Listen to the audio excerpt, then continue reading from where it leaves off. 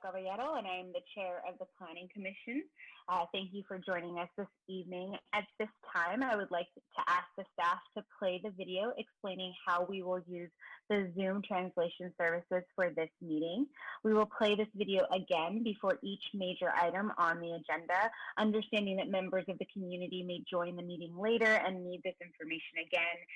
We appreciate everyone's patience as we work through to ensure that all members of the public can understand the actions that the Planning Commission is taking today, as well as ensuring that we have an opportunity here to hear from the public related to these decisions. So at this time, if we could please have the video play.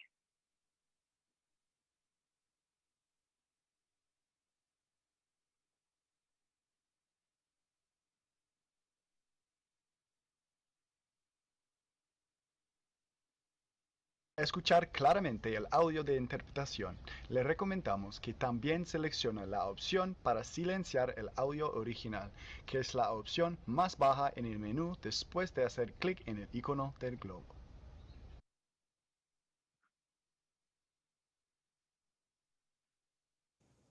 Xin chào và cảm ơn quý vị đã tham dự buổi họp ngày hôm nay. Để truy cập vào phần thông dịch của ứng dụng Zoom, xin nhấn vào biểu tượng hình quả địa cầu ở phía dưới của màn hình và chọn ngôn ngữ theo ý muốn của quý vị. Để nghe rõ lời phiên dịch, chúng tôi khuyến khích quý vị chọn chức năng tắt âm thanh gốc nằm ở phía cuối trong phần tùy chọn của biểu tượng quả địa cầu.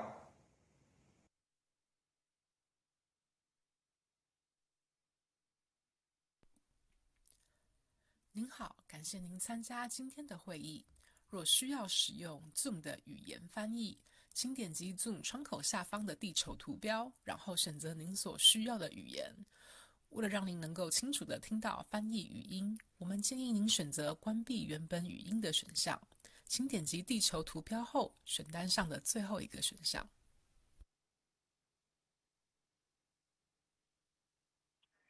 So, good evening again. My name is Mariel Caballero, and I am the chair of the Planning Commission.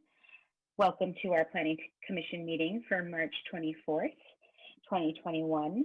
This meeting is being held via Zoom conference call due to the COVID-19 crisis. Members of the public may participate by following the instructions listed on the agenda. You may also view and listen to the meeting on live stream cable, Granicus, and YouTube. If you would like to provide public comment, you have two methods to identify yourself to provide public comment. All members of the public will remain on mute until the individual identifies they would like to speak and you are unmuted. Following roll call during the summary of hearing procedure, we will review how the public may provide comment during today's session. If you need translation services during the public comment, please raise your hand now.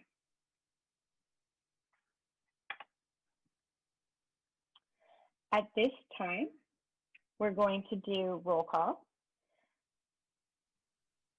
Vice Chair Bonilla. Here. Commissioner Casey. Here. Commissioner Garcia. Here. Commissioner Lardinois. Sorry, I had trouble muting. I'm here. Thank you. Commissioner Oliverio. Here. And Commissioner Torrens. Here. Great. Now we will go over the summary of procedures. After the staff report, applicants and appellants may make a 5-minute presentation. City staff will call out the names of the public who have identified the items they want to speak on. You may identify yourself by using the raised hand feature on Zoom. You can click *9 on your phone, or you may call 408-535-3505 or email planningsupportstaff@sanjoseca.gov. You must identify your name, phone number, and what items you would like to speak on if you call the phone number or email the staff. As your name is called, city staff will unmute you to speak. After we confirm your audio is working, your time will begin. Each speaker will have 2 minutes. speakers using a translator will have 4 minutes. After the public testimony, the applicant and appellant may make closing remarks for an additional 5 minutes. Planning commissioners may ask questions of the speakers. Response to commissioners' questions will not reduce your time allowance. Staff will unmute the speaker to respond to the commissioner. The public hearing will then be closed. And the Planning Commission will take action on the item. The Planning Commission may request staff to respond to public testimony, ask staff questions, and discuss the item. If you challenge these land use decisions in court, you may be limited to raising only those issues you or someone else raised at this public hearing or in written correspondence delivered to the city at or prior to the public hearing. The Planning Commission's actions on rezonings, pre-zonings, general plan amendments, and code amendments is only advisory to the City Council. The City Council will hold public hearings on these items. Section 20.120.400 of the Municipal Code provides the procedures for legal protests to the City Council on rezonings and pre-zonings. The Planning Commission's actions on conditional use permits is appealable to the City Council in accordance with Section 20.100.220 of the Municipal Code.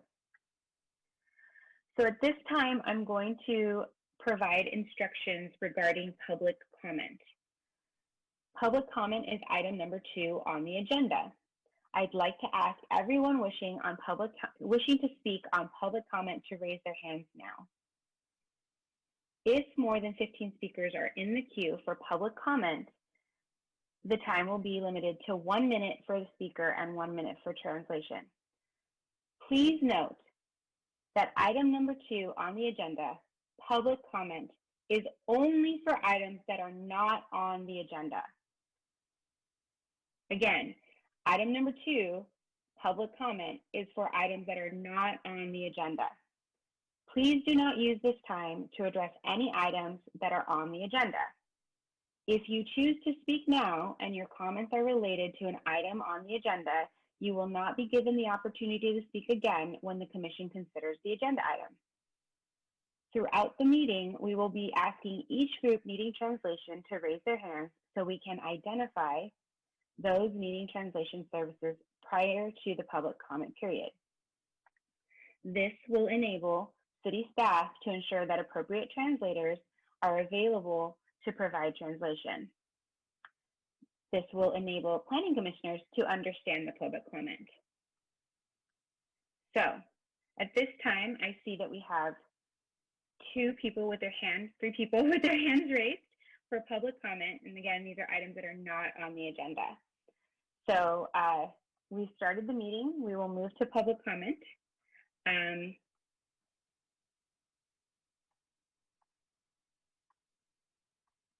Let's go ahead and get that started.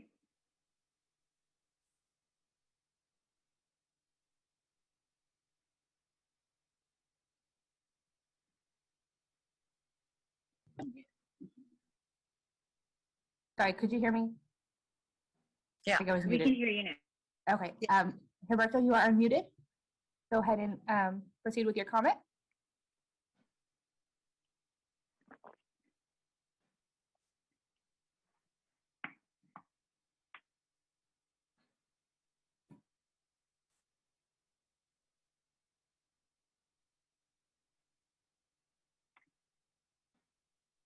Okay, I'll go back to them. It looks like they're having some issues. George, you are unmuted. Go ahead and unmute yourself.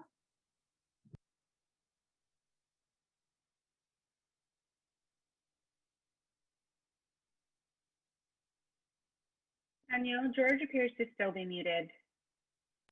Yeah, he has to unmute himself. Okay. He has permission to talk right now. There we go.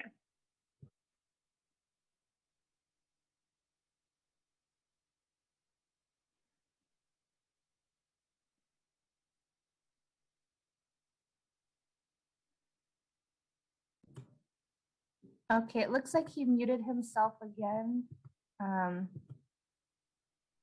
We have Sarata. Sarata, you are unmuted. Hi, yes. Can you guys hear me? We can hear you. Okay. Yes, I'm just concerned about the new planning commission. Like is there plans to possibly move the flea market to a newer location? Because we do understand that this is a legacy of San Jose tradition. We have a lot of undocumented It's on the families agenda. who vendor. Hi. So I just hope like if there's a second way to place this new place in another location if we are building new homes here, which I understand is important because the Bay Area housing market. So I was wondering if there's any new plans for that.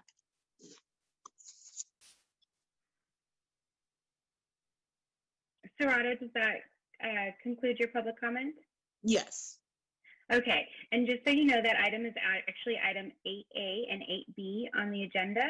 And so since you've spoken now, you will not be allowed to give public comment again when those items come up. So we've heard your comment. Thank you very much. Commissioners don't respond to those comments at this time. Okay, George has raised his hand again. George, you are unmuted. Sí, buenas tardes. Sí, buenas tardes. We can hear you. Sí, yo lo escucho. Yo lo que quería saber cuál es el plan que va a Hi, pasar George. aquí con la pulga. George, Un give us momento, Uh-huh. Jorge. Can we let him know that this item is on 8A and 8B and he should wait until then to speak? Yeah, so we're gonna go ahead and ask one of our interpreters to go ahead and translate Está that. bien, claro, correcto. One sec. Madam Chair, I think another global comment specifically addressing that the flea market is going to be on the agenda, maybe in order. I agree. Thank you, Commissioner Casey. Y el comisario indica que la pulga va a estar en el programa. Yes, so items related to the flea market are items 8A and 8B Los on the temas que están agenda. relacionados con la pulga son el tema 8A y 8B que están en la agenda. And we will be taking comments related to those later on this evening. Y vamos a estar tomando comentarios después durante esta noche. Thank you. Okay, Commissioner Lardinois, you have your hand up. Y comisario, ¿tiene usted la mano elevada? Rich, before- you're, so- yeah, I'll go One ahead. second, Chair. yes. Rich, who's our Spanish interpreter, you are interpreting in the English room right now, so it's conflicting. Pero gracias. All right. I actually, regarding the 8A, 8B thing, so are comments about the future of the flea market acceptable on either agenda item? I think we should just clarify that for folks here. Sure. So I guess at this time, even though I was going to handle our other agenda items, we'll go ahead and talk a little bit about how we're going to do this today. So items 8A and 8B will be handled concurrently, meaning that we will hear them together. So all public comment related to the flea market, the Barrios Bart Urban Village, and the rezoning will be heard at one time. During items 8A and 8B, there will be a staff presentation and an applicant presentation. After the staff presentation and applicant presentation, we will hear public comment. Public comment will be for 2 minutes.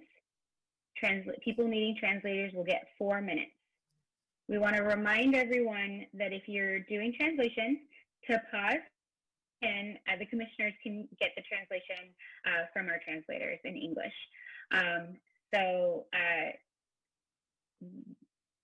Additionally, after public comment, the commission will be able to ask questions of the staff and of the applicant, and to make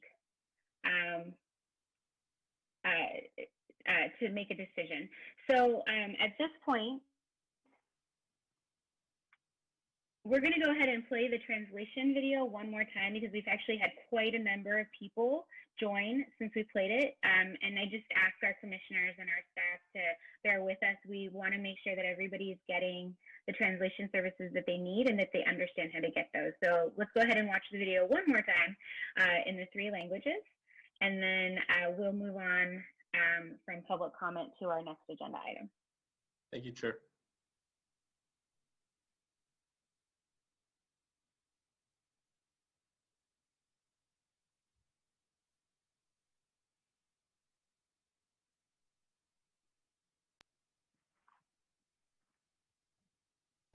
Hola y bienvenidos a esta reunión.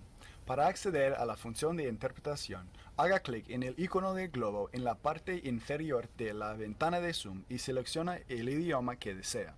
Para escuchar claramente el audio de interpretación, le recomendamos que también seleccione la opción para silenciar el audio original, que es la opción más baja en el menú después de hacer clic en el icono del globo.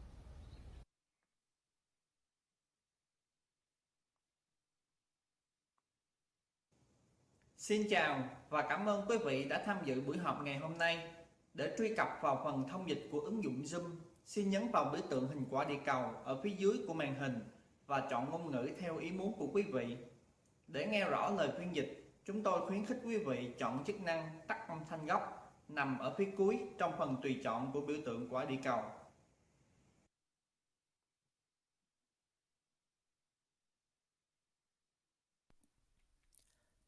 您好，感谢您参加今天的会议。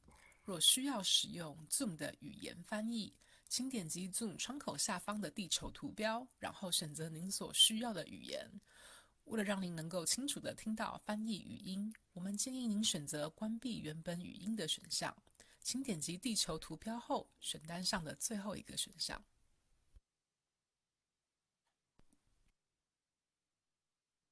Great, thank you.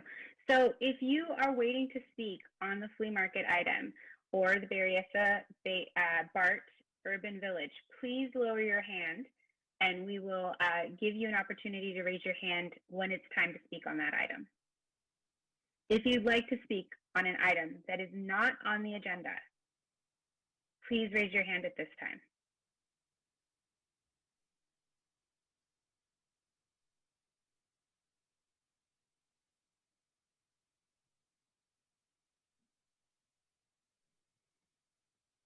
Again, if you would like to speak, okay, great. I'm starting to see some hands go down. If you would like to speak on the flea market item, please lower your hand and you will be heard. You'll be asked to raise your hand later on in the agenda when it's time for that.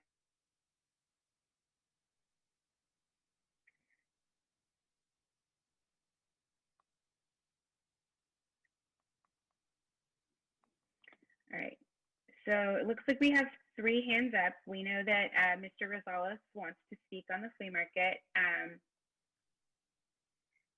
item. We've got 3 other hands up. We will take public comment at this time. However, if you speak on an item for later on in the agenda, you will not be allowed to speak again when that agenda item comes up. Let's go ahead and go through public comment. Danielle. Okay, Lupe, you are unmuted. Go ahead and unmute yourself and you can speak. Hello, can you hear me? We can hear you. Hi, I just had a question. How can we access this Zoom call further on, the recording?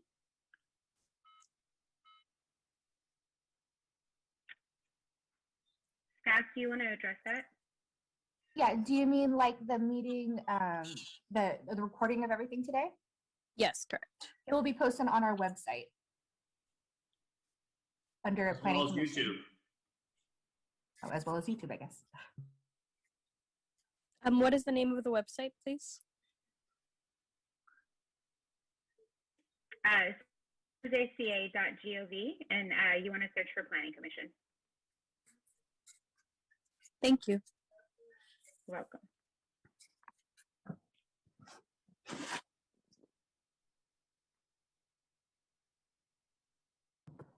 Carlos, you are unmuted. Go ahead and unmute yourself and begin to speak.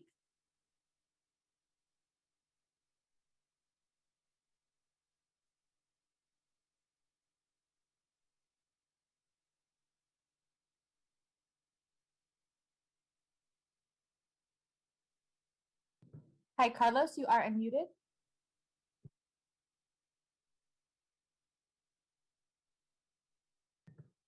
Okay, Hector, you are unmuted. Go ahead and unmute yourself and begin to speak. ¿Me escuchan? Hola. Sí, lo escuchamos. Yes. Buenas tardes a todos. Mi nombre es Héctor David Ruiz. Yo no soy vendedor de la pulga, yo no soy dueño de ningún negocio, pero sí he trabajado en la pulga desde 1994. Fue ahí donde obtuve mi primer empleo cuando llegué a este país. De ahí, de la pulga, fue donde empezó un desarrollo de mi vida y fue donde empecé a conocer muchos medios dentro del entretenimiento, radio y televisión, y llegué a trabajar a Univisión Radio, a Entravisión, a muchos And lugares. I went from the flea market to work in radio and lots of communication, lots of forms of media where radio and TV were observing me. And I was one of the vendors who would yell and promote all the items that we were selling at the flea market. I ended up working for a company, an international company, as an administrative assistant for the CEO of the corporation. And I've seen through several years how important the flea market has been in my life, and not only mine, but a lot of people, because a lot of adolescents find their first job there. And it's a way to socialize and, and be able to meet new cultures, new people, new relationships in every sense. I would like that my peers would have an opportunity to have another space where they could go to have their business that they've been maintaining for so many years. I know several families who have 30 or 40 years there. Thank you. Chair, point of order. Yes. Can we, I don't know, my suggestion would be that as soon as someone starts speaking off the topic, that we don't let it go. Que ya que alguien deje el tema. I'm sorry, Rich, were you attempting to try? I was trying to, am I in the wrong room again?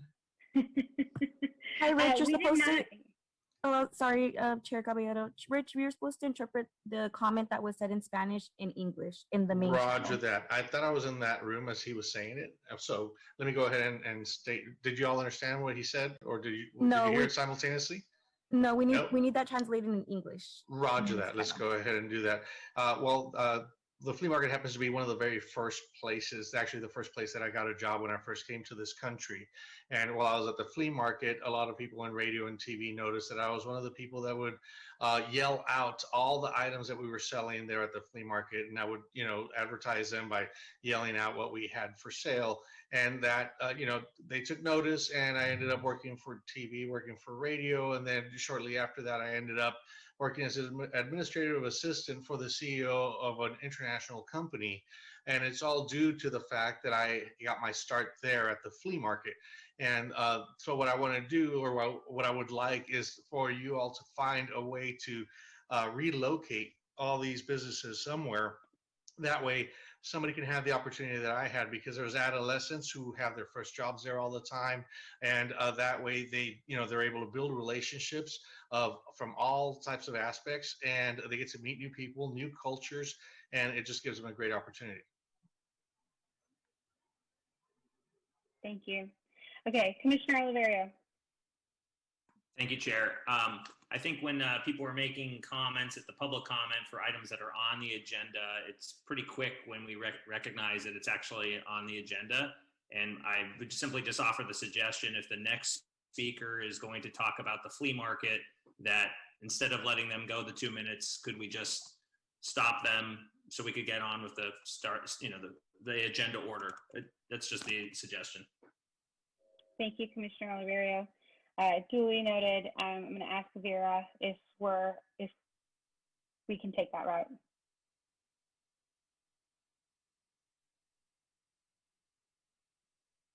Excuse me, I needed to unmute.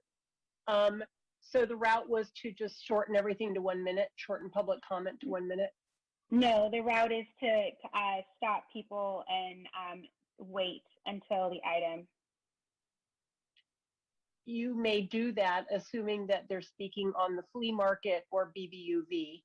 If they're speaking on another item, you need to figure out, are they speaking on another item that is appropriate for public comment on items not on the agenda? Okay, thank you.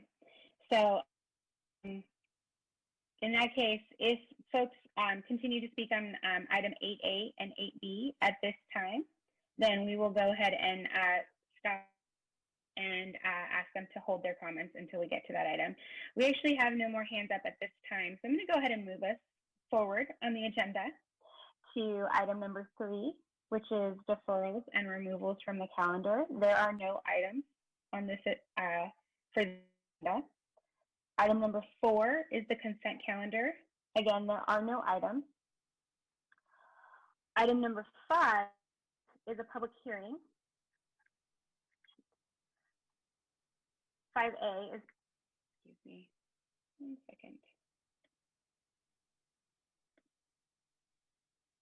is public hearing, and it's 5A is H19-033, which is a site development permit to allow the construction of a 18-story commercial building with approximately 12,771 square feet of commercial retail and approximately 482,026 square feet of commercial office, an alternative parking arrangement, and a downtown design guideline exception on an approximately 1.5 gross acre site at the northeast corner of the South Market Street and East San Carlos Street in Council District 3. We will go ahead and move to the staff presentation and recognize Stephanie Farmer to give that presentation. Great, thank you. Good evening, Chair and Commissioners. My name is Stephanie Farmer, Project Manager with the Planning Division. Before you this evening is a resolution certifying the supplemental EIR to the Downtown Strategy 2040 Environmental Impact Report and the Mitigation Monitoring and Reporting Plan in accordance with CEQA, and a resolution for a site development permit, as the chair described previously. The project is located in downtown at 282 South Market Street.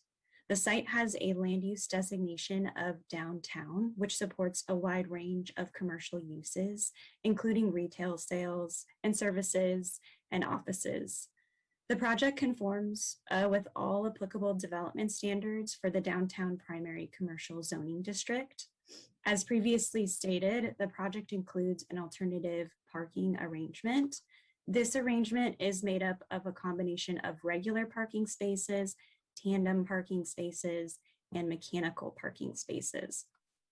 The project includes a downtown design guideline exception to standard 446A, which requires occupied space of at least 20 feet in depth on the same level as a parking garage on all primary addressing streets and urban park or urban plaza frontages. The applicant has identified a physical constraint to meet this requirement that does not impair the character of the neighborhood or create a safety hazard. The project meets the standard to the extent physically feasible and meets all other guidelines, and therefore is consistent with the downtown design guidelines. The project was considered at the Historic Landmarks Commission on December 4th, 2019. Since then, the applicant has updated their design, and according to the Archives and Architecture's Supplemental Historic Preservation Memo, dated July 9th, 2020, this project is substantially compatible with the surrounding historic properties. The project is also consistent with the City Council Policy 6-30 for public outreach. A joint community meeting and environmental scoping meeting was held at the Dr. Martin Luther King Jr. Library on March 5th, 2020. An on-site sign was posted on the project frontage. This hearing was noticed to all owners and tenants of properties within 1,000 feet radius of the subject site. And finally, the City of San Jose, as the lead agency for the project, prepared a supplemental environmental impact report, which was circulated for public review and comment from November 23rd, 2020 through January 11th, 2021. The draft EIR found that the project would result in a significant and unavoidable impact for shade and shadow. Therefore, a statement of overriding consideration is required for shade and shadow impacts on Plaza de Cesar Chavez. The draft EIR includes an associated mitigation monitoring and reporting program, which includes mitigation measures for air quality, cultural resources, hazardous materials, and noise and vibration. Furthermore, the city received 3 written comment letters during the public comment period. Comments were in regards to bus stop and public transit improvements, as well as groundwater. Staff has prepared formal responses to comments as part of the First Amendment to the EIR. The comments did not result in new impacts or a recirculation of the EIR, and all documents are available on the project webpage. As discussed in the staff report, the project is consistent with the general plan, zoning code, and applicable city council policies. Therefore, staff recommends that the Planning Commission recommends that the city council approve the project. And this concludes staff's presentation. Thank you. Thank you, Steph. Do you have an applicant in this situation?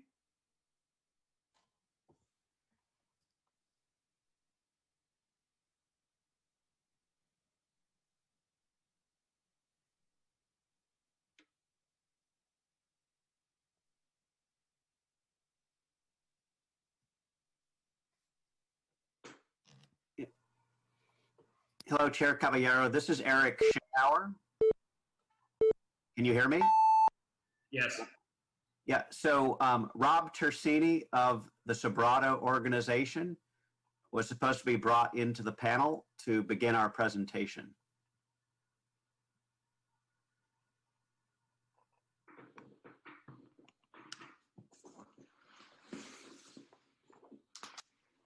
Hey, Rob, you are unmuted.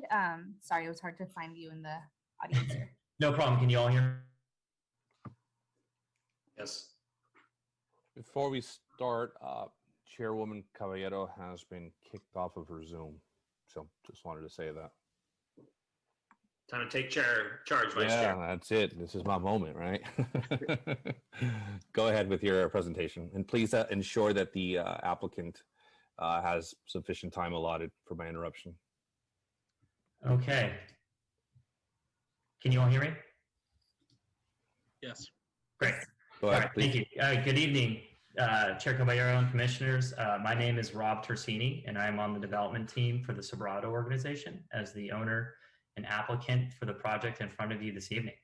After many years of owning this site, we are excited to be here and look forward to bringing this unique and high quality asset to the downtown core. I want to take a moment to thank staff for all their hard work over the last couple of years to help bring us in front of you tonight. I'd also like to take a moment and introduce my team on the call with me this evening. I have Michael O'Boyle and Claire Imatini with Architectonica, the architect for the project, Nectarios Matheo with Kieran Wright, the civil engineer, Nick Samuelson with the Gazzardo Partnership on the landscape team, and Eric Schoenhauer with the Schoenhauer Company. With that, I want to turn it over to Michael to give a brief presentation and overview of the project. And hopefully you guys have Michael on the panel where you can let him speak and share his screen.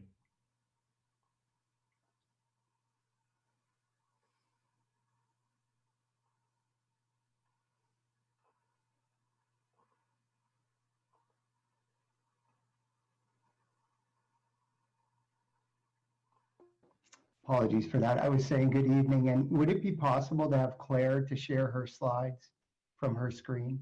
Claire Imitani.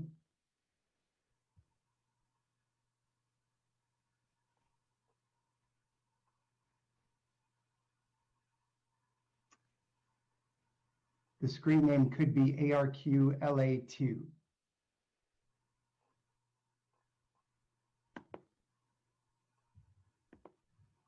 Okay, you are unmuted. There we go. Can you hear me? Yes. Yes, I was at, there we go.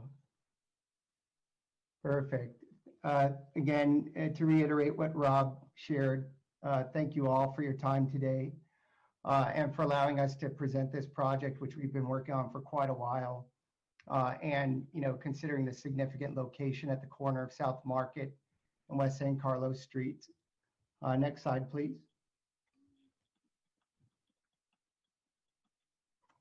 So, here you have a plan diagram, which just shows the proposed footprint of the project, its relationship to the Cesar Chavez Park, the surrounding context, which includes the Fairmont, the Westin, the Montgomery hotels.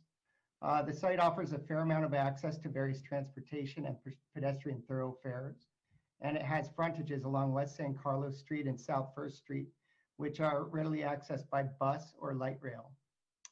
Next slide, please.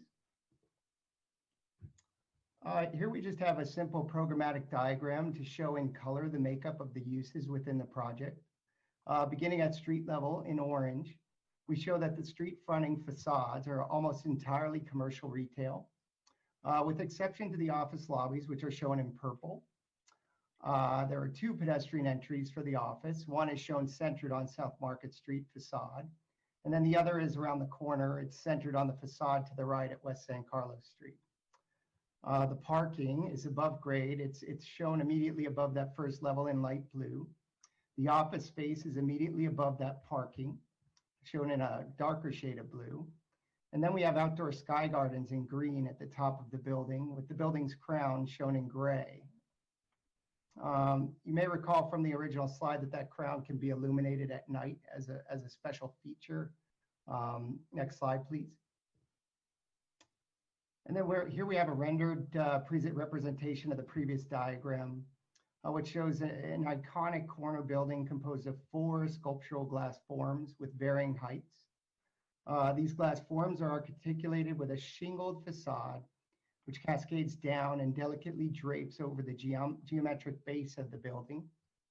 The base, which includes a fully glazed ground level retail and these rectangular textured precast walls, has a compatible feeling with the surrounding historic buildings and the neighborhood.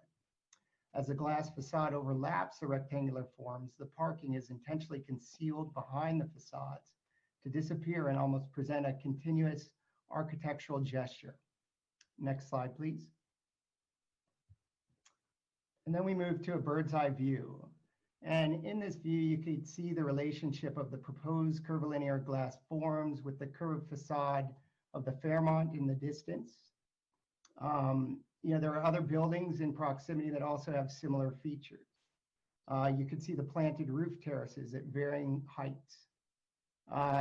We can also see that as we continue to develop the design of the tower, we learned that articulating the building from one large volume into 4 distinct forms, surrounding a common core, it helped to present a break-in scale that became more compatible with the surrounding high-rise buildings. Next slide, please. And then we return to the ground floor plan just to revisit the idea that the street fronting facades are entirely active use. We made a concerted effort to put the back of house spaces to the north and central, where they're concealed from view. The majority of the ground floor spaces are commercial with that street front that are fronting on the street, with exception to the lobby, which is purple. You can see there. Vehicular entry is to the north off of South Market Street. And then off of South First Street, we have the loading entry. We also made an effort to create some Uber queuing or ride share along South Market Street. And then you could see surrounding the base of the building, we've somewhat set the building footprint in to encourage outdoor planting and seating areas. Next slide, please.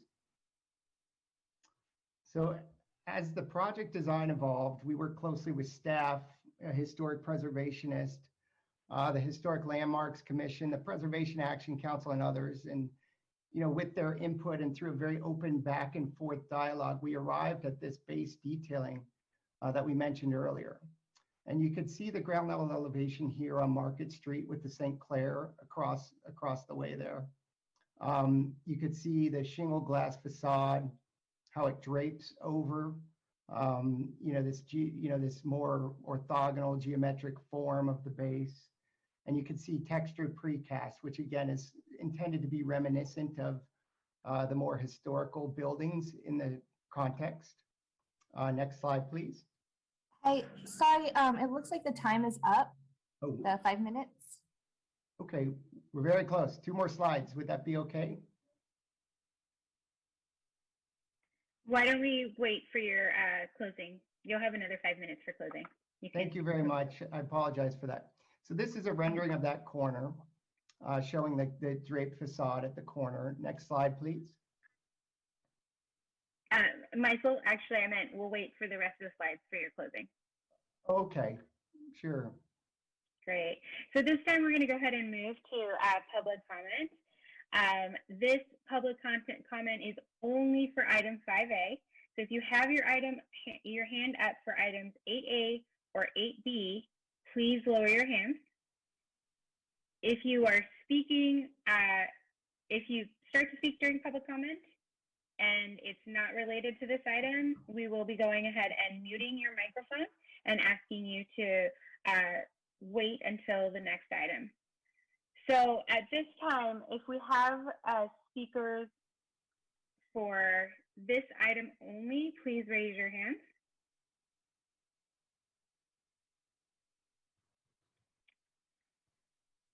Okay. All right. Okay, Ingrid, you are unmuted. Go ahead and unmute yourself and begin to speak.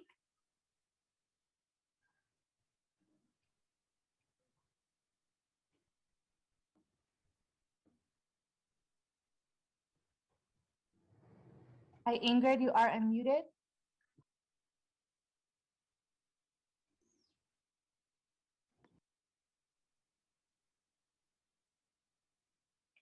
Let's go ahead and move on, Danielle. Nate, you are unmuted. Go ahead and unmute yourself and begin to speak. Good evening, Planning Commission. Thank you for the time. My name is Nate LeBlanc. I'm the Business Development Manager for the San Jose Downtown Association. I'm just here to show our support for this project. Our Downtown Design Committee extensively reviewed this project, and it really fits the guidelines and rubric of what we're looking for from urban infill design in the downtown. It got especially high marks for its active rooftop and its innovative architecture. We feel that this project will be a great addition to the downtown core, provide space for jobs, active storefronts for retail, and bring, a huge kind of addition to our skyline that we're really looking forward to seeing.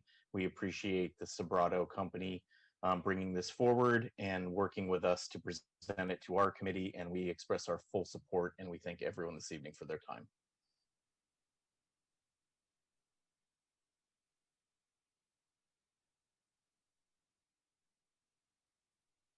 Okay, Gabby, you are unmuted. Go ahead and unmute yourself and begin to speak. Good evening, Planning Commission and Sobrato team. I just had a question. Downtown seems to have, a huge issue with vacant storefronts and vacant retail, and I wanted to, ask if the Sobrato team will be proactive in selecting a tenant that will be an asset to the downtown core.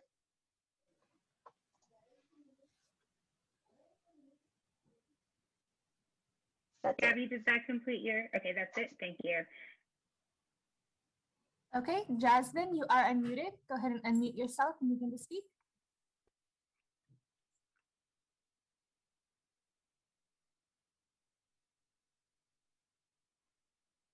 Jasmine, you are unmuted. Sorry, hello? We can hear you. Hi, thanks everybody for coming together and allowing us to kind of share space about what's going on in these new developments. Just a brief background, I am a resident of San Jose, and I've been living here practically all my life, basically, really. I'm hearing all these new ideas, and I'm kind of new to this, hearing about these ideas. Actually, I learned from social media about the changes going on and taking effect to the flea market, which I've been familiar with for a majority of my life now. I'm 21 at the moment. So I've been kind of going since I was 5, or actually, Jasmine? Yeah. So Jasmine, that's item 8A, and right now we're on 5A. So we're going to go ahead so sorry. and it's okay. A lot of folks are new to this process. So we're going to go ahead and ask you to wait, and we'll give you the rest of your minute when we get to that item. So, okay, let's go ahead and move on to the next people. Okay, Chris, you are unmuted. Hi, good night. I just have a quick question. So, I think that it's a good thing that there's a lot of development in San Jose, and I'm glad to see that it's a nice building. But quick question for the committee or whoever can answer it. I know that in the city we have one of the worst homeless problems in maybe this country, and I'm not sure if there's any studies done on how maybe creating this building and maybe possibly bringing other jobs, and with that more luxury housing, how that will affect lower income housing, and the I guess how the rest of the population is living. Have there been any studies done on that? I yield the rest of my time. Thank you. Thank you. Mons, you are unmuted. Sorry if I said your name wrong. It's Monse. Monse, okay. I don't like the developing, actually. It forces out a lot of homeless people. They don't really make plans on how to relocate them or for them to actually have access to all these developments are classists. Like, they don't serve the unhoused community here in San Jose, and yeah, I don't fuck with the development you guys are doing.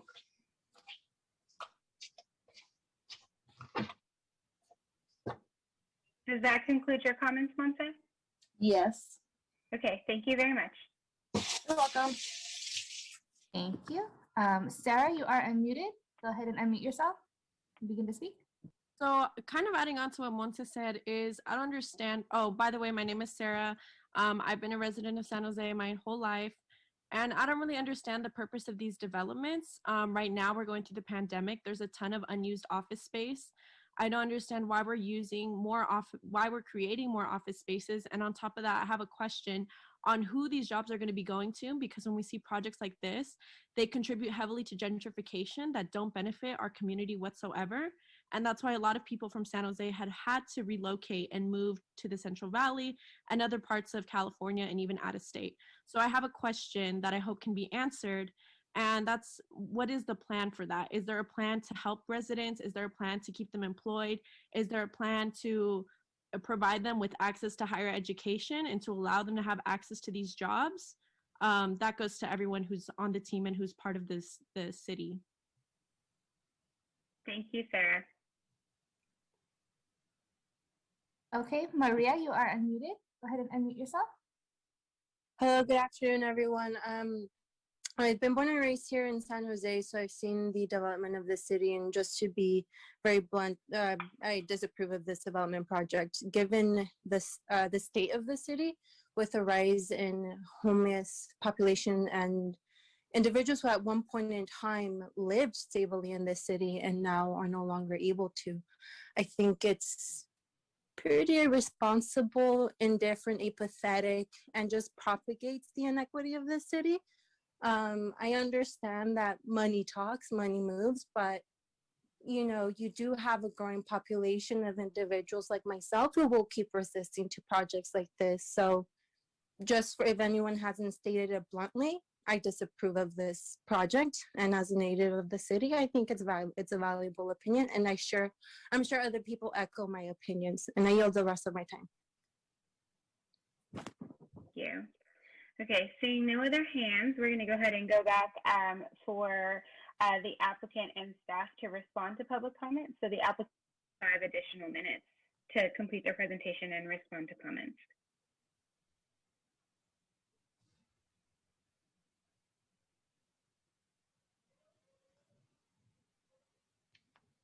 Michael?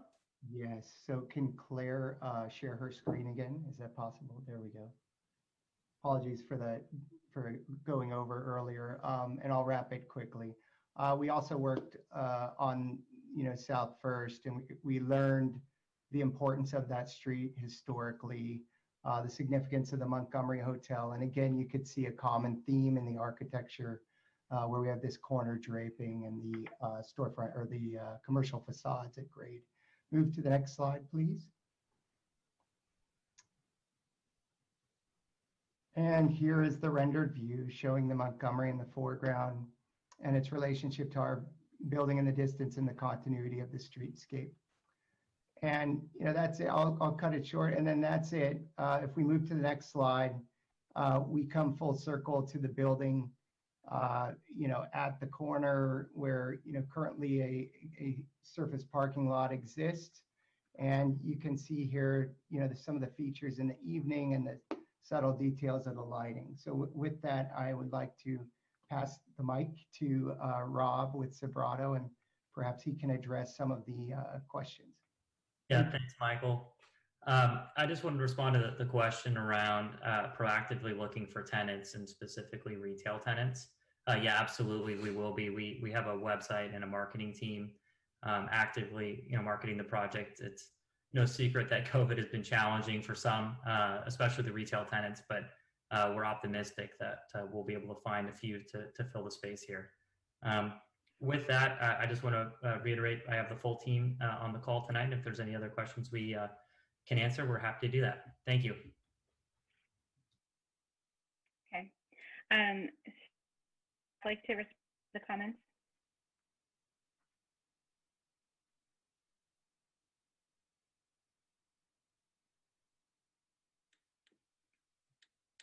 I'm sorry, was that staff? You kind of broke up there. Yes. Yes. Would staff like to respond to any of the comments? Yes. So in terms of this project site, it was actually what is existing there right now is a surface parking lot. So nobody on site is being displaced for this project. That's it. Thank you. Thank you. Okay. At this time, I'm going to recognize Commissioner questions. So Commissioner Bonilla. I was actually going to motion that we approve staff's recommendation, unless, of course, colleagues have questions. Second. We have a second by Commissioner Oliverio. So motion by Commissioner Bonilla to approve the staff recommendation and a second by Commissioner Oliverio. And I will also want to recognize Commissioner Lardinois. Or I'm sorry, Commissioner Oliverio, did you have additional questions? No, I just think that this is a fantastic design. It's a premier location for those worried about empty retail. This is one of the best locations in the downtown. Frankly, it will still be a challenge because we're coming out of post-COVID world, but this is the location to have it. For some of those that spoke, cities have a narrow set of responsibilities, and the Planning Commission has even a narrow set of responsibilities. And this falls in line with what the city has wanted to do on this piece of land for 30 years. When I was in high school in San Jose, the redevelopment agency visited our school, brought in the 3-dimensional model, and showed that there would be a building here someday. And when the redevelopment agency was open for business, this would have been much different. They would have not only bought the land, they would have provided a check to build this building. And now with no redevelopment agency, you're seeing private sector capital come into the city and will build this, and the city does not have the risk it used to have when it was the RDA.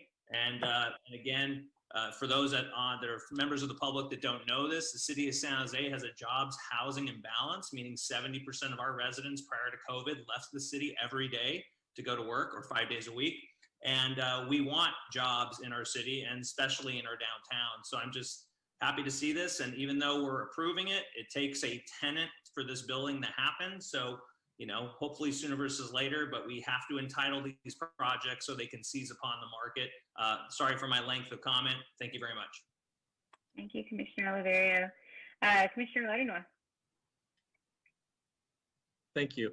Oh, and Commissioner Oliverio, we can see the computer reflection in your glasses, but otherwise we can't really see you right now. It's spooky.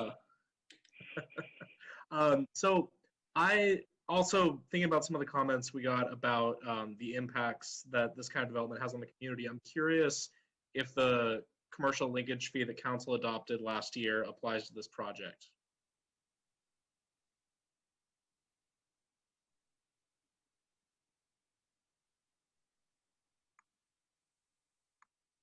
Stephanie, I believe that question's for you or maybe someone else in the planning department. Yes, I'm unsure. Let me look into that. Okay. Commissioner, in the meantime, Commissioner Vice Chair Bonilla, you still have your hand up. Did you have additional questions? Or comments? No, I guess my virtual hand was stretching. Sorry, let me pull it down. City Manager Rosalind Huey. Thank you, Chair. Rosalind Huey, Director of Planning, Building, and Code Enforcement. Just wanted to confirm that the recently approved commercial linkage fee would be applied to this project. And I just want to confirm with Stephanie that it's included as a condition of approval, or if not, if we consider this particular project grandfathered in before the City Council took action last year. Rosalind, that's what I'm checking on right now. Just want to double check and confirm. Great. Do we have any other commissioners who'd like to speak on this item?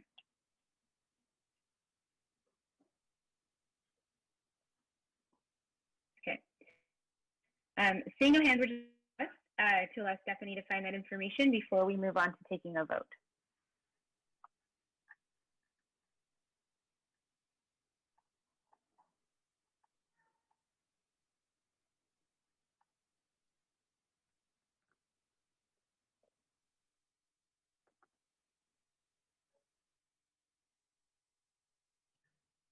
And maybe in the meantime, for the members of the public that are still here, maybe it'd be helpful to get just a brief explanation of what the commercial linkage fee does.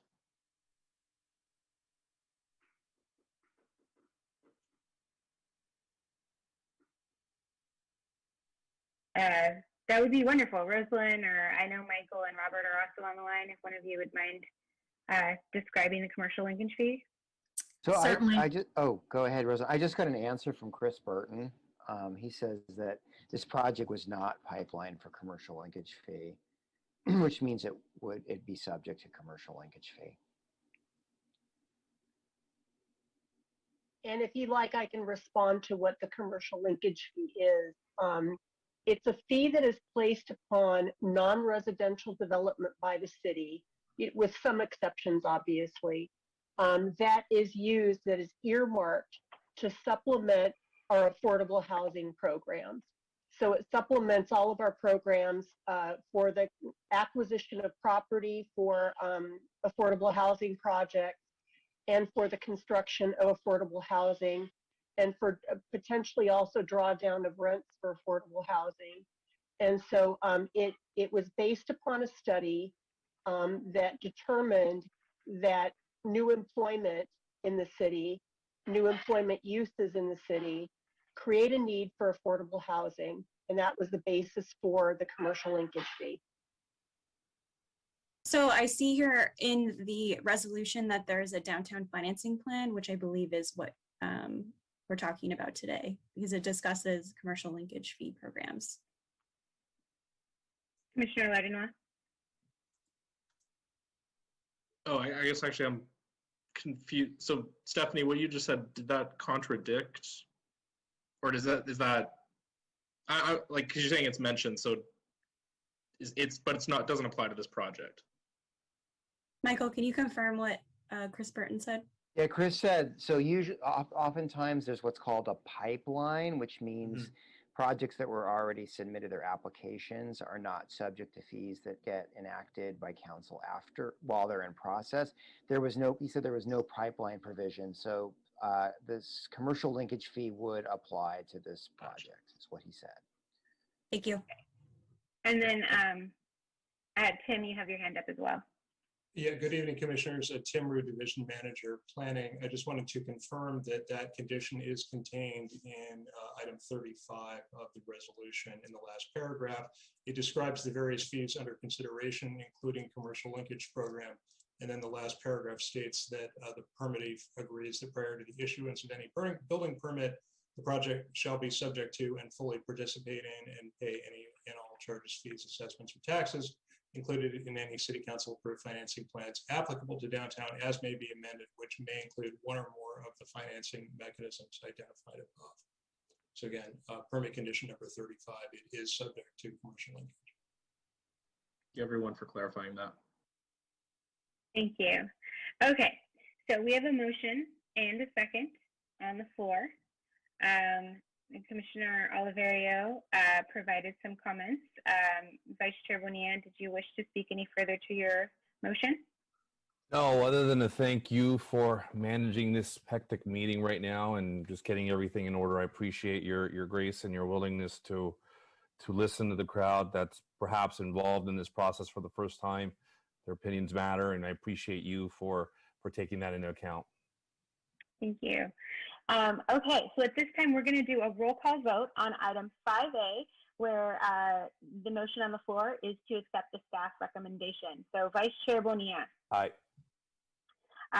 Commissioner Casey. Aye. Commissioner Garcia. Aye. Commissioner Lardenois. Aye. Commissioner Torrens. Aye.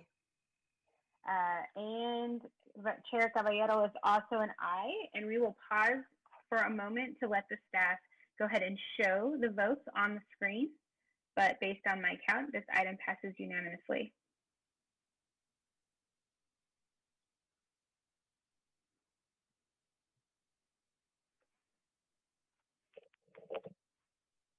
You might have skipped me. I skipped. Oh, I'm sorry, Commissioner Oliverio. I did skip you. I do support. Yes. Aye. Thank you. Apologies. I always skip someone. I really am sorry about that. Okay. That passes unanimously. Thank you very much. Thank you to the applicants. I'm excited to see downtown continue to grow, and hopefully we will get some great applicants there, some great tenants into that building, and some storefront and restaurants. So we're going to move on to item number 6, which is to open the general plan hearing. So the general plan hearing is now open. Item number 7 is the general plan consent calendar, for which there are no items. We will be moving on to item number 8A and 8B, which, as I mentioned, we're going to hear concurrently, which means we'll have the staff presentation on the BBUV, as well as the rezoning, and then the applicant presentations on the rezoning. The applicant will have 5 minutes to provide a presentation and 5 minutes to respond. The way that we're going to handle public comment is that we have a significant number of folks who require translation today, and we want to be cognizant of that. It is actually technically quite complicated to move the translators in and out of the rooms, where they simultaneously translate what we're saying to the listeners, but then they have to do a different type of translation for the commenters to us. So at this time, I'm going to ask only those folks who need Spanish translation to raise their hands in preparation for the public comment section. Once we hear from the Spanish, the folks who are speaking in Spanish, we will then take the English public comment, then we will move to Vietnamese, and then we will move to Chinese. If additional folks still need to speak, we'll go through the process again. So again, if only those people who need Spanish translation for public comment can raise their hand now, we can start preparing to make sure that we're hearing everyone. And I will make this announcement before we take public comment to allow everyone to raise their hands again. So with that, I will go ahead and turn it over to staff to provide the presentation on items 8A and 8B. And I am not going to read both items. I will let staff go ahead and do that. And Commissioner Lardner, did you want to make a comment now before we start? Sorry, your hand keeps going up. Okay. All of our commissioner hands are down. Let's go ahead and get started with staff. Thank you so much. Oh, sorry. I was just going to clarify if it's a 2-minute or 1-minute public comment right now. Thank you. It's going to be 2 minutes. Since we're hearing both items together, we're going to give the maximum allowable time of 2 minutes. Thank you for clarifying. And 4 minutes for anyone needing translation, obviously. Thank you, Madam Chair. Madam Chair and Planning Commissioners, my name is Charla Gomez. I am the Station Area Planning Team Lead for the Citywide Planning Section. I am also the Project Manager for items 8A and 8B on the agenda this evening.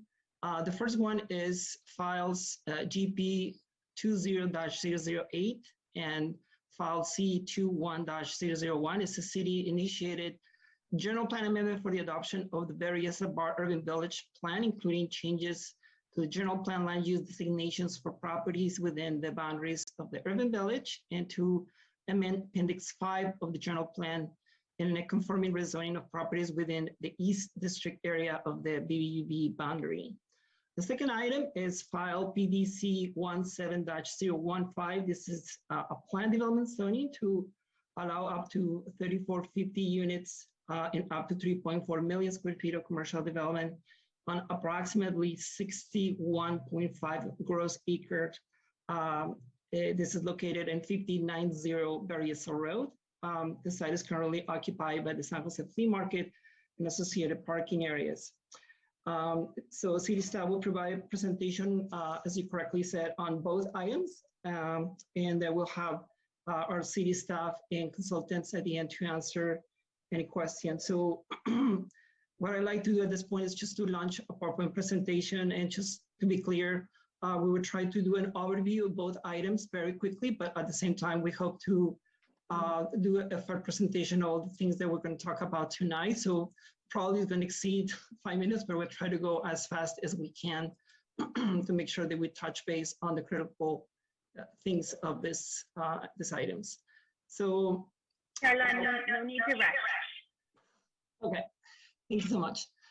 So as we said before, the first item is the Berryessa Bar Urban Village Plan. So very quickly, we have what we call the Urban Village just plan is a general plan major strategy. So very quickly, this is the strategy we have in the city for our growth. Basically, we have about 60 urban villages that have been designated in the entire city, and they're supposed to accommodate housing and jobs. This is designed also to be synchronized with our greenhouse gas reduction strategy. The notion is that they want to promote mixed-use communities, and we have 12 approved urban village plans, and we always do a very robust community engagement for all of them. So it's generally speaking, to put this into the map and get a sense of where this is located, the Berryessa Bar Urban Village is located right around the Berryessa North San Jose Bar Station. This is what is called Bar Phase 1. This is the orange color. When you see the blue would be the Bar Phase 2 extension into downtown San Jose. So this is just a general location of where this is. Just to get a sense of the scale of how big it is and what it means for the city, this is about 270 acres, very comparable to the Durham Station Area Plan. It will accommodate 4.2 million square feet of commercial development and about 5,000 units.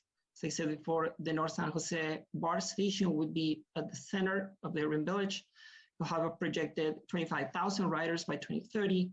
It's very important to say this is the first and only surface bar station in the city. So it's a very unique opportunity to do an amazing place here. It's important also because this is not only a policy plan, we'll have a zoning that we're hearing this evening that basically implements the plan. And very quickly, the planning process is started in 2018, is concluded this year. We want to start a presentation with community outreach and engagement. We feel it's important to put in context how much outreach with this for this project. So first of all, we did a notification radius about 1,000 feet around the boundary. So we reach out to about 3,000 properties. And I'm not going to go through all of these things, but you get a sense of how much this was done, 5,000 mailings. We have incredible attendance in all the workshops. On average, about 100 people. We did door hangers. We did a special online engagement tool to get community feedback on the ideas of the concepts of the plan. Last October, we did 3 webinars that were very heavily attended, and we basically do the presentation of the plan to the community. We also have dedicated websites for both the rezoning and for the urban village plan. And we've done extensive presentations with other forums.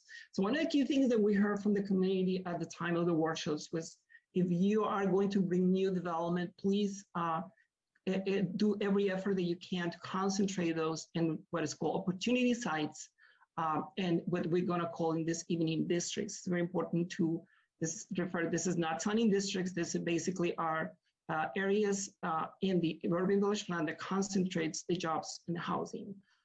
We heard from the community this notion of heights. In order to concentrate the heights, we needed to be very cognizant of the effect of those heights in the existing neighborhoods. So we like to use the word crafted because it's exactly what we did, almost like sculpted all the blocks around those opportunity sites. We heard also from the community that there was a need for more housing, so we brought more housing into the plan capacity for the plan. We protected existing corridors. You're going to see that in the placemaking part, basically a part of the watershed of the area. So it serves an ecological function. Parking was a central issue. So we're addressing parking very comprehensively because it's going to be the end of the line station. The community also was very vocal about values of sustainability. So we're addressing that. Very quickly, the urban vision of this is the innovation district because of the BART presence will attract a lot of jobs, we believe. So many green spaces, recreational opportunities, the notion of interconnected network of pedestrian paths, the ability to walk and bike, very important. The ability to have housing and jobs close to transit, protecting existing neighborhoods, and basically to have a 24/7, 365 environment that is very reliable for everyone in the city, not just that area specifically. Based on the community feedback, we basically— Can you hear me, Nico? Prepare 5 guiding principles. They basically are used to guide all our policies and standards in the entire plan. So very quickly, principle 1 is the notion of connectivity. This is fundamentally important to provide access to the BART station. Principle 2 is about alternative forms of transportation that includes different modes of mobility, including walking, biking, etc. Sustainability, as I mentioned, is very important. Preserving open space, and this notion Nico, of— can you hear me? This think of urban community is very important. Very quickly about land use. So as I said before, the urban village plan is trying to concentrate development on 4 opportunity sites called districts. It's called the Facino site, the Berryessa, and Lundy sites, which they are located at the corner of Lundy and Berryessa Road. We have obviously the site of the flea market, and then we have what we call BTA station lands. This is the areas where right now is the BART station, and we call it East District. So what the planning process told us is that we should distribute the planned capacities, 5,100 units, 4.2 million square feet, and which represents about 4,000 jobs in all those areas. And then we crafted, started the planning process about those opportunity sites. And just for general context, you can see where Berryessa Road is located, Maybury, the interchange with the 101, talk about that briefly, because that's an important component. And we also have the BART station at the center. The general plan for this land use plan is generally about different kinds of uses. I think most notably from this slide, you can see the blue color that represents transit employment center designation that basically calls for intensity of jobs and commercial development. The dark brown color is a transit residential land use designation. So those are the most intense ones. So you can see the flea market is concentrating a lot of those opportunities because it's basically in the center of the urban village. It has the more walkability, the more accessibility, but it's also an ability to concentrate development outside of the existing neighborhoods and in such a way that we can preserve them. And you see the other land use designations. In terms of urban design, I would like to bring very quickly to our consultant, SOM out of San Francisco. Ellen, you can speak very briefly about the next two slides. Appreciate that. Thank you. So we're talking about the urban design for the project.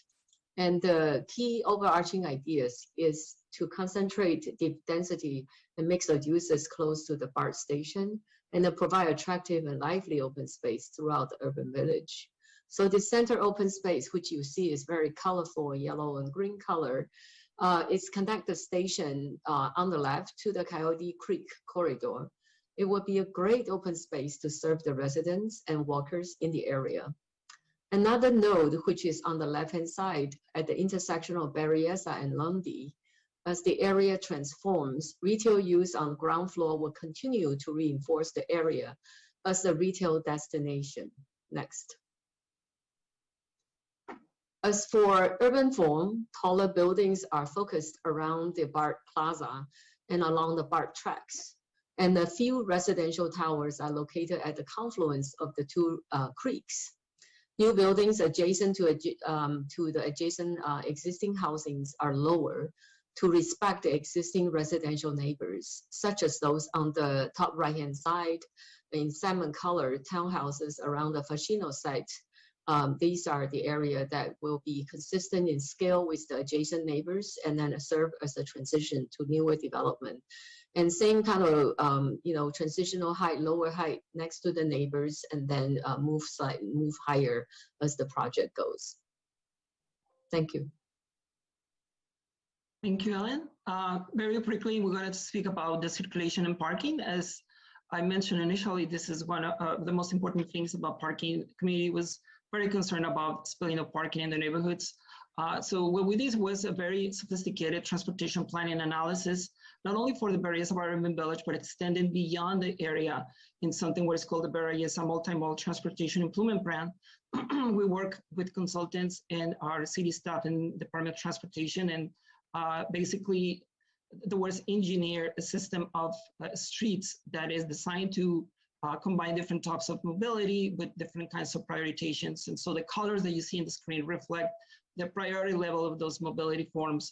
But in total, we have 20 transportation improvement projects around the area. We believe that this is implemented would be, in a very incredible place in terms of mobility. To get a sense of how this is connected with urban design and land use, we felt it was important to represent visually how this place looks like once it's being developed. So very important, in front of the BART station is a plaza that is being designed. And by the way, the design, you're going to hear that how it addresses this thing. But what's important, this is an amazing place to be. When you arrive from the BART station and you have a ridership of 25,000 people, some people at some time peak hours, this could be an incredible place to be. It's not just to, go to the BART station, park your car in the parking structure and just go to Oakland. So it's just much more than that. It's an incredible place to be there. We believe they have all the right policies to make sure that this place looks incredible in the future. Similarly, if you do a pedestrian view of that place, there's an opportunities to have active pop-up gardens, an interactive plaza, and basically an incredible place to be there centrally. In terms of open space and placemaking, what we have is a very interconnected network of open spaces that we like to believe this connects with a larger region in terms of the watershed and the ecological function of Penitencia and Coyote Creek. So what you see in those dark colors are the creeks, and the other color that is the lighter green is basically the entire watershed. It's important to understand that the open space and the different parks that connects those numbers basically are for parks those were identified in the plan and were implemented in the zoning. So the zoning is consistent with this open space network. So there's opportunities to do all kinds of things there. But the most notably, the most important part is probably the central open space, simply because it's the most important place in terms of placemaking for future activities. We have talked to the developer about the ideas, to the Parks Department, what the potential programming of this could look like. If people are interested about what exactly are the policies for that, they are in the open space chapter or the various of our urban village plan draft. So this is again designed to provide incredible opportunities for everybody, not just for people who live and work there. In terms of sustainability and resiliency, as I said before, that was one of the values identified the community in the workshops. So that basically tied very nicely with the goal of San Jose in terms of greenhouse gas reductions that is basically consigned climate smart. So what the plan has is a very robust sustainability framework that connects all the different components that will bring greenhouse gas reductions comprehensively. So we have energy, we talk about electric vehicles, water, solid waste, ecosystem protection, and community resiliency. We think that all the policies in the plan will basically transform this place very close to the carbon neutral goals of Climate Smart. So very quickly about our staff recommendation for the Urban Village Plan is basically to consider the initial study addendum of the general plan EIR. Number two, to adopt a resolution approving basically the general plan that basically implements the land use plan. And as I said before, this is about the plan capacity for jobs and housing. We need to change Appendix 5 to bring more housing here. We heard very loud and clear that we need to have more housing, so we're doing that. And B would be the adoption of the Urban Village Plan per se, which is the guiding policy document. Number three is very important for us to also do general plan zoning conformance. So this item refers to the rezoning of 20.9 acres, which is basically what we call the East District, which is the lands of BTA. So with that being said, I'm going to go very quickly to the presentation of the zoning from the staff's perspective. I'm going to start going back. It's important to understand that we look at this, a history of this site in the last 20 years. So the background of the San Jose Flea Market goes back to 1960 when first opened. It was funded by George Baum Sr. So the Baum family has been in possession of this land for a very long time. At some point, it started with only 20 vendors, I believe. They have something like 4 million visitors a year per Wikipedia. So we know that this place is incredible. It's been there at the heart of San Jose for many, many years. And it's been part of the city's history, obviously. So what we have here is a very quick synopsis of what the planning history is around the site. It goes back 20 years, back in 2000, when voters approved Measure A to fund water extension in San Jose. So I'm not going to go to read all of this. What you see in yellow are the key milestones in this planning history. 2007 was the first rezoning. It was the first time that the notion of adding significant amount of housing and about 4,000 square feet of commercial for both what is called the north side and the south side of the flea market. And you're going to see that next. But to keep in mind here is just what is in yellow. The most recent rezoning that includes the flea market south also, it was in 2016. At that time, council gives direction to rezone the south flea market and provide between 1.5 and 2.2 million square feet of commercial. This is part of the connection of the Area 1 transportation demand policy. And we're not going to talk about that too in detail, but we're prepared to answer questions about that. The most recently, we have the 2018, which is when the applicant files for the rezoning that you have this evening for consideration. So we have also the various of our urban village plan that I just described. So very quickly to get a sense of how long this has been there, the 2007 originally had a land use plan that calls for residential uses, commercial uses, both on the north side and south side of the flea market. Very similar what the urban village plan is doing and what the rezoning is right now doing is very much consistent to the original vision of this transit village. At the time, the capacities here were lower, but because we're trying to be consistent with the adoption of the urban village plan, there's much more capacities envisioned for this site. In 2016, there was a change to do certain things in the north side. I don't go to all the details, but essentially there was minor modifications, basically with a park side in the north side and allowing additional development. But one of the conditions it was to basically, there was a condition to approve that rezoning on the notion that a future rezoning should consider additional commercial capacity in the south side. It was significantly more than was originally envisioned in the 2007 rezoning. So what you see here right now is a rendering of the proposed rezoning, which significantly increases that capacity. We have a lower margin of 1,700 units and up to 3,450 for the rezoning. This is consistent with the plan. A minimum of 1.5 million square feet of commercial development as a minimum threshold and a maximum of 3.4. So with a 50% parking reduction. This is the current site plan. Just for clarity purposes, this is a conceptual master plan of the rezoning. It doesn't mean that these buildings are going to be built. It means that it's a conceptual master plan. It provides an idea of how the buildings could look like looking into the future, to get a sense of the massing, the blocks, the open space, the system network. And I think it's worth mentioning that this site plan is synchronized with various of our urban village plans. So it is implementing the policies of the plan. What you see in this blue color is the commercial aspect of that. What you see in the gray color is the parking structures. And what you see in the yellow color is basically residential with central open space at the heart of the master plan. Key things that we should consider this evening for this rezoning is that it supports wide ridership, both in terms of housing and commercial development. So it's consistent with the goals of the general plan. It is consistent with the specific policies of the various of our urban village plan, and basically creates a set of standards of how this land could be developed or redeveloped in the future. So it creates the policy looking into the future. Very important, Planning Commission and City Council is not asked to be considering a development project per se. So there's no development permit applications right now that are being considered this evening for you. So it's very important to keep this in mind. It just basically projects the types of land uses.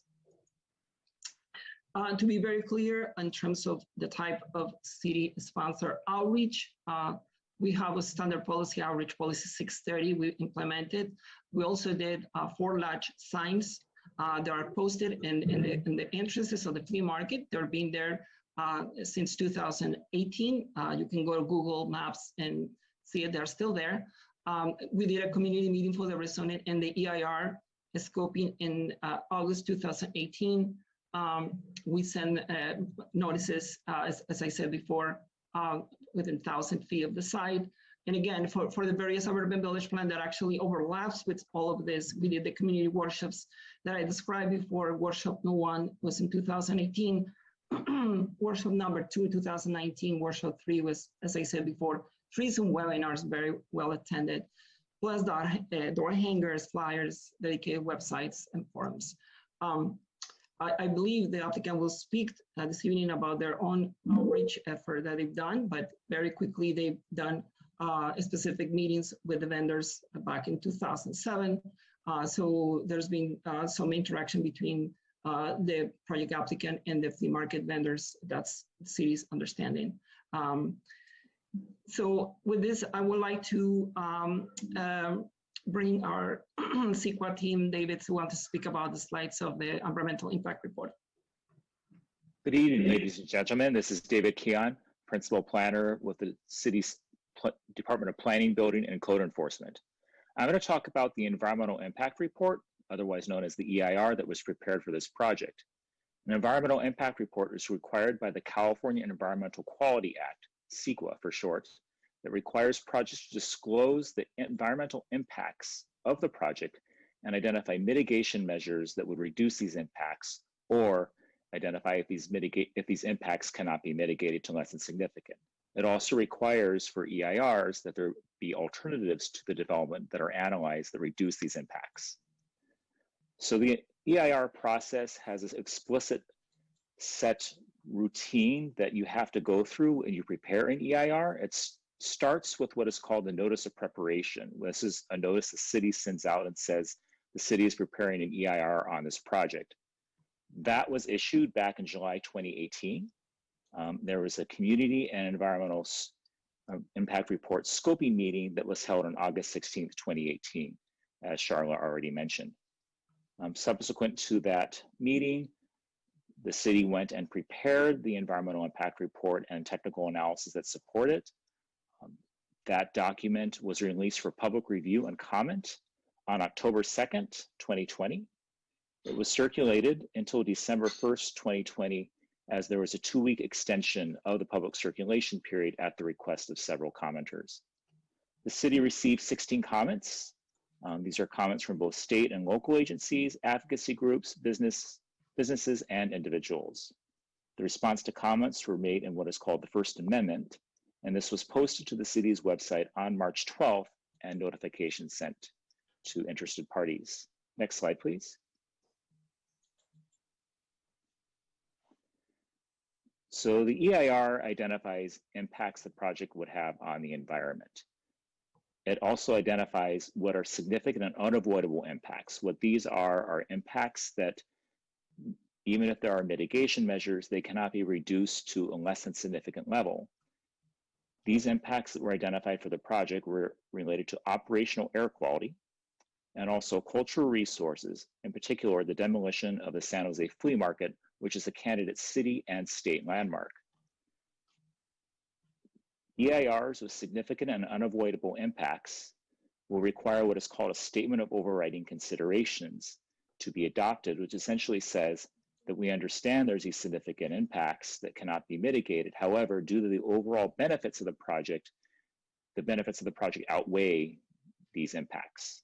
This would be adopted by City Council.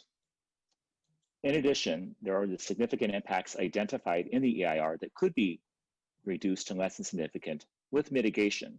These are related to air quality, construction, biological resources, including impacts to special status fish in the adjacent creeks, riparian habitat, migratory birds, bird strikes, and tree removal in the riparian area. In addition, there were impacts identified to archaeological resources, hazardous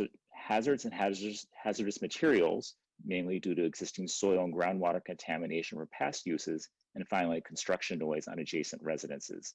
All of these impacts would be reduced to less than significant with mitigation measures. Next slide, please.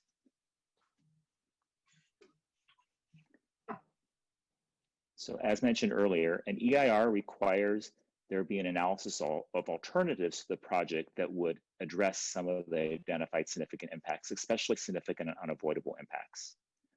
The first alternative evaluated was called a no project alternative. This is basically no new development and continued operation of the flea market and the site in its current configuration. There's also the existing entitlement alternative. This would develop the remaining capacity that is remaining from the 2007 rezoning, as Charlotte mentioned earlier. Essentially, this development and this alternative would still result in the removal of the flea market, but the redevelopment of residential and commercial development at a lower intensity than what was originally that is evaluated as part of the current project. There is also a reduced footprint alternative that was evaluated. This alternative would evaluate the maintenance of the flea market at its current site, however, developing residential and commercial development on the southern portion of the site that is currently surface parking lot. All of these alternatives would be rejected as they do not meet the overall project objectives to develop a certain type of density of commercial and retail next to a BART station. There are several alternatives that were considered but rejected from further study as they were considered to be unfeasible. This would include developing the project in the Dearden Station area, which is not within control of the project applicant and is also currently under proposal for development by Google. There's also to develop an alternative to develop the project on an alternative site within the Berryessa BART urban village, but this was considered infeasible due to the size of those remaining potential opportunity sites. Finally, there was a design alternative that was rejected. This would have no development within the 100-foot riparian setback, including the roadway that would access to Mayberry. This was considered unfeasible due to the circulation network. Next slide, please. So during the public comment period, as I said earlier, we received 16 public comments during public circulation. Issues raised during this comment period include the adequacy of public outreach and notification, encroachments into the riparian setbacks, including the Santa Clara Valley Habitat Plan minimum setback requirements, the adequacy of the alternatives evaluated in the EIR, requests for additional mitigation measures for dewatering, and a request for an economic impact analysis for the removal of the flea market. Responses to these comments and a copy of all comments letters provided were published in the First Amendment, which is published to the city's website on March 12th and is linked in the staff report. That concludes my presentation. I'm going to now give it back to Sharma for staff recommendation. Thank you. Thank you, David. So we're seeking a recommendation on 4 specific things. The first one is adopt a resolution certifying the EIR, making findings concerning significant impacts, mitigation measures, and alternatives, and adopting a statement of overriding considerations and the mitigation monitoring and reporting program. This is basically the CEQA aspect of this.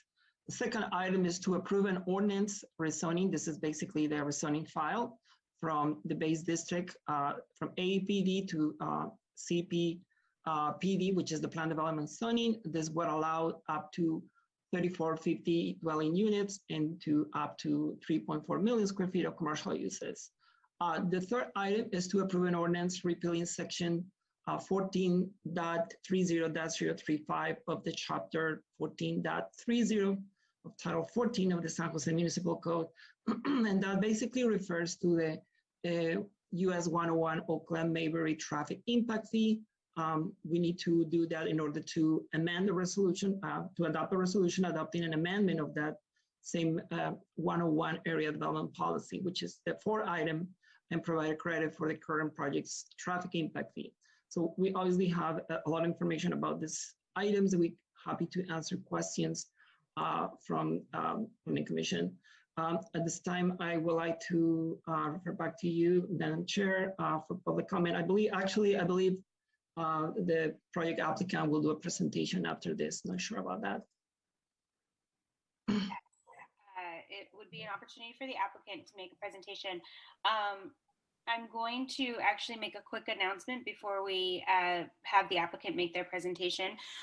Again, as a reminder, we're taking items 8A and 8B together. We will offer one opportunity for public comment on both items. That will be for 2 minutes, 4 minutes for those needing translation. At this time, we're asking only those folks who need Spanish translation to raise their hand. We will make another announcement when we're ready to take the rest of the public speakers. The reason that we're grouping those needing translation together is so that we can more easily manage moving them in and out of the simultaneous translation rooms. So this allows for the commissioners to fully understand the comments that the public is providing to us. So if you need, if you would like to make a comment during public comment on either the Berryessa BART Urban Village or the flea market rezoning, which are items 8A and 8B, and you need Spanish translation, please raise your hand at this time, and you will be called in the order in which you raised your hand.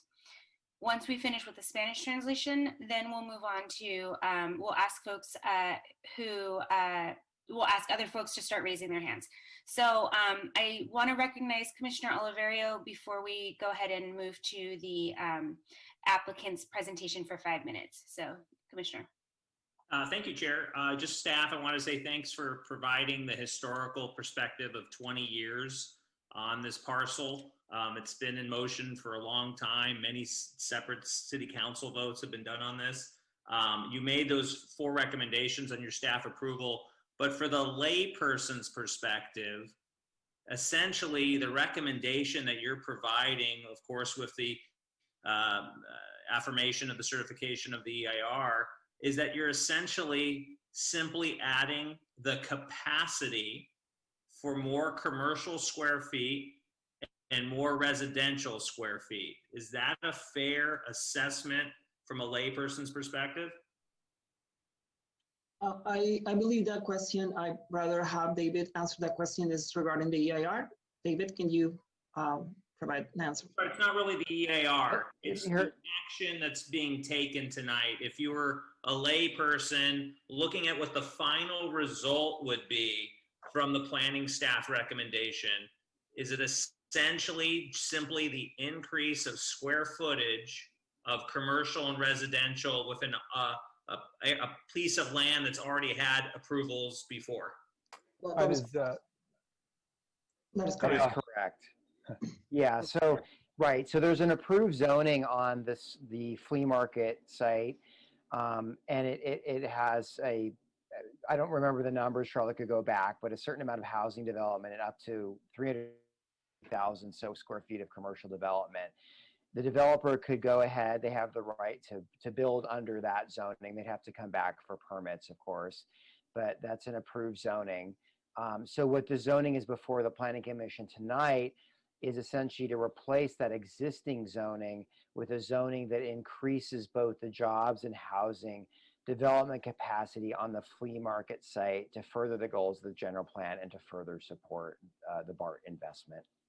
Okay, thank you. I really appreciate it. I just wanted to get to the core action that's the staff is recommending to the Planning Commission, and it seems as though that's what it is, and I appreciate the affirmative. Thank you. Thank you, Chair. Thank you, Commissioner Oliverio, for having staff break that down for us and for the public. So at this time, is it going to be Eric Schoenhauer who is making the applicant presentation? Yes. Yes. Great. So 5 minutes on the clock. If I could share my screen, I don't know how to do that on this webinar.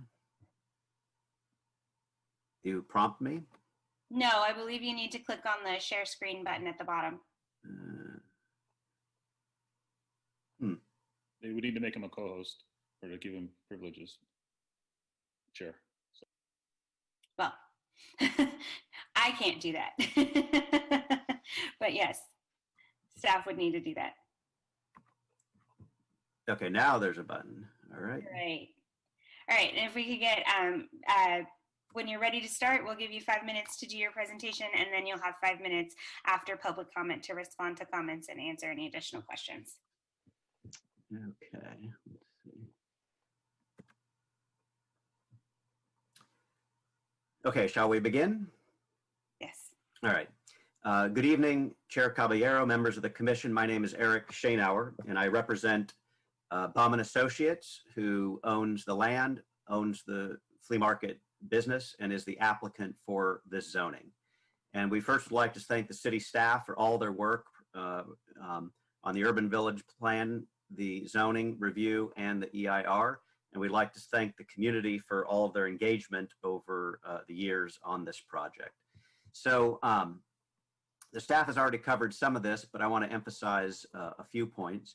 And that is that the project has already been approved. And as staff just confirmed, the only question tonight is, do we add office development capacity and residential capacity to the plan? So as was mentioned, in 2003, the City Council approved the general plan master plan. In 2005, the Metropolitan Transportation Commission passed a resolution that required that the city approve this zoning for increased residential development as a condition of getting federal funds for the BART extension. In 2007, the City Council approved the zoning that has been talked about. And in 2016, the City Council directed us, the owners, to process a new zoning and come forward to the City Council with a new zoning that had increased office capacity and residential capacity. And that's what you're seeing today. We are following through with the council member and mayor's request to bring this forward. This is the master plan that was approved in 2003 in the general plan. This is an illustrative plan that matches that plan in 2003. This is a rendering of what the project would look like when we were discussing it back in 2003. You can see the BART station in the distance. This is the zoning that was approved in 2007. And in fact, half the project is already built. So for those of you who've been out there, you've seen north of Berryessa Road, we've constructed 1,000 residential units, and we are just completing the shopping center anchored by Safeway, CVS, and Chase Bank here, a total of over 130,000 square feet of commercial space on the north side. And now, at the request of the mayor and city council, we're bringing back the southern half to add the office capacity and the residential capacity to the already approved project. This is the current conceptual site plan that you are looking at in the zoning today. The blocks in blue are anticipated to be primarily office commercial development. The blocks in yellow or gold are predominantly residential. The open spaces include a neighborhood park, a central esplanade, and a BART plaza. And of course, a highlight of this project is over 4,000 linear feet of creek trail and riparian habitat that we will be restoring. This gives you a 3D representation of what the project could look like. This will be the densest neighborhood outside of the downtown. It allows residential buildings of 160 feet tall, 15 stories. There are no 15-story residential buildings outside of the downtown in San Jose right now. It allows office buildings of 270 feet, which rival the height of office buildings in downtown San Jose. At the bottom of this slide, you can see some depictions of the kinds of buildings that could be built under this zoning. This is a simulation of the intensity of development that could occur as part of this project, looking down the esplanade from Coyote Creek to the BART station. This is the Central Plaza, meant to be an active place for the community. This is Berryessa Road looking towards downtown. You can see the south side development intensity on the left side. And this is some depictions of the scale of buildings that could occur. As far as community engagement, staff went over a lot of the dates, but I want to display them again. We, as the owner of the flea market, have done intensive outreach to the vendors over the last decade or so, keeping them up to date along the way about what's happening with the project and how construction will impact them. So we look forward to coming back in the 5 minutes after public comment to provide more information about the future of the flea market. Thank you. Thank you. So at this time, we're going to go ahead and move the Spanish translator into our main room, and we will start with 4 minutes on the clock, 2 minutes for the main speaker and 2 minutes for the translation. If we could remind folks to pause periodically so that the translator can translate for you and let the commissioners know what you're saying. So just remember to pause so that they can translate. De ponerle una pausa a ciertas frases Hi, para Rich? poder interpretar. Yes. Hi, Rich. You're back in the main channel. So right now, this first group will be Spanish speakers. Roger You'll that. be translating these Spanish speaking comments to English. Absolutely. Thank you, Jennifer. Thank you, Rich. Okay, let's go Absolutely. ahead and get started. We've got, we'll put 4 minutes. Ahora sí, vamos a empezar. Vamos a tener aquí 4 minutos.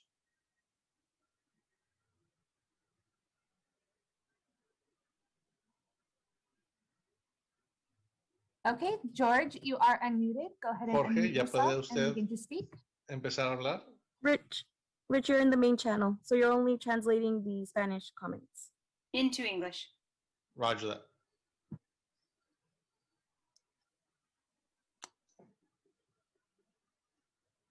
Perdón. We can hear you, Mr. Rosales. Mi pregunta era ¿cuáles son los planes que piensan? ¿Van a cerrar pronto la pulga o va a durar rato todavía más? My question is, what are the plans? Are they going to close the flea market here soon, or are they going to wait a little longer? Can you ask him if that's his only comment or if he would like to say more? ¿Esa es su única pregunta o gustaría usted decir algo más? Me gustaría decir pues que no estoy de acuerdo con este plan, pero ustedes son los que eligen eso. I would like to say that I'm not in agreement with this plan, but I mean, you guys are the guys that decide, the ones that decide.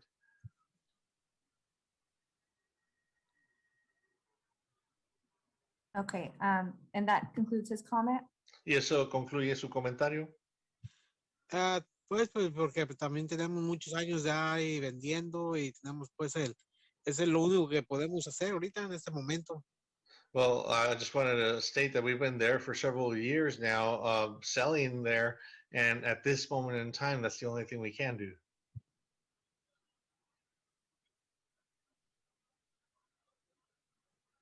Okay. Okay. Is that everything? Okay. Next, we have Lupe. You are unmuted. Go ahead and unmute yourself and begin to speak. Buenos días para todos y Good morning, everybody. no tan buenos para todos los vendedores del mercado de la pulga. Hoy quiero pedir que se establezca un plan. Good morning to everybody, and it's not that good, or good afternoon, good evening to everybody, but it's not such a good evening for all of the vendors there at the flea market. We'd like to establish a plan. El mercadillo es el corazón de nuestra cultura latina. Hemos estado cargando esto durante tantos años. Veo a 3 comisionarios latinos y realmente espero que ustedes hagan lo correcto. And so the flea market has been, part of our hearts and our culture. And I see the 3 Latino commissioners, and I hope you do the right thing. El hecho de que algunos de ustedes quieren utilizar nuestra situación como una plataforma para una campaña me preocupa. And the fact that some of you want to use our situation as a platform for a campaign, that actually worries me. Realmente espero que hagan lo correcto, no porque estén postulando para un cargo superior, sino porque es lo correcto. And I'd like you to do the right thing, not because of anything other than just because it's the right thing. No somos una plataforma política. Somos personas que luchamos por mantener la comida en las mesas de nuestras familias. And we shouldn't be a political platform. We are just simply people who are trying to keep food on our tables through our businesses.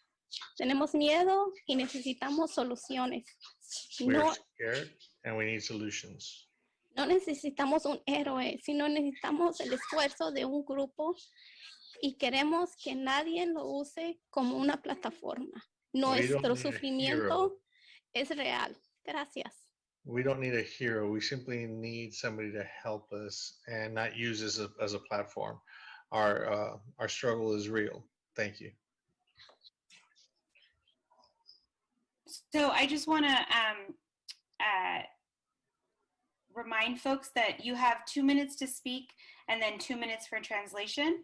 So since we're doing kind of intermittent translation, the timer will go to 2 minutes and then restart. And so that's what we just did. So just be aware that you have 2 minutes for your total comments and then 2 minutes for the translation. Y quiero que ustedes sepan que tiene 2 minutos para su comentario y 2 minutos para interpretar.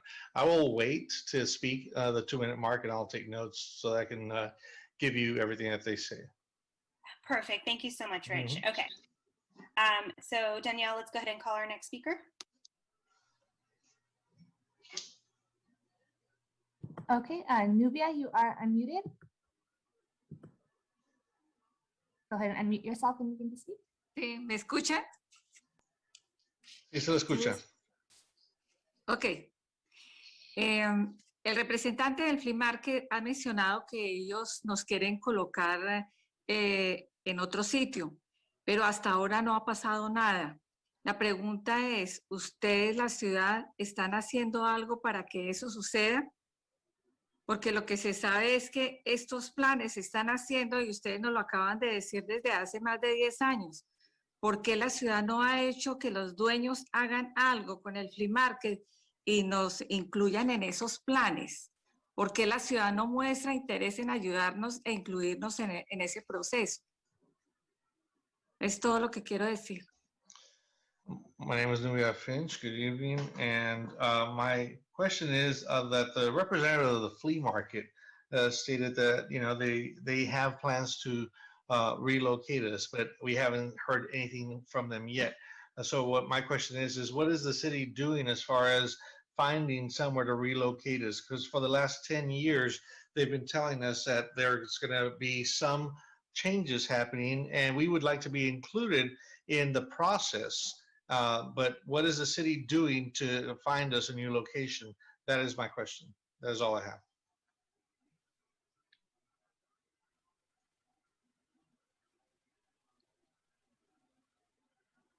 Okay, Roberto, you are, oh, sorry, no. Rigoberto, you are unmuted. Go ahead and unmute yourself and begin to speak. Okay, Rebecca. Sí, buenas tardes. Sí, buenas tardes. Se escucha, continúe. Ok, bueno, buenas tardes. Mi nombre es Rigoberto González. Tengo 30 años como vendedor en el mercado. Vendo dulces mexicanos y piñatas. El puesto que tengo es el único sustento para mi familia y otros miembros de mi familia, porque trabaja mi hermana, mi yerno conmigo. No incorporar el mercado en los desarrollos futuros de este sitio afectará negativamente la vida de miles de personas residentes de San José y otros que no viven en San José. La información que se le ha dado a los vendedores no ha sido la suficiente, como dice este señor. Hasta la fecha hizo un open house dentro de la flea market en los últimos 5 años.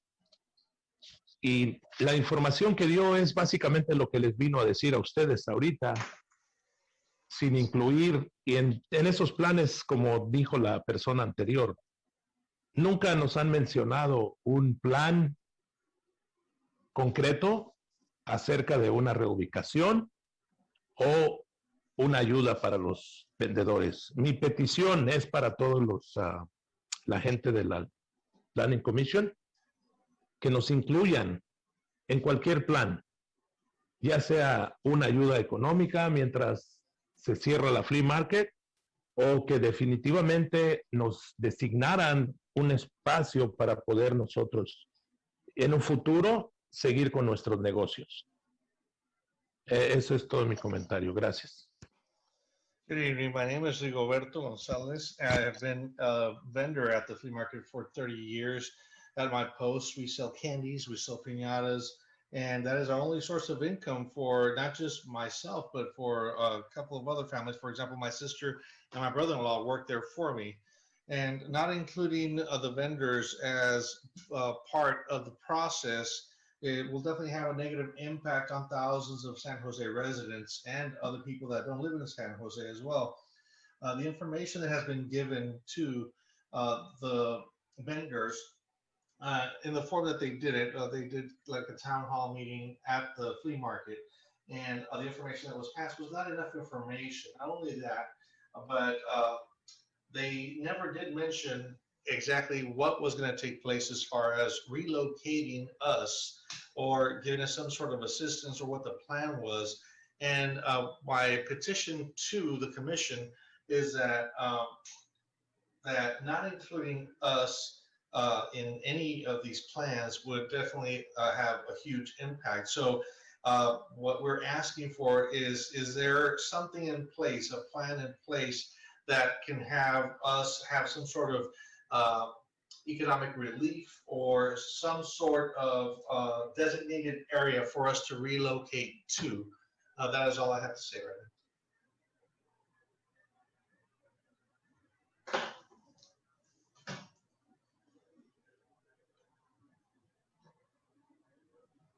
Okay.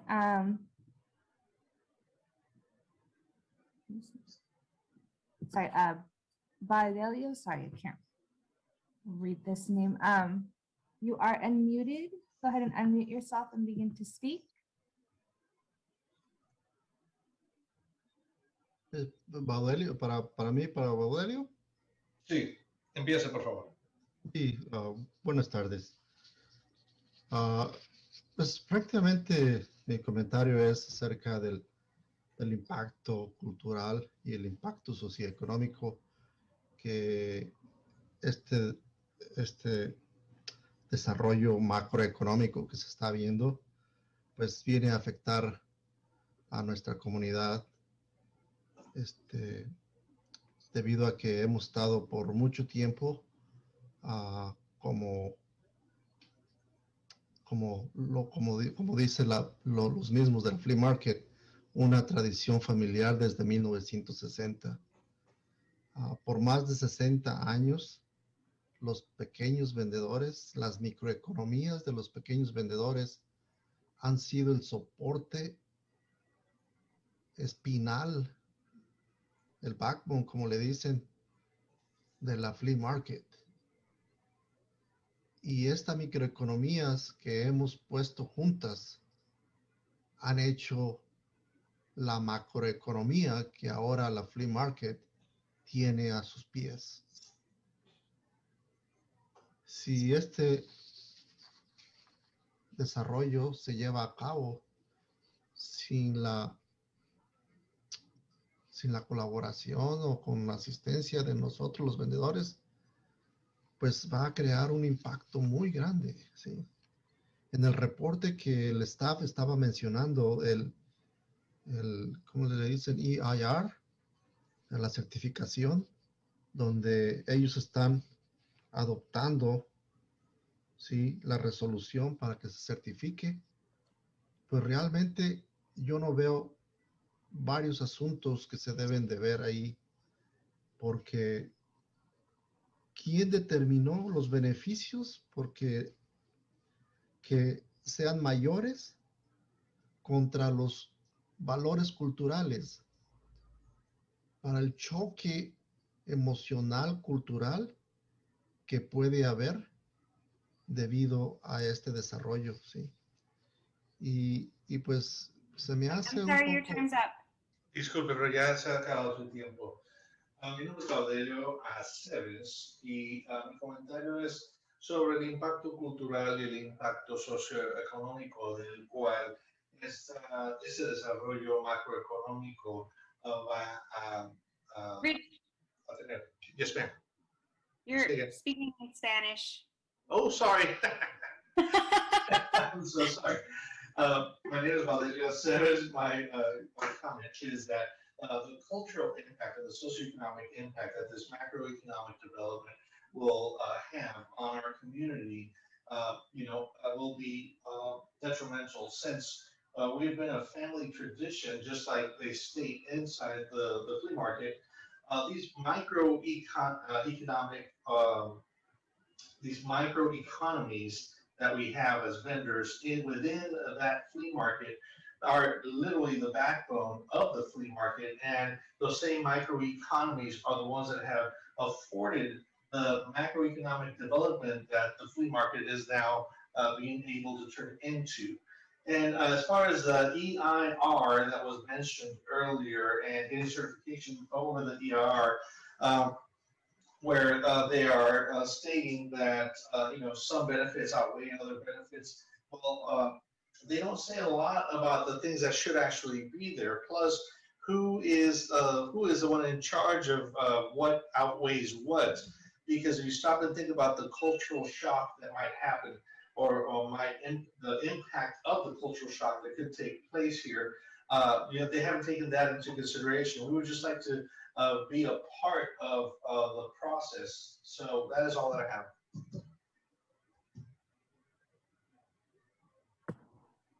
Okay, Fanny, you are next. You are unmuted. Go ahead and unmute yourself and begin to speak.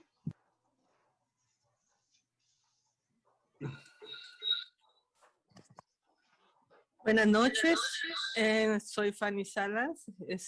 Bueno, estoy escuchando acerca de lo que va a pasar con nuestro lugar, en el que yo ya tengo 18 años trabajando. Es el support para mi familia.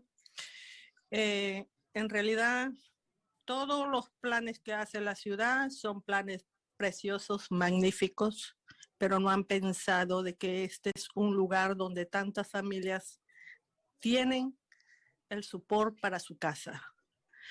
Y yo, como persona, como mujer trabajadora que soy y como madre que soy, yo estoy muy en desacuerdo porque la ciudad ha tenido que pensar que ese es un lugar de trabajo.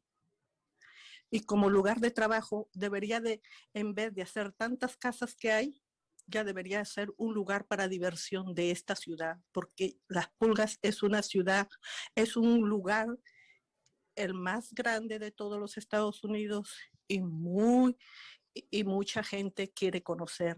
La Pulga es nuestro lugar de trabajo y la ciudad debería de poner atención a eso. Eso es lo que tengo que decir, por favor. My name is Fanny Salas, and as I'm listening to all of this, I'm wondering about, what will happen with our place. And when I say our place, I'm talking about for the last 18 years, I've had my business there with my family, and there's our only source of income. And all of the plans that are being made and everything that the city has always worked on has always resulted in something great. But I am definitely not in agreement with this right now. And I'm stating that as a person, as a female business owner, as a resident. And what you need to understand that that flea market is a place of work. And the flea market happens to be the largest one in the United States. And there's so many people that are willing to come out just to see that. And that is all I have to say.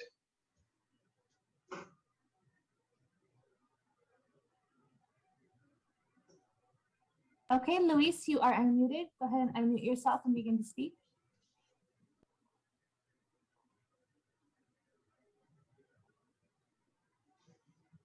Ok, ¿ahí me escuchan? Sí. Gracias. Bueno, lo primero que quiero decir es que lo que ha faltado principalmente es información. Y eso debe ser el primer paso, como han dicho ya los señores y las señoras, los vendedores que hablaron antes de mí. Ese tiene que ser el primer paso para aprobar cualquier proyecto. Ni el gobierno de San José, ni la corporación que controla la flea market han informado realmente los planes. El señor que empezó a presentar cómo está el proyecto, él solo está presentando una información que es una broma. O sea, es ofensivo a la comunidad que presente que ha hecho reuniones. O sea, hay 700 vendors y sus reuniones ni siquiera juntan 500 o 600 vendors. Entonces, ¿cómo van a informar a las personas? ¿Cómo van a informar a los vendors si esas juntas ni siquiera contaron con la mayoría de los vendors? Eso es un punto principal.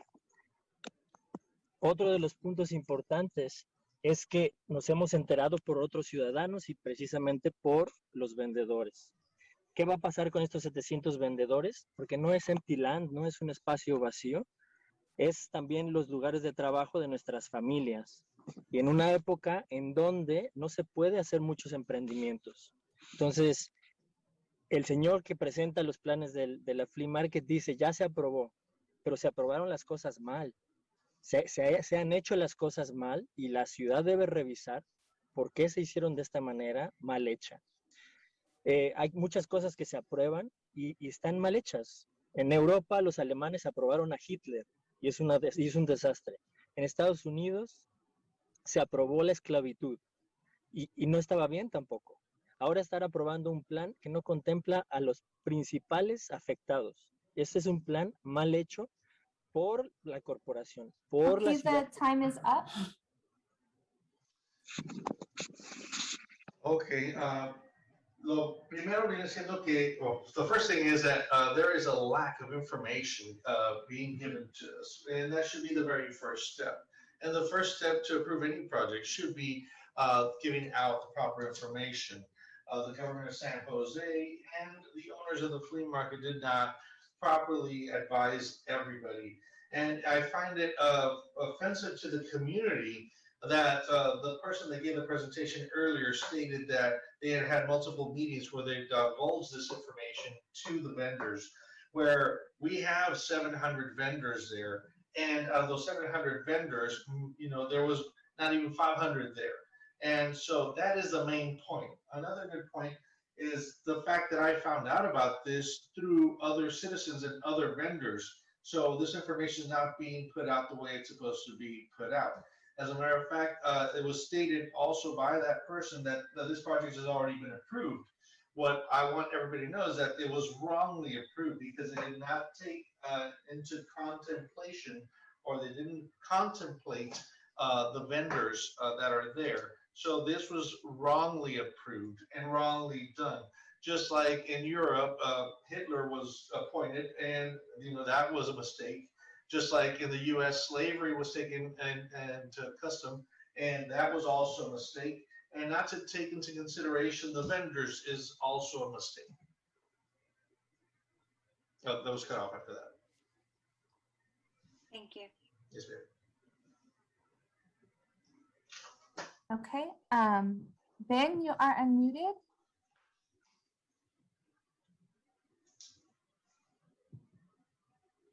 Ben, you are unmuted. Go ahead and unmute yourself and begin to speak.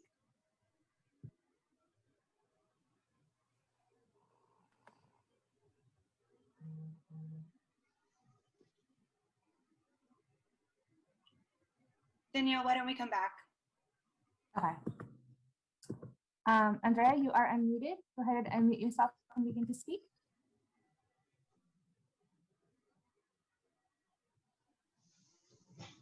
Hello, everyone. Good afternoon. Can y'all hear me?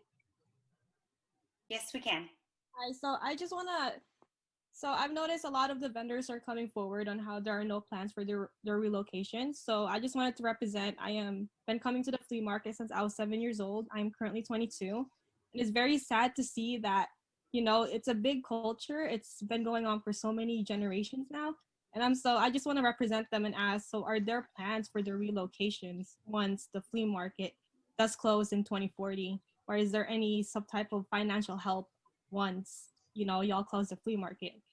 And there are a lot of information surfing around the internet that it's not closing and it is closing. So it would be nice to educate the vendors who, some of them don't speak fluent English or are bilingual, and they don't really know what's going on. So I think that's very unfair for their end. Thank you, Andrea. Does that conclude your comments? Yes, ma'am. Thank you. So at this time, we'd like to ask folks who do not need Spanish translation to go ahead and start raising their hands. And then we'll take those folks, and then we'll move on to Vietnamese after that.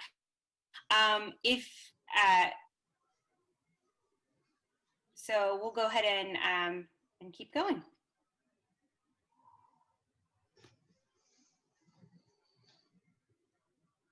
Okay. Viva, you are, okay, you are unmuted. Go ahead and unmute yourself and begin to speak. Hola, muchas gracias. Hoy simplemente quiero hablar representando a todos los que trabajan en la pulga y a toda mi comunidad. Es muy triste ver que no se han dado cuenta a toda la comunidad. En las encuestas que hicieron, 33 no es nada, ni la mitad de los vendedores. Esta información que han traído es falsa y ustedes como comisionados necesitan hacer lo correcto. No votar por esto, que se haga más trabajo en llegar a toda la comunidad de todos los vendedores, porque es ridículo que viendo 700 vendedores, 33 llegaron. Eso no es aceptable. Y ustedes como comisionados Bonilla, Caballero y García, Olivera, todos ustedes necesitan hacer lo correcto, que es cuestionar y no nomás aceptar las cosas que se les trae a la mesa. Todos los proyectos que se han hecho, ustedes no han dicho nada y han votado. Esto es algo que afecta a toda la comunidad latina y a todos, porque todos van a la pulga. Todos van a agarrar sus churritos, sus elotes o X cosa lo que necesiten. Eso no es aceptable y espero que todos ustedes, no me sé los nombres de todos, pero que todos hagan lo correcto. No por ustedes ni por nadie, pero por nuestra gente, que siempre los ponen atrás y no los escuchan. Este es el momento de que ustedes hagan lo correcto, que hagan la voz de ellos, que se escuche. Ustedes son la voz de toda la comunidad. Hagan lo correcto, porque toda esta gente está con miedo ahorita. Están tristes y ustedes no saben lo que es depender de un trabajo para darle de comer no más a tu familia, sino para educar a tus hijas que están en el colegio. Estos vendedores de aquí sobresalen con su vida. Gracias.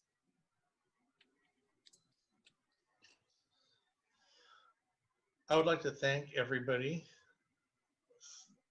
There it goes. I would like to thank everybody. And I'd like everybody to know that I am here representing everybody from the flea market.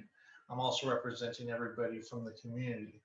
And this is a very sad thing that is happening at this time because for only 33 vendors to come out and be there, I mean, that is not enough. Out of the 700 that we have, only 3 came out.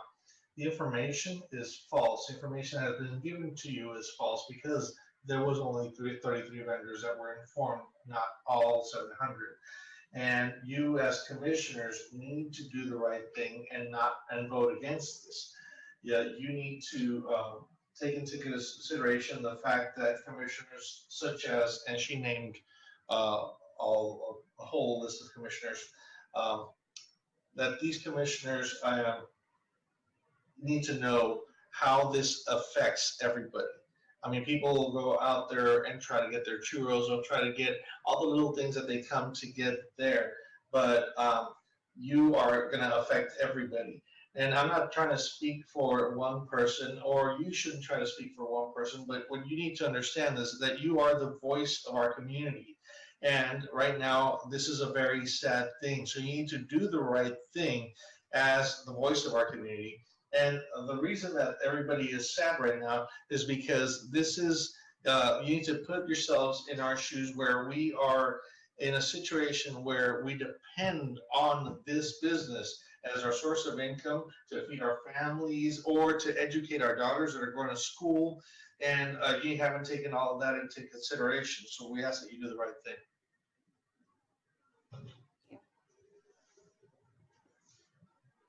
Thank you. Okay, Mario, you are unmuted. Go ahead and unmute yourself and begin to speak.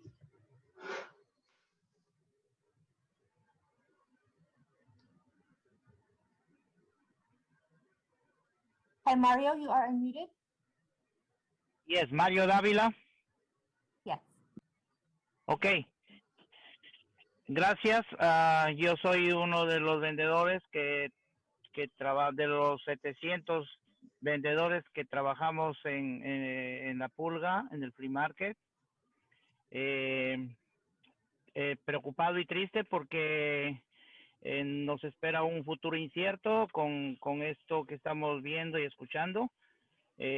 Han pensado todo menos en los vendedores. ¿Qué va a ser de nosotros cuando ese proyecto se realice? ¿A dónde vamos a ir? No hay un plan de reubicación o relocación.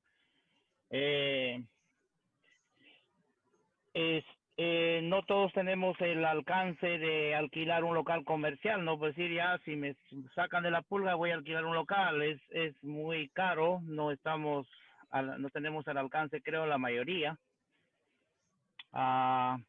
Si hay un plan, deberían tenernos en cuenta nosotros, por decir también tener acceso a comprar o alquilar un local comercial dentro de ese proyecto del free market, del que quieren hacer.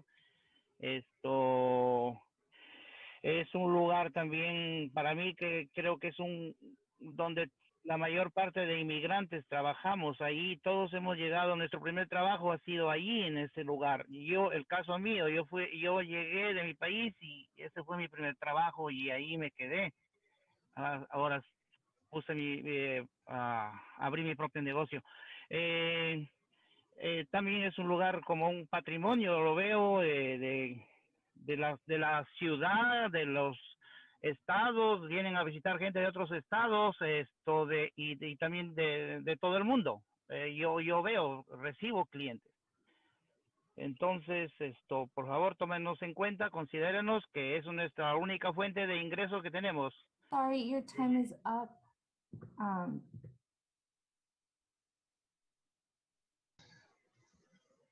I am one of the 700 vendors from the flea market. I happen to be very worried and very sad with everything that I'm hearing and what is taking place. My question to you is, where will we go? Is there a plan for relocation for us? Not all of us have the same resources to be able to simply just pick up and go and rent out another space and start a business all over again. Now, maybe some do, not all of us do. If there is a plan, then, or if there isn't a plan, then there should be a plan. And what you have to take into consideration is the fact that many immigrants happen to be here because this happens to be the first job that they find. As a matter of fact, I happen to be one of those immigrants that came here, and this was one of my first jobs that eventually I decided to stay and open up my own business. Visitors come here from different states, from different cities, from all over the world. I know because I'm the one who receives them. And all I'm asking is that you take us into consideration because for a lot of us, this is our only source of income.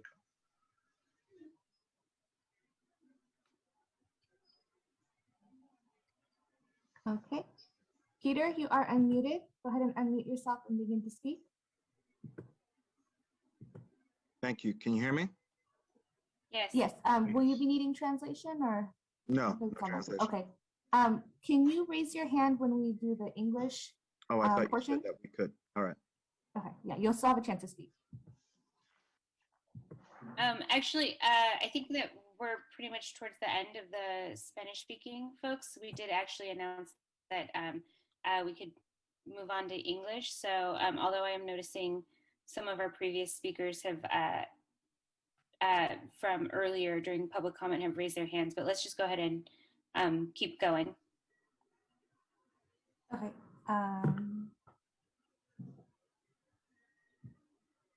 So go ahead and let Peter, if you want to unmute Peter. Okay. Yeah, I was looking for him. Oh, there you are. Okay, Peter, go ahead. Thank you. Can you hear me? Yes. Great. Hello, Honorable Chair and Planning Commission. My name is Peter Ortiz. I'm an East San Jose community leader and trustee for the Santa Clara County Board of Education. I'm calling in support of the many members of the Berryessa Flea Market Vendors Association. I hope that the planning commissioners who will be taking this vote realize that this decision, if approved, will result in over 700 vendors being displaced. That is over 1,000 San Jose jobs and families who will be affected.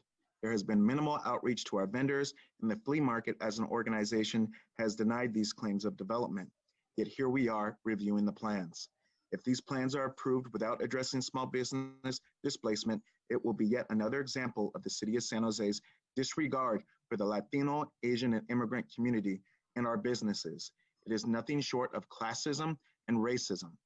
Like many that grew up in East San Jose, I have spent many summers and weekends going to the Berryessa Flea Market. Every year at the start of school, my mother would take my brothers and I to shop for school clothes at La Pulga.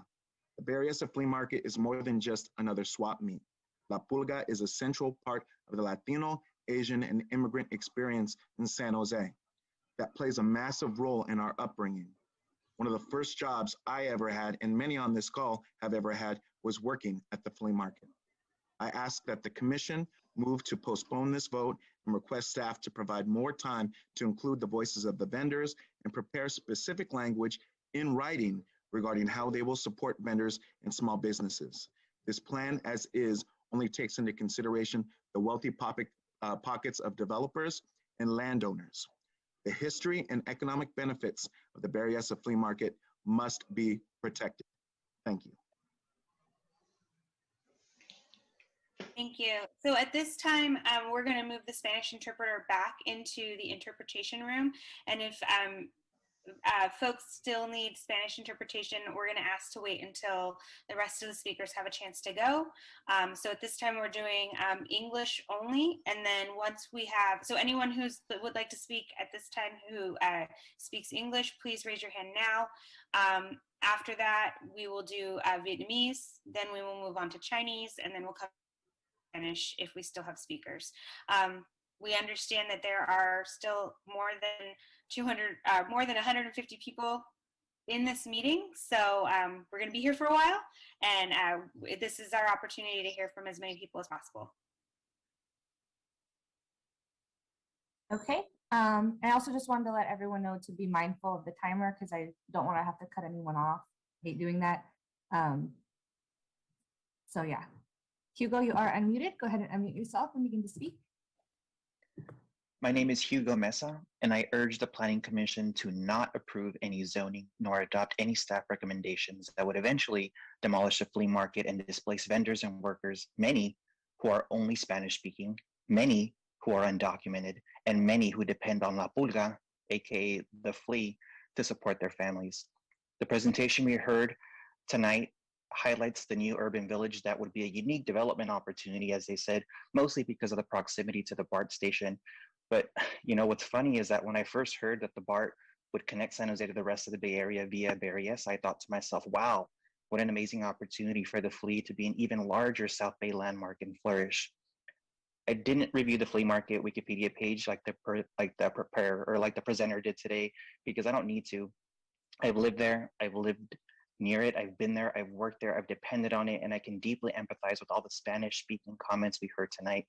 I was born and raised in San Jose with very humble beginnings. I graduated just down the street from San Jose High. I'm now a practicing attorney, but my first job ever was at the flea market as a used video game vendor during my early teens. Just as many young merchants do now, I gave half my earnings to my mother to keep a roof over our head. As a flea market worker, I developed a strong work ethic that continues to serve me today. I learned how to sell, I learned how to negotiate, I learned how to speak in public, and so many other invaluable skills.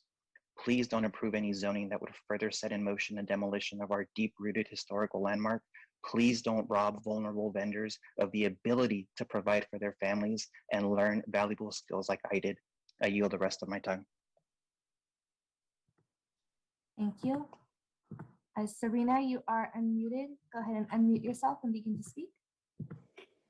Hi, you hear me? Yes, we can. Okay. My name is Serena, and my family has been in San Jose Bay Area since the 60s. This flea market is an important historical landmark for our city and should be treated as such.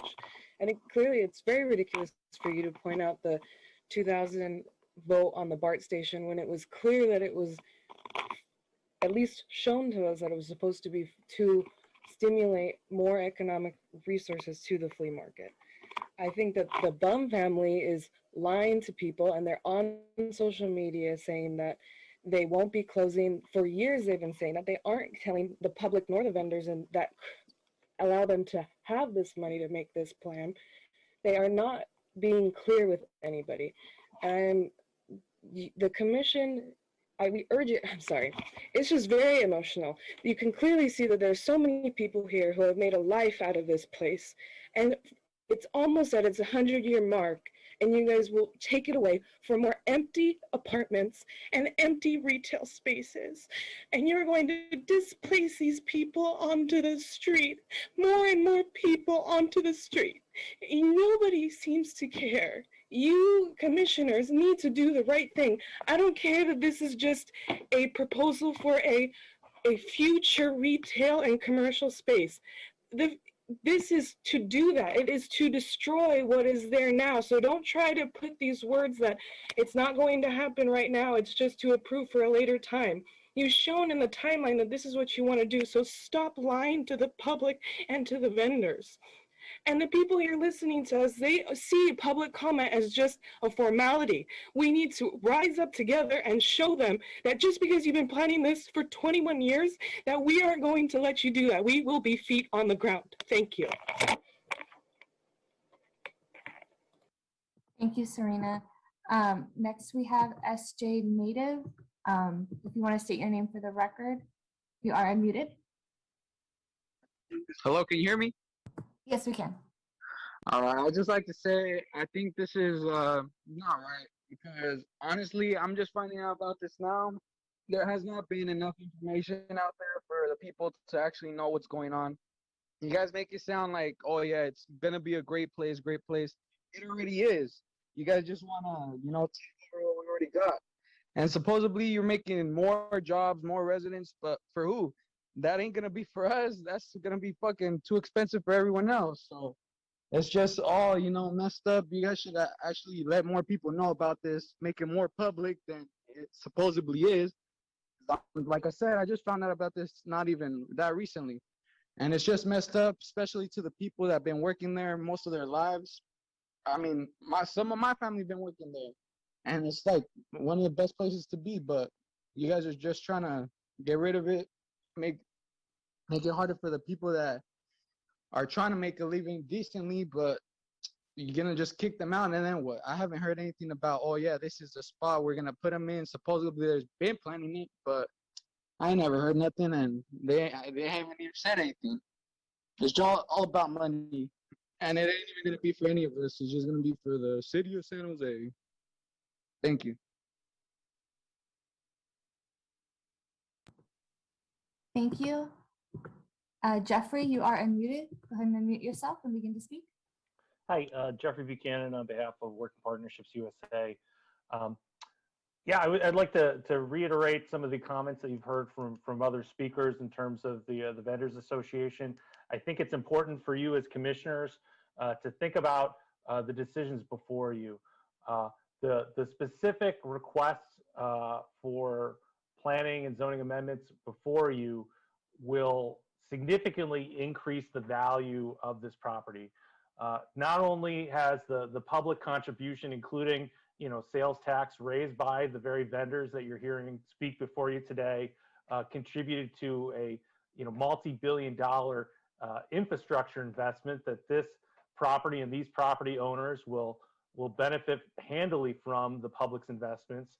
But the request to add 3 million square feet of commercial office space with the intent to try to lure a big tech company to this property means that there is enormous value that the public's decisions to consider upzoning will bring without any kind of value capture. I think the vendors, what they're talking about in terms of asking for some kind of community benefits agreement, trying to negotiate out ways that we could recreate the flea market. I wouldn't want to speak for them on the different opportunities here, but I think as commissioners and thinking about what you're doing to ensure the public good is met in considerations around this upzoning request, we need to be able to have some kind of public policy that's capturing the value of all these changes.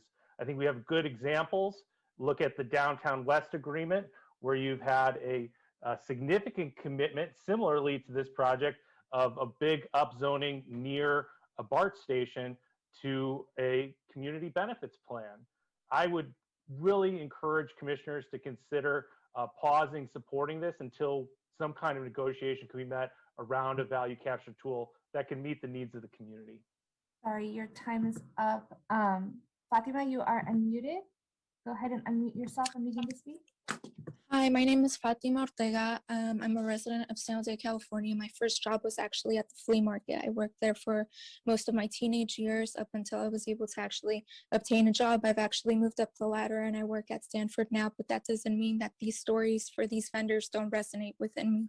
I know this is their livelihood, and it saddens me that you guys are being so heartless. Don't even consider what their lives will be like after they're displaced. You owe them, in the very least, to find them a new location for them to sell. You call this urbanization, I call this colonization, and this is not a threat, this is a promise. We are organizing and we will do something about this. You owe these vendors a new location. You cannot displace us. You cannot get rid of us. This is in our roots. You owe us, in the very least, transparency of plans. The flea market posted earlier this week, that it was a lie, that the flea market was not closing. These are rumors from the early 2000s. This is all, rumors going around. And now you're saying this information has been out for years. Since when?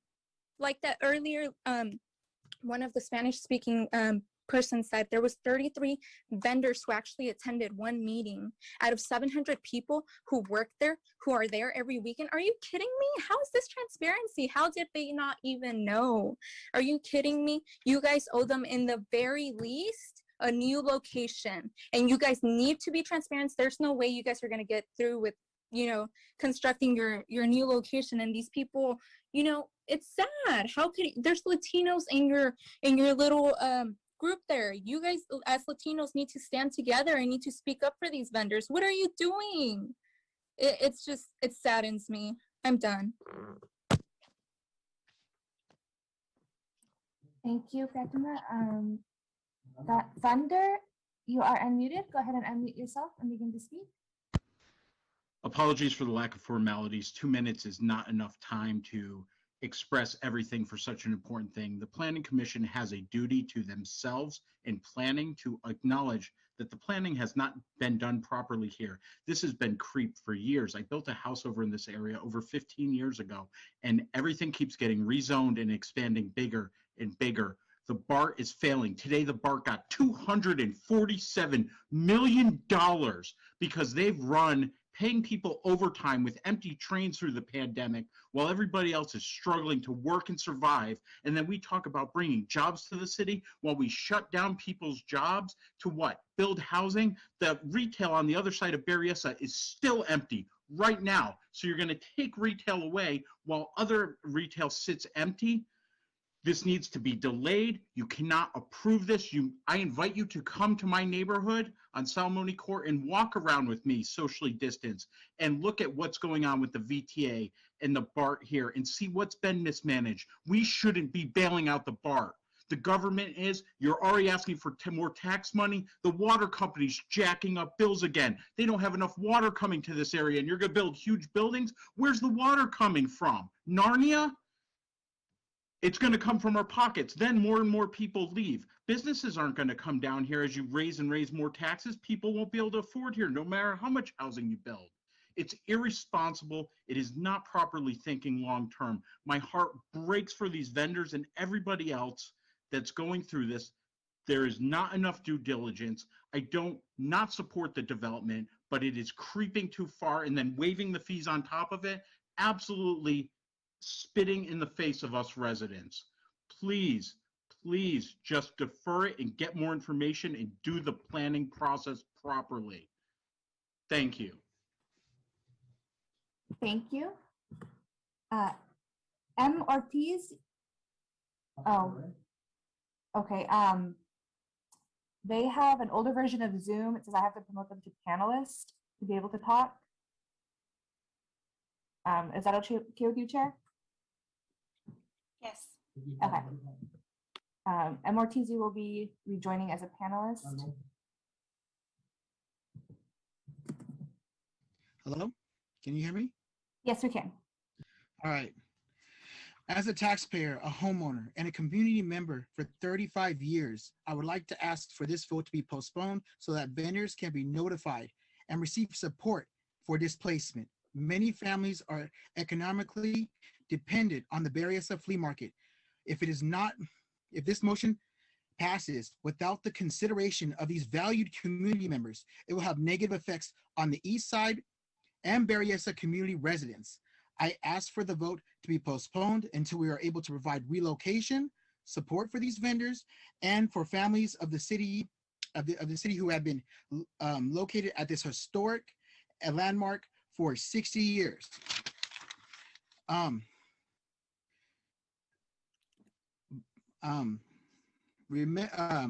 Remember that as officials, you guys represent us in the community. I know that you are appointed on this board, but your votes will be we're going to hold you accountable for what you pass and what you don't pass.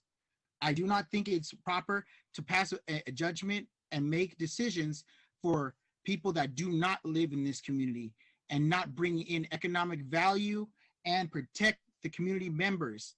I feel that it is a travesty and that it is a shame upon the members of the board to even consider this plan. I yield the rest of my time. Thank you very much. Thank you. Thank you. Brenda, you are unmuted. Go ahead and unmute yourself and begin to speak. Hi, my name is Brenda Sendejas. I am the Vice Chair of Movimiento Democrático. I call today to stand in solidarity with all vendors who will be affected and displaced. I call on you who have to make this vote to postpone and have a solution where our vendors will relocate. We owe it to them. I understand that we want nice buildings and we want to have this nice urban village built there, but don't erase our culture so easy. Put up a fight for our community. To be an effective leader, you need to have communication, transparency, and accountability.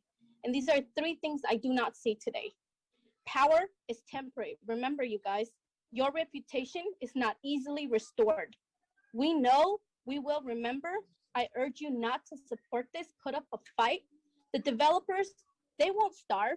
Our vendors, they will. El pueblo unido jamás será vencido. Silence means complacent. Do the right thing and don't be texting on your phone while we're talking. Thank you.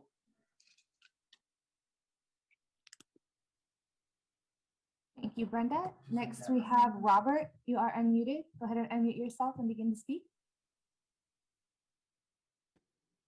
Hi, I'm Robert Wood. I teach strategic management at San Jose State University, and I just had a chance to look at the Catalyst SV comments on the proposed plan. I'd like you to encourage you to take them seriously. First of all, clearly there's a need for planning for a recreation of the flea market, and it's kind of sad that more hasn't been articulated on that before this came this far. But the heart of my advocacy is it looks like there's space for more housing in this project than you're offering. There seems to be some mysterious reason why San Jose can't encourage housing production the way that Seattle and Denver and Boston do. I spent 20 years in Boston, and if the jobs housing imbalance is a problem here, I think that it's the duty of the San Jose government to ask for help from the state, like localities do in Massachusetts, where I spent time before. So more housing, more density, and ask help from the state. I yield the rest of my time.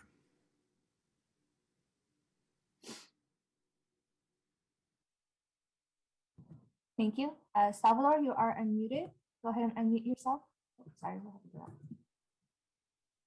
Okay, you are unmuted now. Go ahead and unmute yourself and begin to speak. Got it. Hold on. My name is Salvador Bustamante, and I am affiliated with Latinos United for a New America, also known as LUNA. LUNA is a grassroots organization working with immigrant families in East San Jose to improve the quality of life of our people and their children. I was watching Mrs. Gomez's presentation, and I could not help myself but be impressed by the lovely pictures and drawings of the proposed development. I must admit that it is a beautiful project. However, the pictures are missing something very important, and that something is the more than 700 vendors that will be displaced from the place where they had been making a living for up to 4 decades in some cases. So I'm here tonight to support the vendors of the flea market in their plea to be included in any decision the city or the owners of the market make that could negatively impact the livelihood of the more than 700 vendors of the flea market and their employees. I would like to issue a challenge tonight to the commissioners to make the right thing by the vendors by voting down the staff recommendations to you, especially item number 2, unless they contain assurances that there will be a way for these people to continue to make a living at the flea market. I recently watched a video in which Mr. Schonauer was, saying that all this were rumors and that their goal was to keep operating the flea market. So I challenge him tonight to tell us concretely, what are they doing to guarantee that the market will continue to operate in the future? Thank you.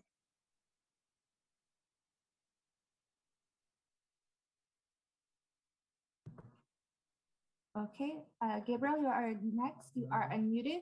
Go ahead and unmute yourself and begin to speak. Good evening. My name is Gabriel Manrique, also part of Luna, and I'm a resident of San Jose. I'm calling because I do not want the flea market to be displaced. I have many lovely memories of the flea market. Growing up in San Jose, my siblings and I always look forward to our trips on Sundays to the flea market with our parents. The flea market is a place where many families and friends come together to spend time. The flea market is the place where many of my friends also had their first job. The flea market is part of the history of San Jose, and unfortunately, the commission and the city wants to erase that history. I urge the commission to recommend denial to the city council on both agenda items related to the flea market land today, and to respect the demands from the vendors of being incorporated into the plans. Vendors need to have a voice. Thank you.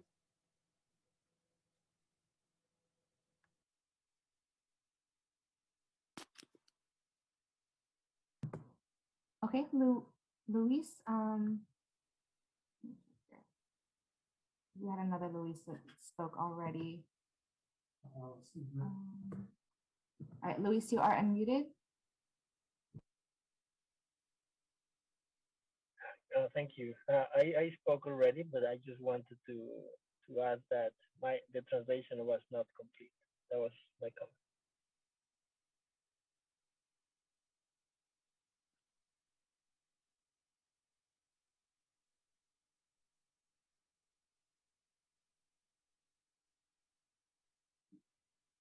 Sorry, could you repeat that?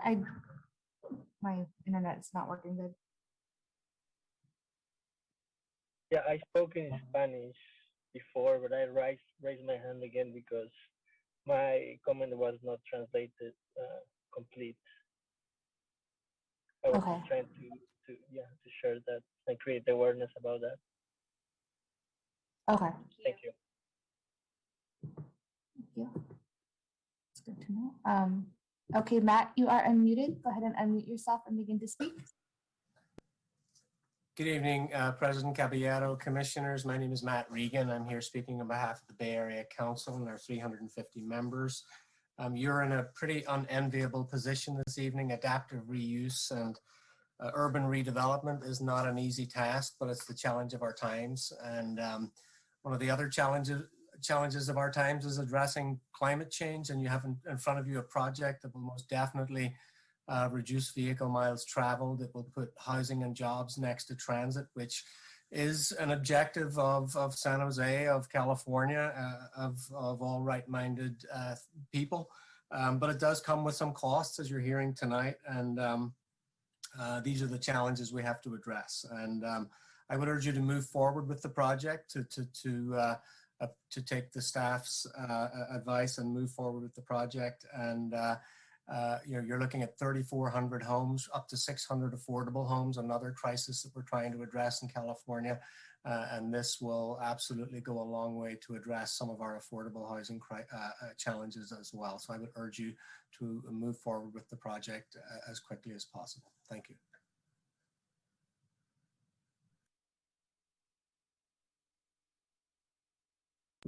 Okay, Alma, you are unmuted. Go ahead and unmute yourself and begin to speak. Hi, good evening, everyone. My name is Salma. I am a vendor at the flea market. I am part of the second generation over there. And I am really in disagreement with these plans, especially because I've been hearing since the beginning of this meeting that the owner keep mentioning that the plan has been already approved for whenever he wants to continue talking. And however, also we have had misleading information. Just on May 17, on the official Facebook flea market page, it was a post that it says that it won't be closing, and now it says that it will close. It's really annoying and disrespectful to all the people that are there, because there is families over there. They're saying that they want to build, they have 2 projects, and it's like there is no one there. It's not an empty space. It's a space with families that are making a living out of the flea market. You need to think of that. And I really urge all the commissioners to vote to postpone this project, to investigate what is going on. And I really need someone to tell us what name, who's the person who we need to talk to, that they can help us, because we need help. The information has been not the good information. We really need your support, and I really don't know why the people who is always the most needed is the people who is the most affected. Why there is already a place where people have jobs. This one is just erasing us from the map and bringing who? Please, I just want to say, help us and think of us. Thank you, Alma. Next, we have Vince. Vince, you are unmuted. Go ahead and unmute yourself. Hi, good evening, Planning Commissioners. And my name is Vince Rocha. I'm the Senior Director of Housing and Community Development with the Silicon Valley Leadership Group. And on behalf of our members, I am speaking in favor of the staff recommendations tonight on items 8A and 8B. You know, this process has been decades in the making, as we saw in this presentation tonight. The dream of bringing BART to San Jose has been realized due in part to the efforts of the Silicon Valley Leadership Group, but also the voters and the residents of San Jose to pass multiple ballot measures that funded BART to get it where it is today. Tonight's items will increase the capacity to allow for up to 3,400 homes, many hundreds of them affordable homes, which we desperately need in our valley. 3.4 million square feet of commercial space, creating thousands of jobs.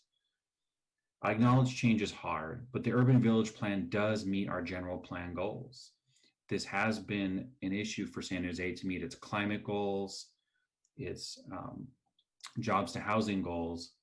And it's for these reasons we need to leverage our important public investment with prudent land use decisions. Again, we're asking the Planning Commission to support staff's recommendations, and thanks for consideration of our comments. Thank you. Devin, you are unmuted. Go ahead and unmute yourself and begin to speak. Hi, can you hear me? Yes. Perfect. So my name is Devin Gonzalez. I've been a resident for over 25 years. The flea market means to me a lot more. So since I was a child, it's a memory that I cherish because I would always go with my parents, and I'm getting nervous. I remember that my dad would always buy me one of the different types of bubble wands that are still a child favorite to this day. And as I grew older, I still continue to go to the flea market on the weekends with my friends who also love the flea market and would hate to see it be gone. I believe that if the flea market and the vendors are displaced, San Jose wouldn't be San Jose anymore. The flea market is a cultural landmark and a hub for the community of San Jose and the region. In regards to the future, all of my nephews and nieces were raised at the flea market with their grandpa, who owns a stand there. I would want my future children to be able to have that experience of the flea market and what that means to us. And beyond that, my husband and father-in-law make a living at the flea market, and this proposed development would strip them of their livelihood. I urge this commission and the city to set policies and conditions of approval that will ensure that all the vendors will not be displaced. I yield the rest of my time.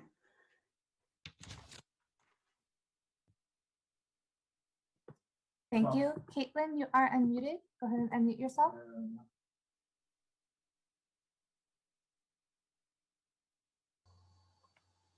Can you hear me? Yes, we can. Okay, thank you. Hi, everyone. My name is Caitlin Meyer. I want to thank you for your time. I know it's been a long night. Yeah, I just wanted to say, I think we can all agree it's really clear that more communication and involvement from the vendors needs to take place, considering the amount of people that are here tonight and the lack of understanding by so many of the vendors. I think this is extremely disappointing, especially to hear some of y'all say how great of a job you did including opinions of vendors in the planning process. I also just want to mention the outright deception on social media by the official flea market page, saying it won't be closing when we just saw the new plans tonight, which don't appear to include the flea market in them. And that just kind of makes me wonder what the little bit of communication with the vendors actually was. You know, were they given decepting information too? it kind of seems like it was more of an attempt to silence people, and again reiterates the lack of clarity in communicating this project. So I just want to ask you to include the perspectives of the vendors, as they will be the most impacted by this, and just like really think about the fact that they are real people and this is like their entire livelihood. You know, it's not all about these greater goals. You know, we talk about climate change, which is something I care a lot about too, but a big part of that comes down to displacement of people. And in our efforts to combat climate change, if that's what we want to like greenwash this and call this, we're displacing other people. So is it really that much better? And lastly, as mentioned earlier, there's a ton of empty office space in San Jose because of COVID. So I do not support the approval of rezoning the area without clear plans of what will happen to the displaced vendors. Thank you so much. Thank you. Amada, you are unmuted. Go ahead and unmute yourself and begin to speak.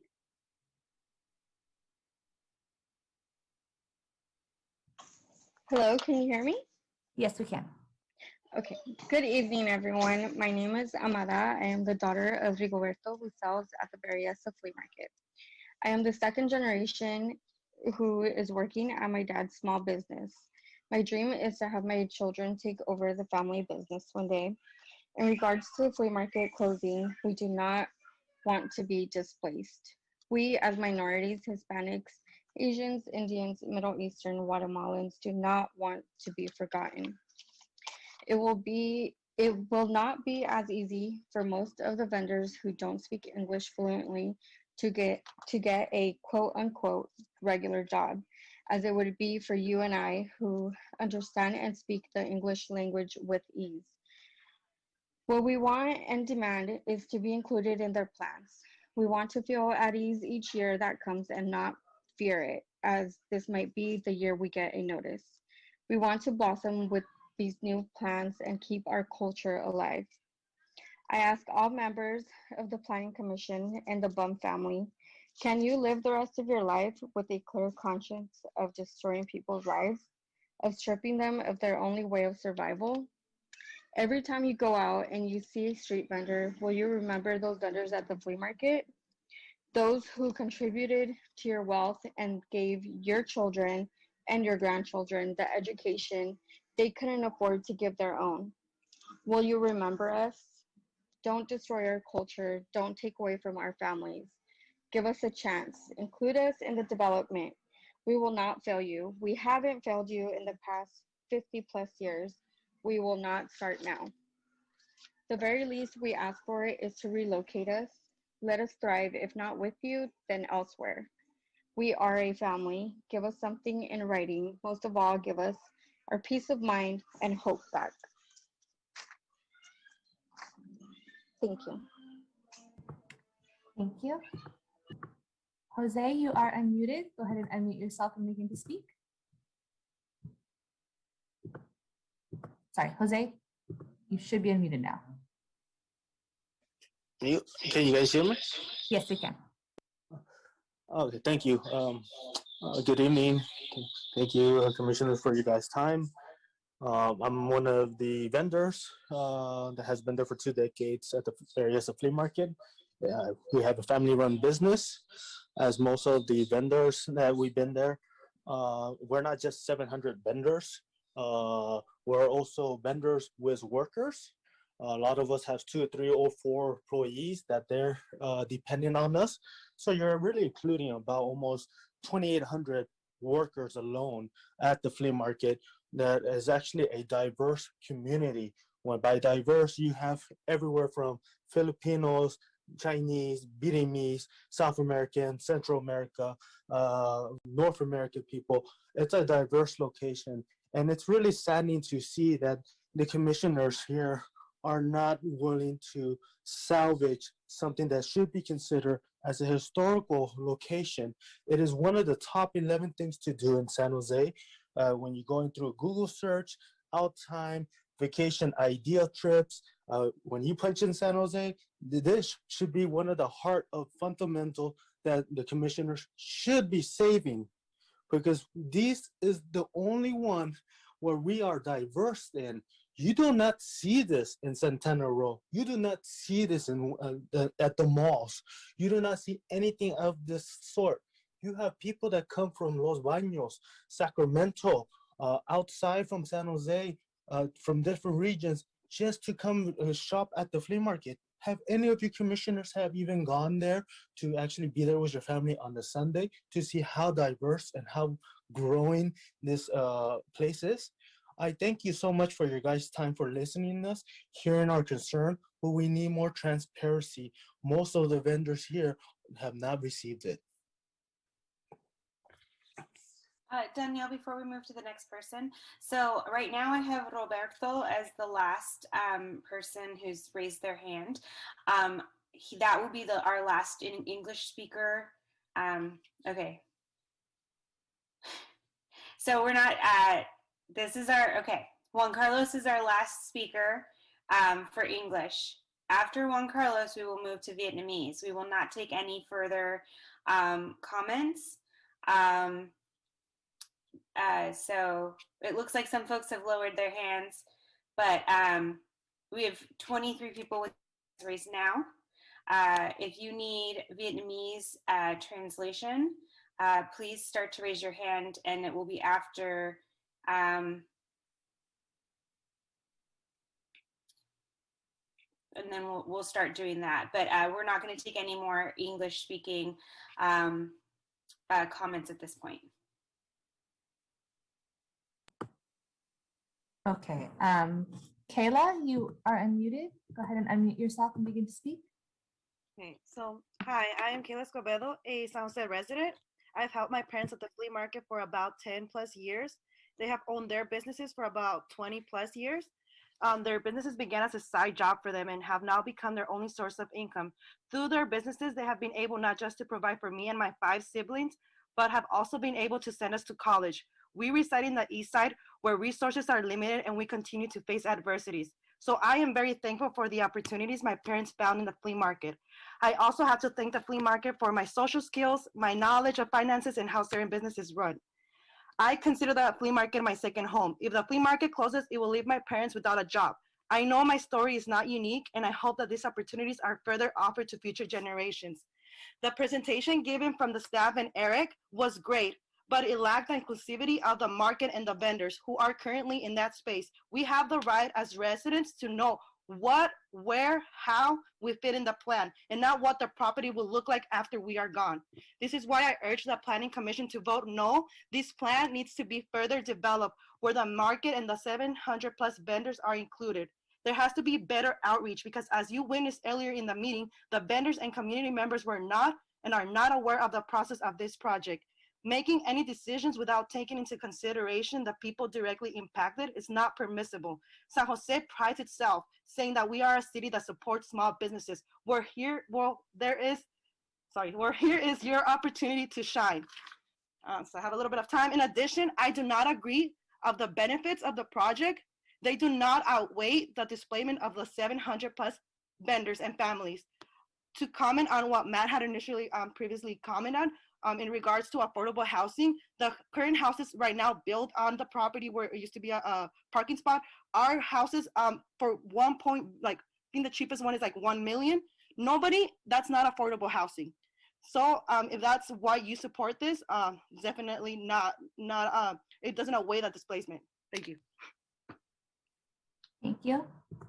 Jesus, you are unmuted. Go ahead and unmute yourself and begin to speak. Yes, hello, could you hear me? Yes. Honorable Planning Commissioners, my name is Jesus Flores. I am President of the Latino Business Foundation, Silicon Valley. Today, you will be voting on zoning changes to allow high-density development at this site where the Berryessa Flea Market is currently located. At no point in any of these proposals is there a mention of the 700 plus vendors that will be displaced, nor the thousands of jobs and families that will be affected if these plans are approved without addressing small business displacement. The great majority of these vendors are immigrant and minority-owned small businesses that have been disproportionately devastated by the coronavirus pandemic. These small businesses represent our community and our culture. We must do everything in our power to protect them. It is also very important that the vendors are included in this process. If they are not at the table, then they will be on the menu. Honorable Planning Commissioners, you have the opportunity to do the right thing.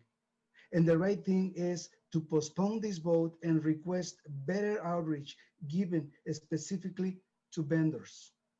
And a specific language to be included in these plans in regards to how the landlords will be addressing the potential displacement of over 700 small businesses and thousands of jobs and families. Thank you.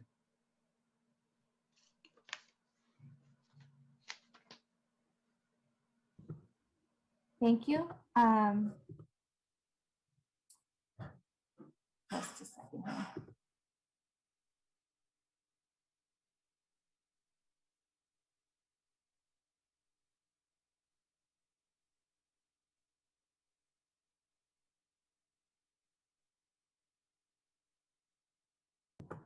Okay, Alberto, you are unmuted. Go ahead and unmute yourself and begin to speak.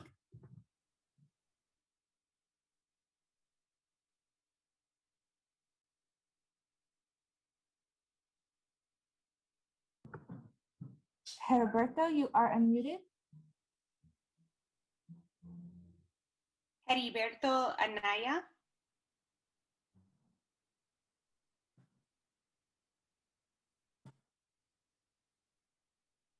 Let's go ahead and move on to Khaled and see if we can get Heriberto back. Okay. Okay, Khaled, you are unmuted. Go ahead and unmute yourself. Hello, everyone. My name is Caleb, and I have been in the flea market helping my parents for over 10 years now. They have been in the business for over 20 years. I found out about the development plans from the meeting hosted by Eric Shane Howard on one of the busiest days, in which there was no translations. In the meeting, there were no clear indications of what will happen to the flea market once the development is finished. He also mentioned that the flea market had no real commitment to relocate us vendors. But what they will do, is give us a year in advance. This is something that as a vendor, I do not feel like it's enough. Is this really everything the city and the developments can do for us? I urge you to recommend the denial of the development and to have substantive change done to both the process and outcomes of the plans moving forward. Make sure these relocation plans that have been mentioned are specifically on paper and not just words that go away like air. I urge you that you guys include a commission robust economic analyst that include both direct and indirect economic impacts, as well as a development community benefit agreement, and the review of the ramifications of the elimination of the region's of the region's largest business incubator. Thank you for your time. Thank you. Lupe, you are unmuted. Go ahead and unmute yourself and begin to speak. Can you hear me? Yes. Okay. So firstly, I just wanted to touch base. I am not from the San Jose area. I'm from Hayward. A little far out. My family and I, we have been coming to the flea market for since before I was even born.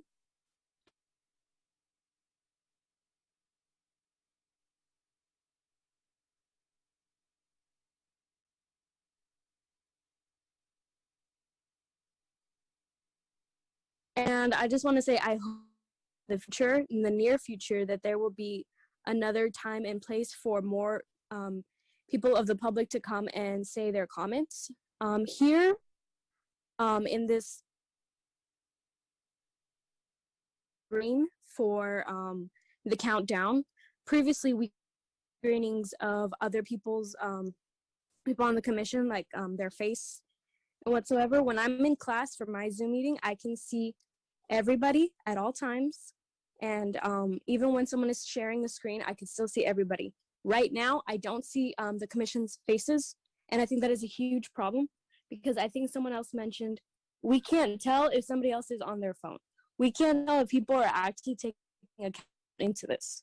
Because what is happening now is truly disrespectful. And honestly, it's heartbreaking. Like so many people said, yeah, some people will be affected more than others. I, as a Latina, really hard in my life. And although I do struggle, someone else struggles worse. So I hope everybody at the end of whatever the conclusion comes to can go home and have a conscious heart and realize that they either fought back or they sat down. Thank you.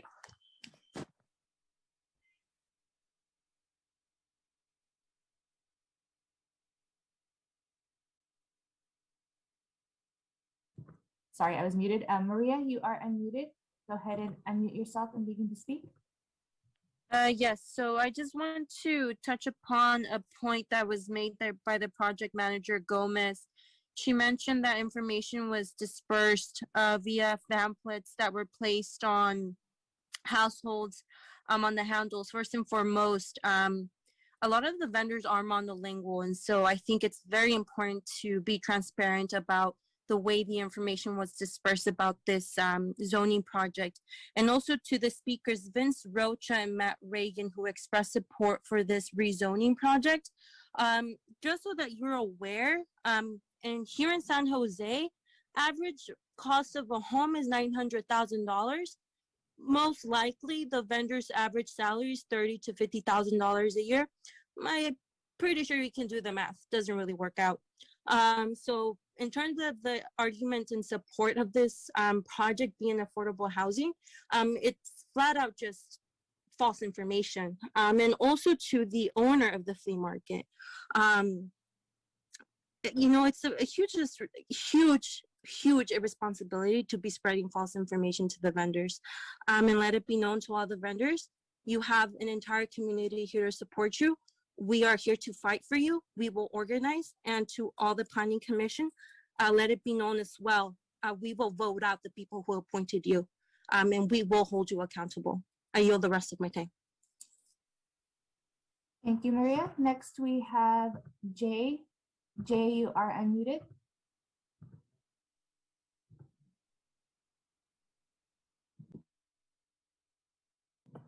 Hi, JP, you are unmuted.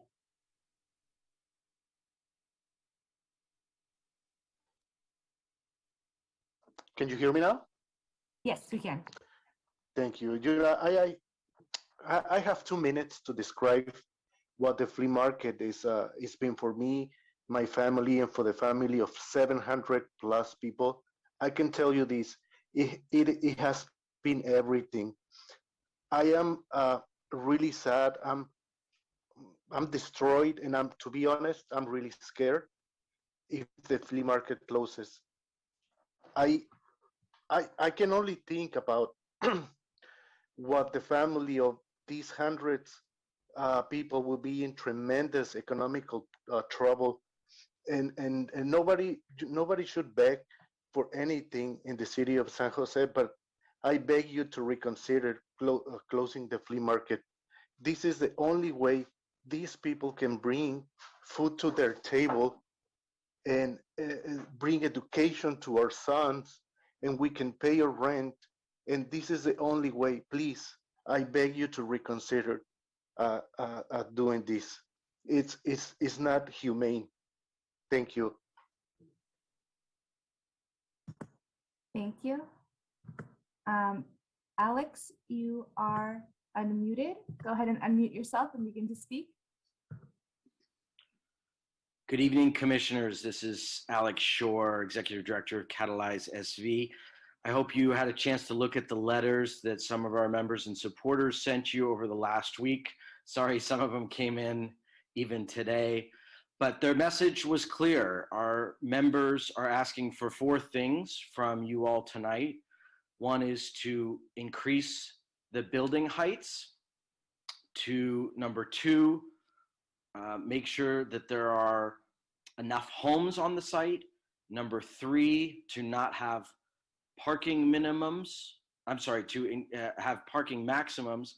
And number 4, the preservation of the flea market. The way we talk about the preservation of the flea market is the recreation. So if commissioners are looking for a way to support this development and support the flea market's 700 vendors, perhaps there's a way to recreate some of that on site. Staff today showed you an illustration of I believe they called it an esplanade, but that esplanade, which is a public open space, didn't have any space for market vendors. And on a site this big, there's absolutely an opportunity to put a flea market on this site. This is perhaps the most important development site in all of San Jose, except for maybe downtown West. We have got to build tall buildings in the 10th largest city in San Jose. There's just no other way around it. We've got to do that, and this is the place to do it. There is not enough building on this site for the amount of development we need for the housing crisis to be solved. I'll leave you with this thought. If there were 700 business owners along Lincoln Avenue in Willow Glen that had a year left to relocate without any location that they knew of, how much uproar would there be in the city of San Jose? Please support equity for vendors and for the next generation of San Jose. Thank you. Juan, you are unmuted. Go ahead and unmute yourself and begin to speak. Can you hear me? Yes, we can. Hello, commissioners. I've been listening to tonight's comments, and I just want to encourage the commission to please reconsider moving forward with the rezoning. It's obvious that the planning has not been very transparent. I received a letter as well from the Berryessa Flea Market Vendors Association, and I wanted to sort of state that for public record to make sure that this has been, I'm assuming, delivered to the mayor, the council, and the San Jose Planning Commissioners, Caballero, Bonilla, Casey, Garcia, Landenos, Olivero, and Torrance. Definitely just supporting all the comments here. I am a San Jose native, born and raised, also small business owner who has been displaced and has been through the similar trenches that a lot of my peoples here are going through tonight during this situation. So I can very much relate with what they're going through. I also wanted to share that, very much that the flea market is probably the only thing valuable in terms of recognition for San Jose. As small as it might seem, we don't have a Bay Bridge, we have a lake observatory, and we have a lot of concrete downtown with a lot of empty glass windows. So I just want to encourage this commission to reconsider the value of what this diverse community really brings to the city of San Jose. And it would be completely erasing just a culture that some of us actually only explore. I do not go to the malls. I do not go to any of the pretentious things that are in Santana Row. No offense. I love the flea market. It would sadden me to see it go. Please reconsider and save it. Thank you. Thank you. Christopher, you are unmuted. Go ahead and unmute yourself and begin to speak.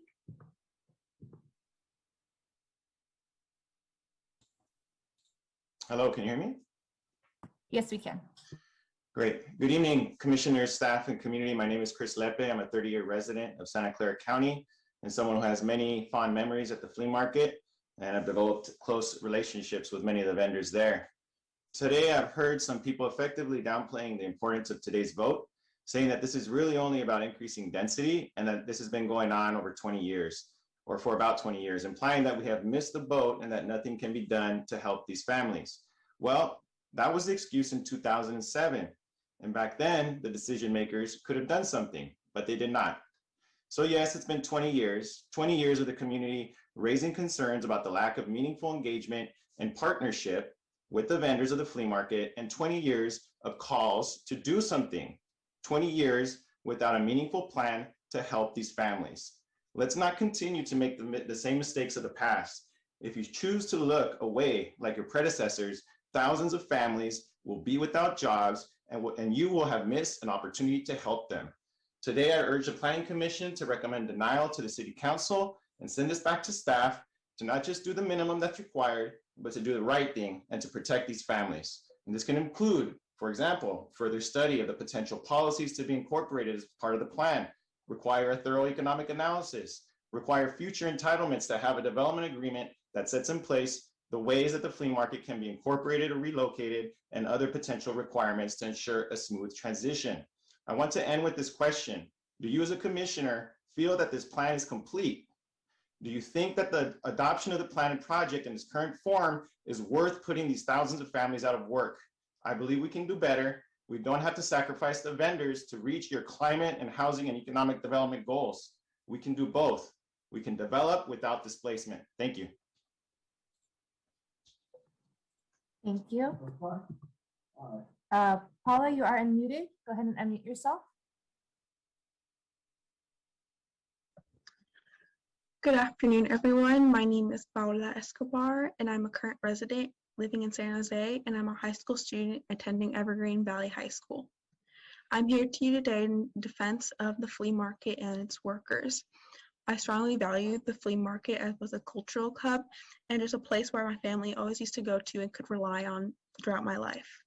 When my parents first immigrated here, working at the flea market was an essential part of our lives, being the first place where they sought employment and could connect with other people in the community. To this day, it remains a central part of a community for the many Black, Indigenous people of color in the East Side community. This place cannot be replaced by anything, especially with this plan of yours that did not properly represent Bay Area workers or receive enough community input. I strongly urge you all to not allow these plans to happen without proper consultation and community representation. We need you to stick up for the community and do your job as needed. That means listening to the youth, listening to the families, and listening to the community. I have high expectations for where this will take our place and what this commission will do in terms of protecting our community and stopping gentrification. I urge you all to move forward with a comprehensive plan that will actually meet the needs of workers and put a stop to poverty impacting people of color in Eastside San Jose. Thank you for your time. Thank you. Myra, you are unmuted. Hello, can you hear me? Yes, we can. Thank you. Thank you, everybody. Hello, my name is Mayra Pelagio, and I am the Executive Director of Luna, Latinos United for a New America. And my very first job was at this flea market. As a freshman in high school and a daughter of a single mother, I needed to find ways to help my family financially. I worked at the flower stand during the weekends, where I met people from all over the state that came to visit the very famous flea market. As it is mentioned in the EIR, the development of this site will have a significant, unavoidable cultural impact, as the flea market is an important landmark to the city of San Jose. Many families like mine depend on this site for income, and we need to ensure that the vendors' voices are listened to.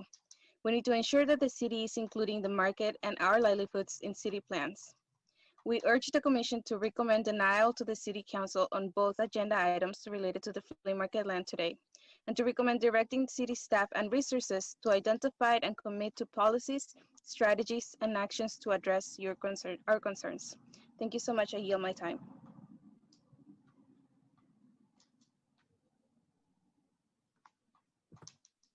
Thank you.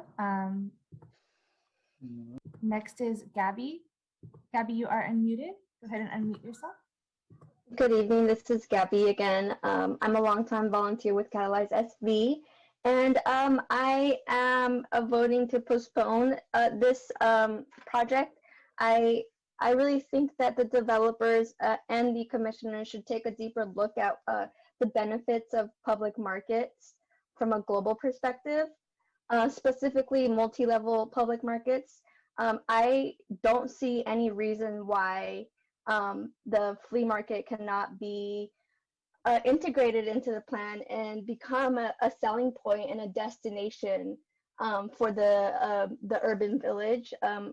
I think it's a place where people could come, you know, from their apartments and go downstairs and buy their fruit, buy their cereals, buy their candy, and mix with, or you know, just live mix around with people from different backgrounds. And yeah, I think like I said, take a deeper look at the importance of public markets. I yield my time. Thank you. Joseph, you are unmuted. Go ahead and unmute yourself. Yes, I would just like to offer the proposition that there should be equal access and programs like the one I attended as a teen called the Work Experience Program that should have incentives for entrepreneurs who are providing access to fresh fruit for the community instead of unhealthy preserved, you know what I mean, bad foods. There should be programs being put into the works to educate people and incentivize people to become official business people with the same work skills that they're applying in the flea market. And also there's plenty of land. There's global warming is not true. And also there's plenty of land and there's plenty of room and there's plenty of abundance on this earth for all of us to have everything that we need. And there's no reason why anybody shouldn't have access to the blessings of life that are abundant for all of us here. And that should be prioritized and it should be incentivized. And there's plenty of room. Street vendors for fresh fruit should be normalized and you know what I mean, subsidized. There should be programs that there should be fruit on every San Jose residence within 1 block radius for them leaving their front door. I think that would be very, very good for the future of this city, which is great. And you know what I mean, there's plenty of abundance but we need to get it straight what is important and what's true value and what's really important. Thank you guys for hearing me out. Thank you, Joseph. Catherine, you are unmuted. Good evening. I want to echo what everybody else is saying, that this plan,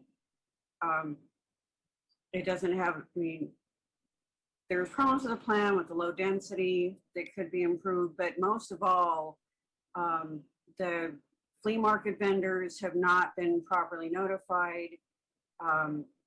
Losing the flea market would be such a problem for San Jose, from all these people who lose their livelihood, people in the community, even if they get some kind of relocation benefit, where are they going to relocate that they can afford?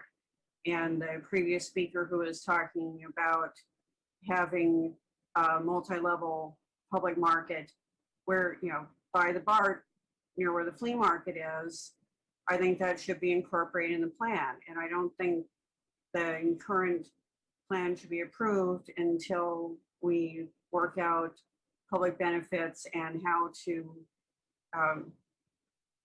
make sure that the flea market vendors are not gentrified out of existence. Because, you know, this is their livelihood, this is where people in the community go to shop, and you know,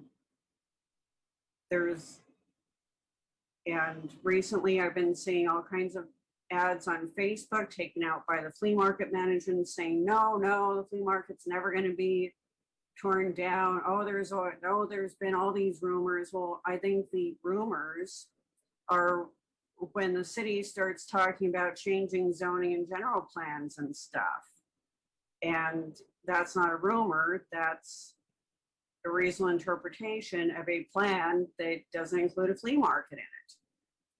And the city should not be treating this community that way. Thank you very much. Thank you. Saraka, you are unmuted. Go ahead and unmute yourself and begin to speak. Yeah, I just want to, can you guys hear me? Yes, we can. Oh, okay. I just want to quickly say, it's clear that we can see from the results of what the commissioners already approved the last building. I hope that what everybody had said can really come to an opinion to really make sure that there is no continuing for this building. But I also want to let all the vendors know and everybody know that these people, they get elected through us.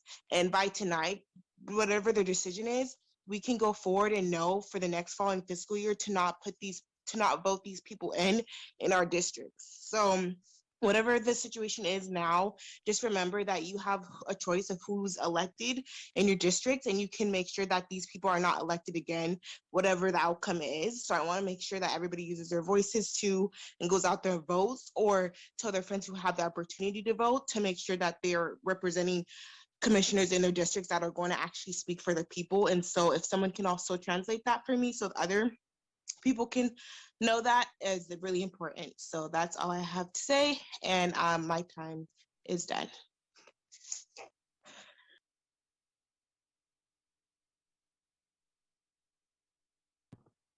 Okay, Rosabelle, you are unmuted. Go ahead and unmute yourself and begin to speak.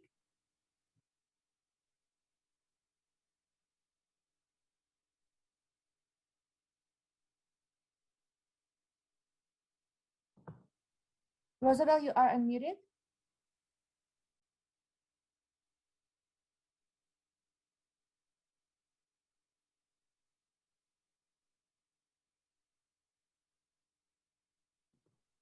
Okay, I'm going to move on. Looks like they're not having technical difficulties or something. Fatima, you are unmuted. Go ahead and unmute yourself and begin to speak. Oh, hi. My name is Fatima, and I am a granddaughter of a vendor who has been selling leather belts for over 40 years at the flea market. I have been coming to the flea market ever since I was a baby, and now I'm 17. The flea market has been my home and has allowed me to expand my work and social skills and has an impact in my life. My siblings have also grown up in the flea market, which is part of their life as well.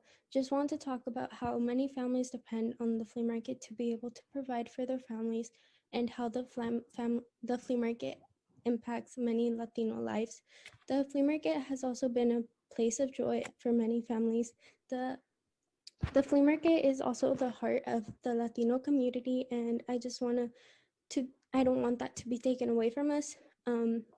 Many people have also come from many states just to visit the family. For example, one of our customers from Montana. I am devastated about these plans, and also hearing this through social media and not the flea market itself.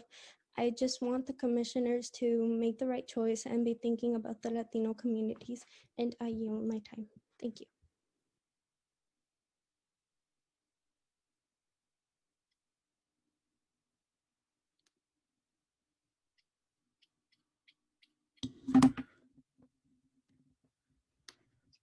Hi, Calvin.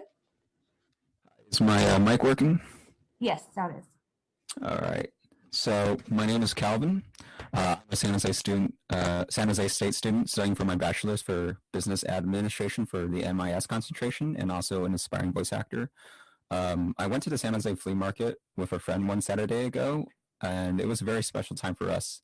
And this was after I heard the quote-unquote rumors about a public works project that was happening in the same area. We got a chance to be part of something special. You know, I feel like this was definitely San Jose culture. And to know that the rumors are true is very unfortunate. I'm typically one in favor of, you know, creating more jobs, more housing, transportation, and opportunity for our San Jose residents, especially because we legitimately have a crisis on those things. But if they're going to go forward with the zoning and destroy an integral part of the culture, the least the committee can do is, you know, have a bit more integrity. The lack of transparency was a huge issue for me and many others. I think vendors have the right to feel the way they do, especially when the plan has been kept so discreet and so secretive for so long, and the information that they did receive was false. I don't like the implication of all this, and I don't like the feelings of like betrayal felt by the vendors and the residents of San Jose. And I think this really lowers the trust and credibility that we have for the people in charge of these public works projects. So I hope that you do consider everyone in here's thoughts and do something to address our issue and listen to us for the future. And that concludes my comments. Thank you for allowing me to speak on the matter. Thank you. I'm going to go ahead and just pause really quick to say that if we're going to go ahead and we've got about 6 speakers left who have their hands raised. If you need Vietnamese or Chinese translation and you still want to speak, please raise your hand now. Otherwise, these 6 speakers will be our last speakers on this item before we move to commissioner questions and discussion. And if you've already spoken, you cannot speak again.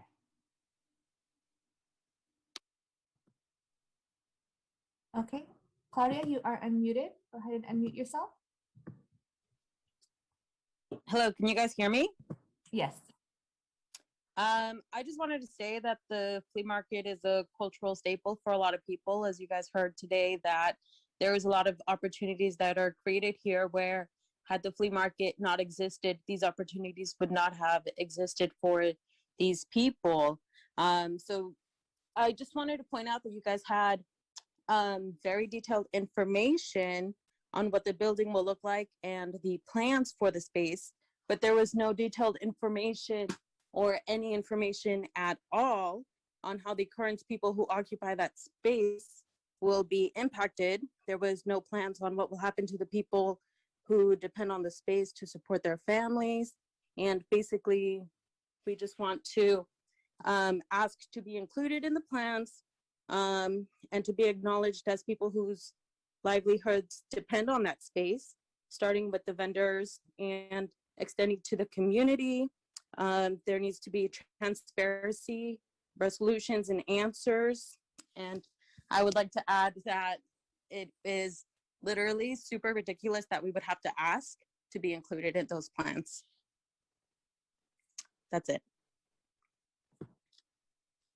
Thank you. Next, we have Sandra. You are unmuted. Hello, are you able to hear me? Yes, we can. Okay, thank you. Hi, everyone. So my name is Sandra Arias, and I am from Eastside San Jose. And I would just like to remind you that the displacement has been a tool used for ethnic cleansing, and it's been used to remove minorities from where they live, where they work for many generations. And I feel like moving forth with this project without clear and honest communication to the 700 plus vendors is doing just that. In agreement to the past speaker, I think it's almost embarrassing that this discussion has to be put forth, especially in discussion with planners itself, and for it to be a second thought to where the removers of the vendors will be is also very embarrassing and dishonest to the city of San Jose. I think it's very contradictory. I mean, just a couple of months ago, December, there was a hashtag Shop Small San Jose. I mean, is that only correlate to people that look a specific way? I don't understand. It doesn't make any sense. And I think collectively we all see that and we could all hear that. And I want to end it that I would go to the flea market very often with my family, and it's beautiful. The culture there, the hustle there, it's real and it's alive. And to diminish that is insane and it's crazy. And it's saddening that we have to have this discussion continuously, historically, that, you know, wanting to make luxury places, but for who? Who is your audience? And historically, the displacement of minorities groups is continuing, and we could see that San Jose has been beautiful and culturally alive before it became this tech boom of Silicon Valley. And I think if the reminder is needed, then that is the reminder. So thank you. Thank you. Francisco, you are next. You are unmuted. Go ahead and unmute yourself. Thank you very much.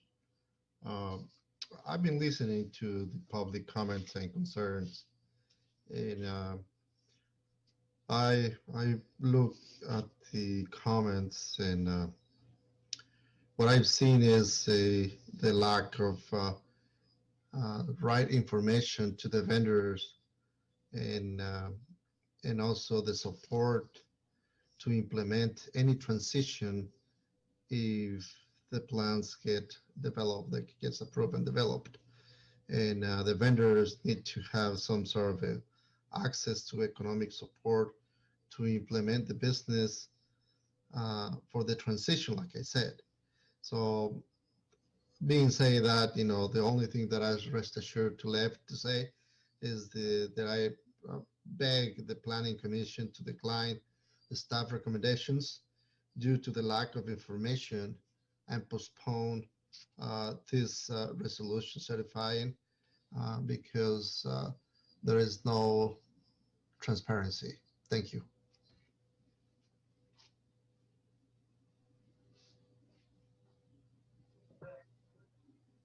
Okay, thank you. Chris, you are unmuted. Hi, thank you. So I just wanted to bring up a couple of comments. First on some of the comments that were made earlier about how this would bring more housing to San Jose. It definitely would not bring affordable housing. I mean, we saw the pictures of the renderings of how the buildings would be. It doesn't look like affordable housing to me. So we do not fix the housing crisis by creating more luxury homes. They're going to eventually displace people and also make all these vendors lose their jobs. So the comments there that this would bring in more jobs and housing are misguided and somewhat false, it seems to me. And just the fact that the people in charge of the flea market right now are posting things on social media saying that the flea market is not closing and kind of making people forget about what's happening is pretty shady. And to be honest, I wasn't going to join the meeting. I almost didn't join just because I saw posts like that. So for them to be doing that on the side and then kind of going behind everyone's back and planning something with the city of San Jose is really shady and should not happen. And the last comment I'll make is that to both the audience and the people in the commission, we do know that to some extent, they're publicly appointed officials, but also people who appointed you are elected officials. So if the people from the flea market do lose their jobs because of this, we will organize and we'll make sure that you guys also lose your jobs. So we just want to keep that in mind. And for everyone out there who's afraid, just know that you also have power. Thank you. You yield the rest of my time. Thank you. Roberto, you are unmuted. Oh, sorry. Roberto, I need to promote you to panelist to be able to speak. You're going to be rejoining.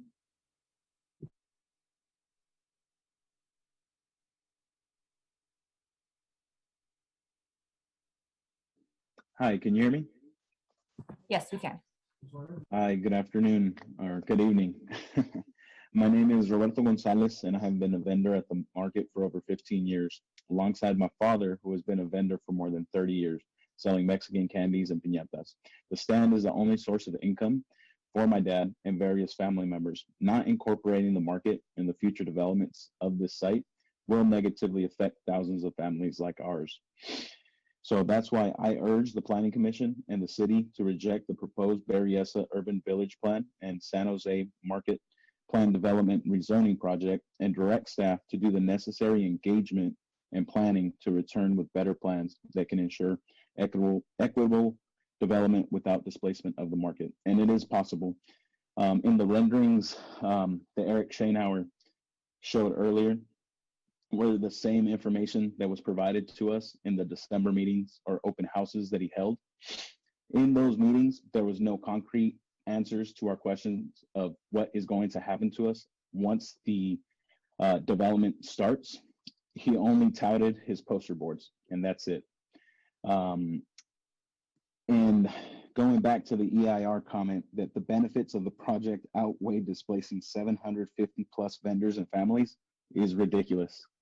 That no way that outweighs development outweighs that. That is just horrible for the gentleman that said that.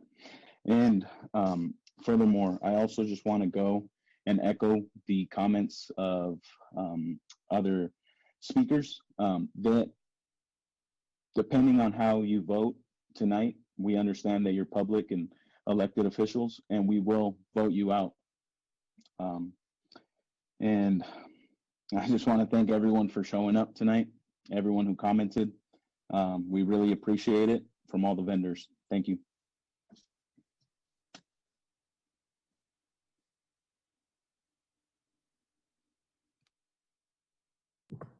Thank you. Veronica, you are unmuted.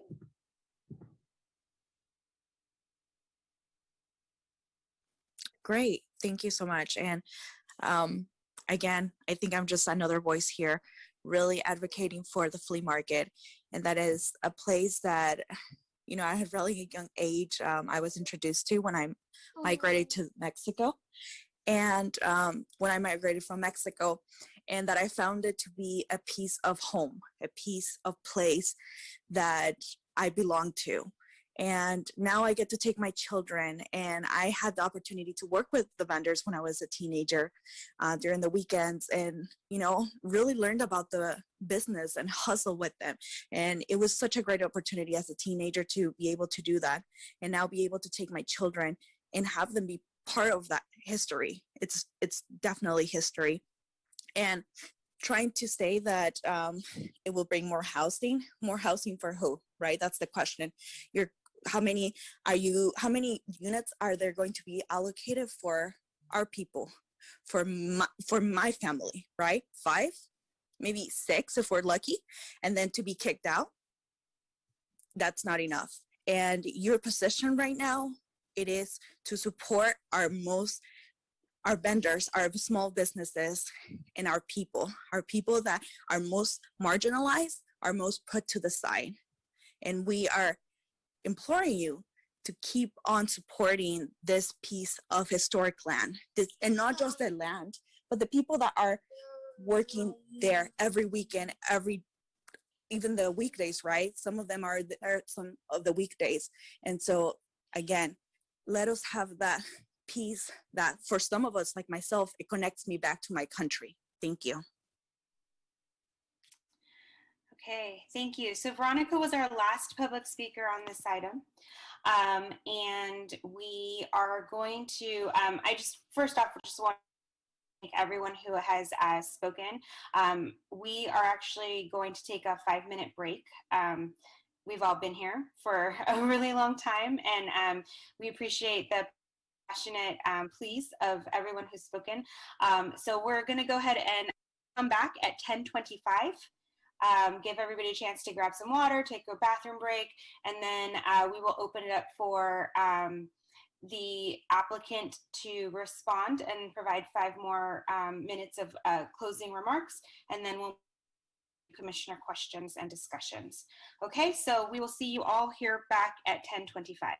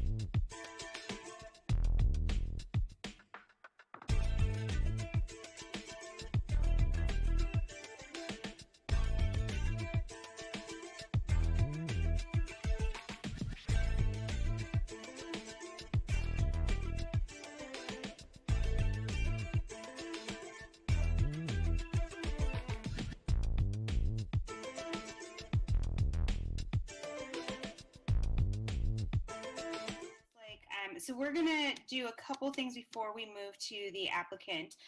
We need to take another roll call vote,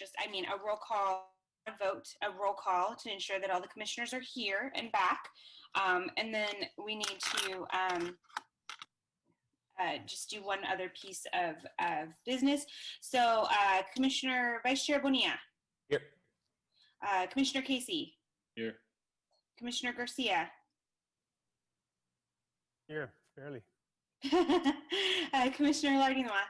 Present. Commissioner Oliverio. Here. Commissioner Torrens. Here. And Chair Caballero is here, and we have a quorum of the commission who has returned. So before we close out public comment, I did announce twice asking if we had public speakers who needed Vietnamese or Chinese translation who had not yet had the opportunity to speak. No one raised their hand, and no one attempted to speak who needed those translation services. So to me, that means that we don't have any public speakers who need those services. So we're going to go ahead and move on. And seeing no additional hands raising at this point, we're going to move on to the applicant's response of 5 minutes, at which point we will close the public hearing and we'll move to commissioner questions and discussion of to the applicant and the staff, and eventually to a request for our motion. So, okay. So still no additional hands for speakers for Vietnamese or Spanish. I'm so sorry, Vietnamese or Chinese. It is 10:30. We will go ahead and put 5 minutes on the clock for Mr. Schoenhauer to give closing remarks and respond to public comment.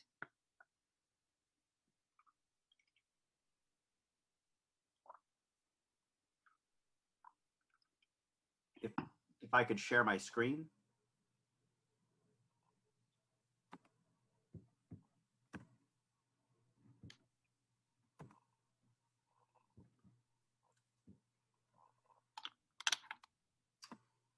Okay. Chair, members of the commission, I want to continue where we left off, and that is on the outreach and communication. There are quite a few statements about intentional deception and false information, and a lot of them alluded to social media posts. It is true that our marketing department at the flea market did put out a post saying the flea market's not closing, because the problem is that every time someone goes to the media and saying that the flea market's closing, it significantly hurts business, and that hurts the vendors. So we're compelled to get the message out that the flea market's open for business, because it is, and it will be open for years to come, because it will be. And so that is the purpose for those social media posts. There's no intent for deception. It's telling people come out and enjoy the flea market. So we have regularly reached out to the vendors, and including for this hearing, the vendors don't receive mail at the flea market. So we hand delivered the city's hearing notice to each and every vendor at the flea market. The official city notice. We didn't alter it. We just handed it out door to door. It was alluded to vendors that they talked with me at our open house session that we had. And as part of those discussions, sure, we talked about the new project. We also talked about the fact that we've made a commitment that we'll have a 1-year advance notice of any relocation or closure of the flea market. So no vendor should be living in fear they're going to wake up tomorrow morning and their business will be closed. They don't have to worry about ordering inventory, because they know they have a year or more ahead, so they can order inventory to run their business. It should be business as usual at the flea market. We're trying to create a stable environment. And that's what we've told vendors for 20 years. We first filed an application 20 years ago, and here 20 years has gone by and the flea market is still happening. So there have been numerous occasions where we've shared that same information, and we will continue to do so going forward. So once again, to make it clear, we've made a commitment to the vendors, and we made a commitment to the city council earlier when the council approved our projects, that we will give a 1-year advance notification to the vendors before any relocation or closure. Currently, there is no timetable for future development. We don't have a developer involved. Once a developer is involved, it takes years to ultimately get to construction. So the flea market is going to remain open for the foreseeable future. And we believe that we need to work together as a community to find an alternative location to be a long-term solution for a flea market. And 2 examples of that would be the county fairgrounds, where there's 150 acres, most of which is empty and dilapidated, or the city-owned 90-acre Singleton landfill site, which is vacant land.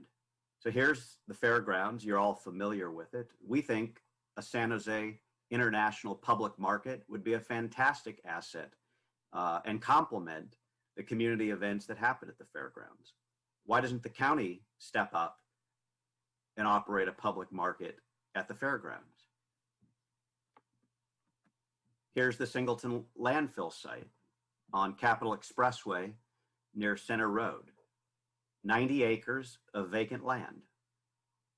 There's no reason why this can't be paved and a public market be established here. It's in the perfect location where many of our vendors live and many of our customers live. So we would like the community to channel its focus on finding the long-term solution and a win-win. And I know you were lectured a lot by speakers tonight. I would just suggest that leadership is about working together to find the win-win solution. And the win-win solution is to have dense urban development at a BART line where the taxpayers are spending $9.2 billion to build a BART line, and at the same time establish a long-term home for San Jose's public market. And we think we can do it if we're working together. Finally, in terms of the decision tonight, we're in this pickle, right? In May of 2016, the city council, Eric, your time's up. So you can just wrap it up quickly. Yeah, the city council unanimously told us to bring forward a new zoning with way more jobs and way more housing in it and bring it to the city council. And that's what we did. We've spent 4 years and millions of dollars to bring forward this zoning to the city council because they told us to do so. And now we're in this dilemma. So we hope you'll support the staff recommendation and make very strong statements to the council about the city and the community working together to find a permanent location for the flea market. Thank you. So at this time, I'm going to go ahead and close the public hearing for this item. We will move on to Commissioner questions and comments. I will recognize Commissioner Oliverio first and then Commissioner Torrens. Thank you, Chair. In 2007, as a council member, I voted against this item when it came before the City Council. However, the ship has sailed in that there have been so many subsequent actions by the City Council that this has moved forward as staff has explained. I see absolutely no reason to vote against the staff recommendation. I can't find any reason of merit to vote against the staff recommendation. It simply wins on the merits of the general plan and what the city has asked the applicant to do. The applicant has done everything has been directed by the city. There's no legal obligation from a property owner to tenants. It's unfair to make a property owner do something that is not legal. The Planning Commission deals strictly with land use, general plan, property rights.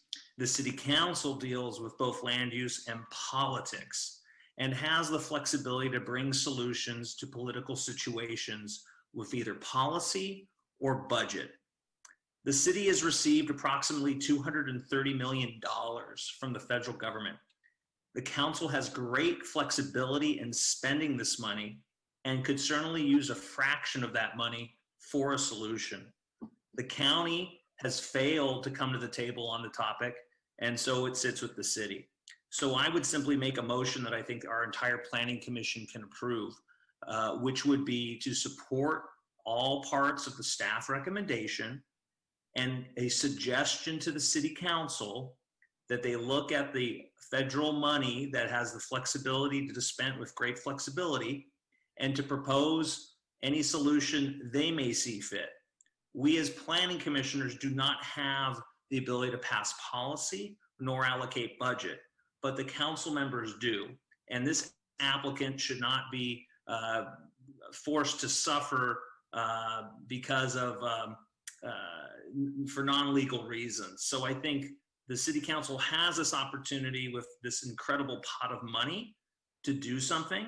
And so as a planning commission, we can support the actual land use of what's being asked, which is an increase of commercial square footage and an increase of residential square footage. And then just simply ask the council to do their due diligence on how they may choose to allocate for a solution. And so if that's my motion, if that's unclear, I'd be happy to state it again.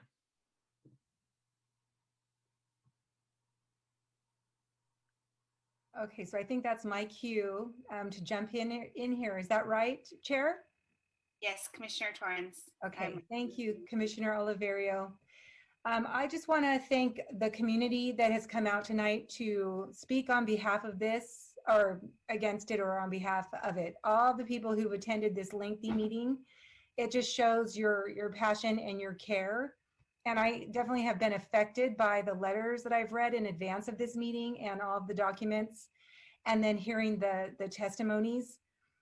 And so I could speak to several things, but I'm going to focus on how Commissioner Oliverio was saying that this is an issue of land use, and it is, and that is our job as planning commissioners to help move along land uses.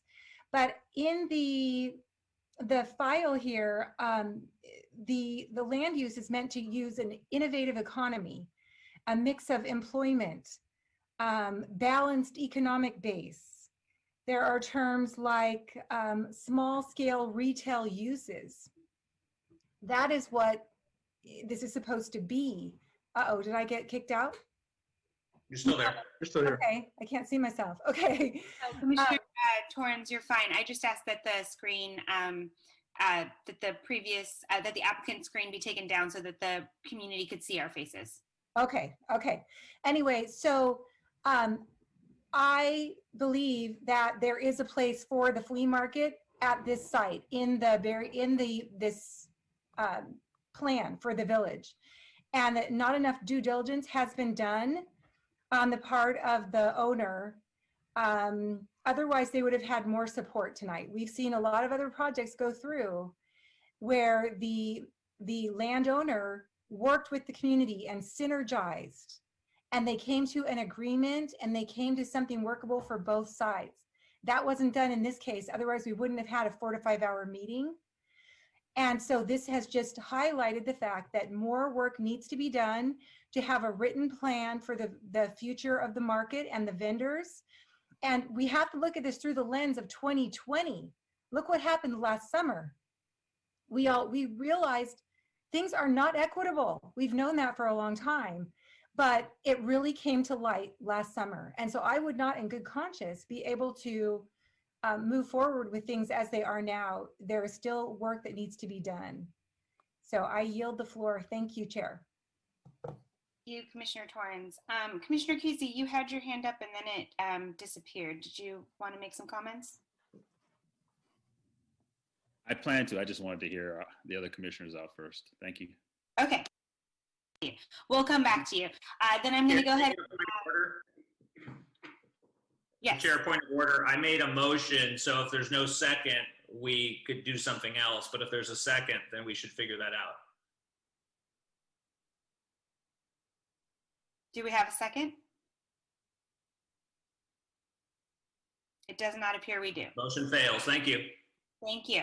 Okay, so I'm going to go ahead and recognize Commissioner Lardinois next, and then after that, Commissioner Garcia, Vice Chair Bonilla, and then we'll come back to Commissioner Casey, and then depending on what else still needs to be said, I will speak. Thank you, Chair. So I have a lot of things to say about the flea market, but I want to get to that later. Right now, I want to talk about the urban village plan overall, and then after we get through that, I'll let other folks go. So I had some specific questions for staff. I took some notes with page numbers. So I am curious about this issue of employment capacity. On page 27 of the Urban Village Plan draft, there's a section on employment growth. And it talks about how employment capacity was reduced from 6.6 million square feet to 4.2 million square feet. Then it talks about how housing units were increased from about 4,800 to 5,100. And I'm curious if basically those two are related, like the employment went down, so the housing went up. And then also, is this reflecting what's in the staff recommendation about increasing employment capacity, or like, would that land at this 4.2 million square feet, or would the staff recommendation increase that further? And so that's my first question. I think I can answer that, Commissioner Nadarina. So first of all, the original direction in the general plan for Appendix 5, you are correct, the 6.7 million square feet of commercial development, and it, I believe, was 4,800 units. So one of the things we did was a test fit analysis.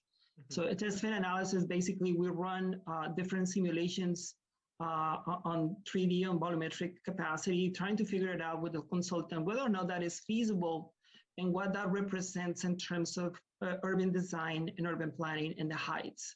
So we quickly realized that trying to push for 6.7 million square feet will result in buildings on the order of maybe 25 stories or 27 stories that even that we could potentially put it into the plan, were not realistically from the real estate development perspective.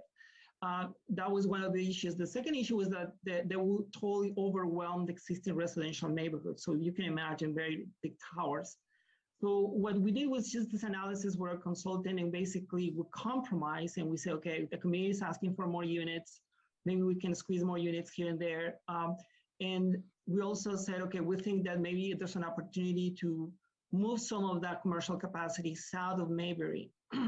So that's what we did. So what you have for you tonight is the consideration to shift some of that commercial capacity south of Mayberry.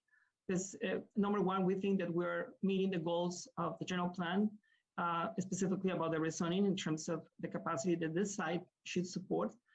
We also think that we're bringing a good fair balance between jobs and housing with the 4.2 million square feet that the plan is advancing. Gotcha. Okay. Thank you for clarifying that. My next question is, I'm looking at the building heights diagram, figure 3.3 on page 39 of the plan. And it was talked about in one of the presentations about how, there's a couple areas that are set for a cap of 270 feet, which is the highest cap in the plan, and how that rivals downtown, which is accurate. I mean, like the tallest buildings downtown are only a little bit taller than that. But also, downtown has that restriction of it's near the airport, so that has to be incorporated into building heights there. And of course, also building anywhere, you have to consider compatibility with the existing community. I guess I'm curious, in the areas that are right next to the BART line, or the areas that are in the South District that are fronting commercial uses. Why was that particular cap chosen as opposed to something potentially higher? Yes, listening to me. So the study of the heights, you're correct. I think you're breaking up there. Oh, I think we lost her. Oh. Maybe I'll jump in. I'm the secretary, but I can answer that question while Charlotte's out. So I think, urban planning and doing these community planning processes is really a balancing act between many different stakeholders. And so a lot of the discussion we were hearing is that the people at the workshop said, we could be okay with height, but it needs to be in certain places and it needs to be of a reasonable scale. And so these kind of heights were worked out sort of to achieve the goal of accommodating significant new dense development while also not creating heights that were of concern to the surrounding neighborhoods. On top of that, what we have found is there's not, and Eric can obviously weigh in on this himself, but there's not really a foreseeable market for buildings that are much taller than we have in this plan. So, it's more about the balancing act, but also understanding that if we had a conversation with the community about going up to say 30 stories or 25 stories, it was kind of much more of a theoretical conversation, not based in sort of a likely reality of what would happen in the next 10 to 15 years. So I think that kind of sums up why we ended up with the heights that we did. Gotcha. And I guess on talking about the development feasibility, obviously we don't, there's large parts of the urban village plan that we don't have projects for yet. So I'm curious, like, why does that play in when these are caps? And, if you set a certain cap and the developer says, oh, we actually don't want to build up to that, we want to build something less, there's nothing wrong with that, right? Yes, that is correct. So there's nothing wrong with that. We do have some minimum standards. When in your package, you should have the what's called the PD standards. So we have a minimum amount of housing and density, and we have a minimum amount of FAR on the commercial areas. We believe that that FAR of 3.5 specifically for the flea market rezoning could give you buildings on the order of 5 to 6 story high buildings. We feel that it's important to have at least a minimum height to build the kind of place, but we are concentrating the capacity as much as we can in certain areas. I also want to point out that if you look at the height diagram, the height diagram calls for specific areas to have what we call towers. So for instance, in front of the bar station, we're saying, look, you can really increase here the height and go to 270 feet, which is about 18 stories. So we were trying to, I was doing a presentation saying that we handcrafted, almost like we took each opportunity and trying to figure out how we could maximize where we could without really doing a detriment to the existing neighborhoods and things like that. But you really look at the big picture, and perhaps, it's not fair because it's been missed in the larger conversation, but we're really protecting the existing neighborhoods the way we executed the height distribution, and specifically in the flea market, right? So a lot of concentration of housing and jobs is going there. But the really good benefits is that the other areas of the urban village are being protected. So this notion, for instance, of protecting affordable housing, the existing stock of the housing that is being within the boundary, we're not touching that. We're not presuming that there's big redevelopment projects going there and doing, 6 or 7 story high buildings, mixed use. We're saying, look, we have 4 opportunity sites. They accommodate a lot of capacity that is fair to accommodate in the urban village. And we executed an urban design, urban form that shows how that happens. And what you see here, honestly, is pretty realistic in terms of how it actually looks like. Again, this is the result of a testing analysis that we're consulting. I guess I just get the sense that downtown was used as like the idea of what's really tall, and I mean, like I said, downtown has that physical limit because of the airport. And I mean, you can see. Was it? Sorry. No, no, no. I mean, I understand that, but that perspective. I think when we say that this is as high as downtown, we're trying to put in perspective that we were aggressive in heights as much as we could, given the direction, the general plan to accommodate so much development in terms of housing. And we actually literally fit as much as we could here within the realistic opportunities of what Michael described in terms of economics, in terms of what the actual buildings could look like. But in no way we were trying to match that, on purpose. I think some of the comments of the communities from SV Catalyst, specifically that, why you're not using more taller buildings, why you're not doing more. And we've been saying for a long time, look, we did as much as we could without trying to make this place look exactly like downtown. The fact that you have 3 or 4 towers that could go 270 feet, that is exceptionally high. It's true, but it's not the entire urban plan. The vast majority of the buildings here are less than 6-story high buildings, are less than 160. Let's say most of the stories, for instance, in the Ficino side are 85-story high buildings. That's type 3 construction. Those are very realistic images of buildings that you can build with the real estate market behind. So yeah, again, we put a lot of thought in terms of the feasibility of this and trying to protect as much as possible the existing neighborhoods. Okay. And I just also want to say, I do recognize that there are a lot of varying heights here and that it is important to make it compatible with the existing neighborhoods. And I think the general thing that it slopes out, slopes down into lower heights as you get closer to neighborhoods makes a lot of sense. Chair, are you okay with me asking more questions about this, or do you want me to let it go on to other commissioners? I'm kind of thinking that let's give each commissioner 15 minutes for a first round of your burning questions and then loop back. So I started the timer I should have announced that originally. So I apologize to the commissioners and to you. So why don't you go through maybe one more question and then let's move on to Commissioner Garcia, and then we'll go through the list again and we'll definitely come back to you for additional questions. Okay, thank you. Yeah, so another question I have is on page, I wrote down the wrong page number, I think, but regardless of this, about parking.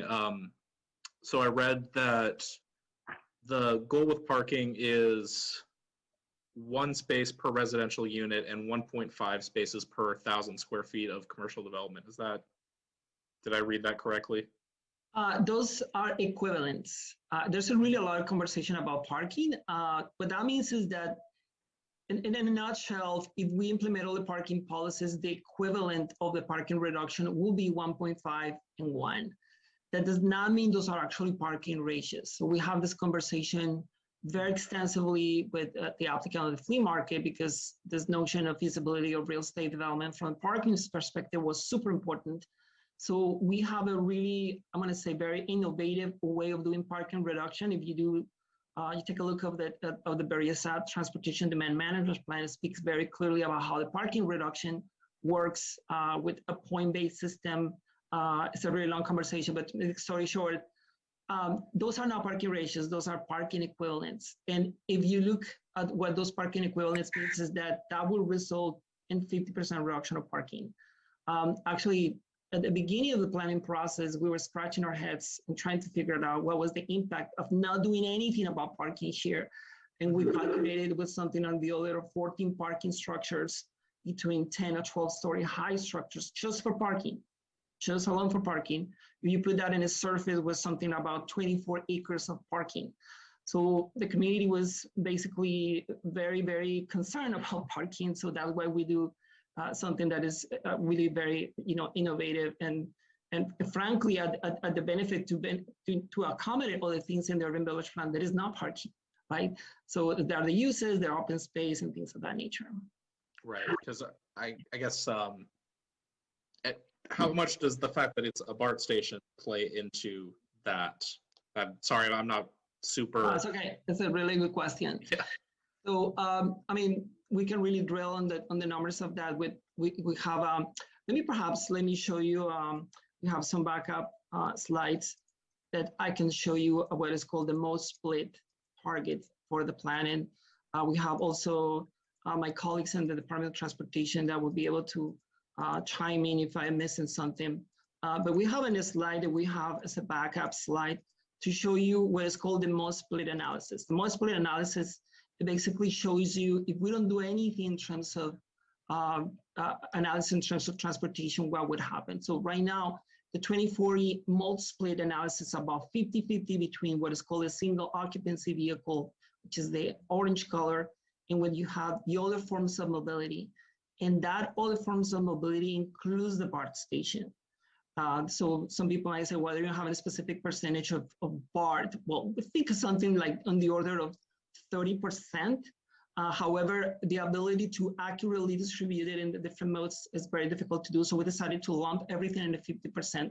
But for the purpose of the plan, what is really amazing and interesting is we demonstrated that the land use planning efficiency that we have in the plan will reduce the single vehicle occupancy to 35%.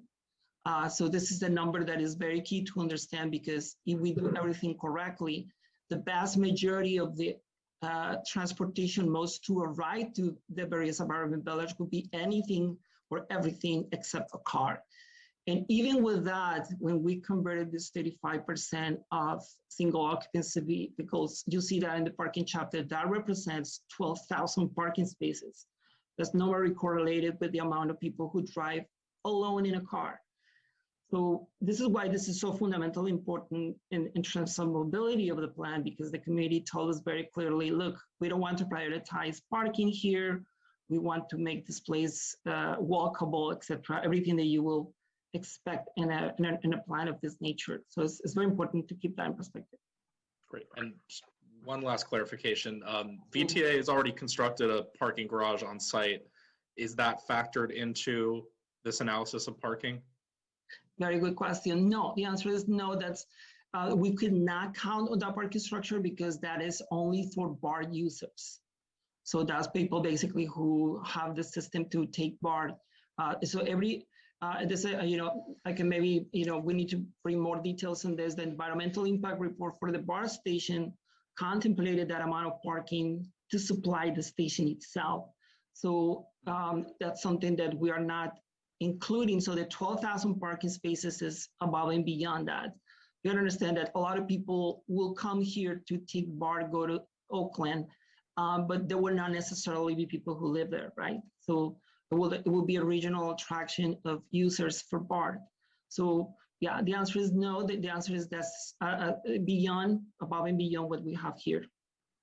Okay, thank you. And Chair, thanks for the time on that one. Okay. So before I move on to the next commissioner, I just want to acknowledge that I see that there are still some hands up in the attendees section. We have announced that the public hearing was closed after the applicant made their final comments. We will not be taking additional public comment on this item. So we just wanted to make that clear for folks who are still listening. We still have 107 people who are listening and 40 members of city staff and interpreters. So, we're all still very here and present and trying to make the best decisions we can. So I'm going to yield the floor to Commissioner Garcia. And I'm going to go ahead and put 15 minutes on a timer, and that doesn't mean that you won't have another opportunity to ask additional questions. I just think it'll give all the commissioners a chance to ask some questions that they or make comments. So, Commissioner Garcia, go ahead. Thank you. So I can certainly appreciate Torrance' conclusion that it's difficult to put this to a vote today because there's so many open-ended questions, and Commissioner Lardner as well, because really it's somewhat difficult to organize your thoughts on so many questions, because really the easy thing would be to put this to a vote and say, hey, the staff is recommending this, let's go with the recommendation, and you could do that. Alternatively, you could say, let's say no, because there's so many holes in the arguments, and conclusions, but the city council could easily not take our recommendation and vote to approve it. So I think we need to do what's hard and find a win-win solution, because contrary to what some people, expressed, we're not elected officials. This is a volunteer position. We're appointed because we're vested in and have an interest in seeing a positive outcome. And it really seems counterintuitive to increase density for the benefit of the community while we're hurting the community in the process, right? So, we ask people to get involved and be part of the solution. That's why I'm here. And we clearly see that they want to be part of the solution. They're trying to come up with something that's a win-win. And yet, so we should not be quick to dismiss that. We should find a solution. That's the hard thing, but we should do it. I mean, there's so many questions that I have for staff and developer, like, why was this done in stages? There's so many exceptions in this report, from the 2007 to 2009 to 2015 to 2016 to the general plan. So why aren't we, as the city and planners, consistent with our vision, or did we intentionally do this in steps, right? Why are we using a historic assessment report that's over 15 years old, right? And one of the things that was mentioned in that report was continuously that the flea market was under 50 years old at that time, 45 years old. Well, now it's 60 years old, and the National Registry, we're a decade beyond what the National Registry would consider that to be. And how we're dismissing the historic significance of that and overlooking that is surprising to me. How we look at CEQA and in other reports say we're going to remove 10 trees, and we got to be worried about 10 trees, but we're going to displace 1,000 small business owners and 500 employees of the flea market, employees. How are we going to replace those? What are the economic consequences? And the conclusions that creating commercial space creates jobs. Well, that's simply not true. I mean, what's the logic there? Because there's no shortage of commercial space in San Jose. There's no shortage. And then with recent major employers moving out of the area with a certain amount of remote work going on, we have more space than we previously had. So inventory has gone up. So, adding 1 million and change of commercial space doesn't create jobs. It just creates buildings. I live in the Edenvale District 8 area. I've lived here for almost 20 years, and there's buildings, hundreds of thousands of square feet, that are empty since I moved here, right? So I never understood that, but now I understand it. Making these buildings or granting the entitlements to build commercial space doesn't create jobs. It just creates space. If the developer wasn't interested and said that the city council is the one that was encouraging this, then I guess they would be indifferent to whether we voted yes or no, I guess, is the conclusion I reached there. But, that we haven't had, community outreach is disappointing, because this project's been going on for 15 years, right? And the last real community meeting we had was in 2018. That's a couple years ago, right? The open houses in December were during the busiest times that the flea market has, on Sunday mornings, a couple Sunday mornings in December, for 2 hours, 3 hours. That was missing from the slide presentation. I don't know, if you would leave your stand or your shop to go get information that's already been circulated, right? And so clearly there's an effort to be heard, and we owe it to the community to defer a vote and to resolve some of these questions and find a way to, to retain the flea market that that still allows more housing and still allows more commercial development. But I don't know why the reduced footprint alternative is not an option. But I imagine it's because we need to fit the transit or urban village design, but the whole point is to benefit the community. So, if we're tone deaf and displacing the community during this time, I don't know. I don't know why that would be. So, Commissioner Garcia, I wonder if at this point I could, my job is to present the plan and to present the policies of the plan. And I think part of the things that, the majority of the comments tonight have been around this, focus on the flea market. I think it's fair to say that the vast majority of questions about a flea market. So what if you allow me, what I would like to offer you is what the plan says about that. In terms of land use policy, because we do have something that is perhaps indirectly related to a possible answer. And if you would allow me, I would like to show you a specific where in the plan it speaks to that, if that is possible. Okay. So I'm sharing my screen, what is called the draft of the land use chapter. Land use chapter has a section that calls for what is called interim uses. And we have a definition of what that interim uses is. So interim uses are interrupt you quickly. Can you make it significantly larger? We cannot see it. Of course. Does that look better? Yes. Okay.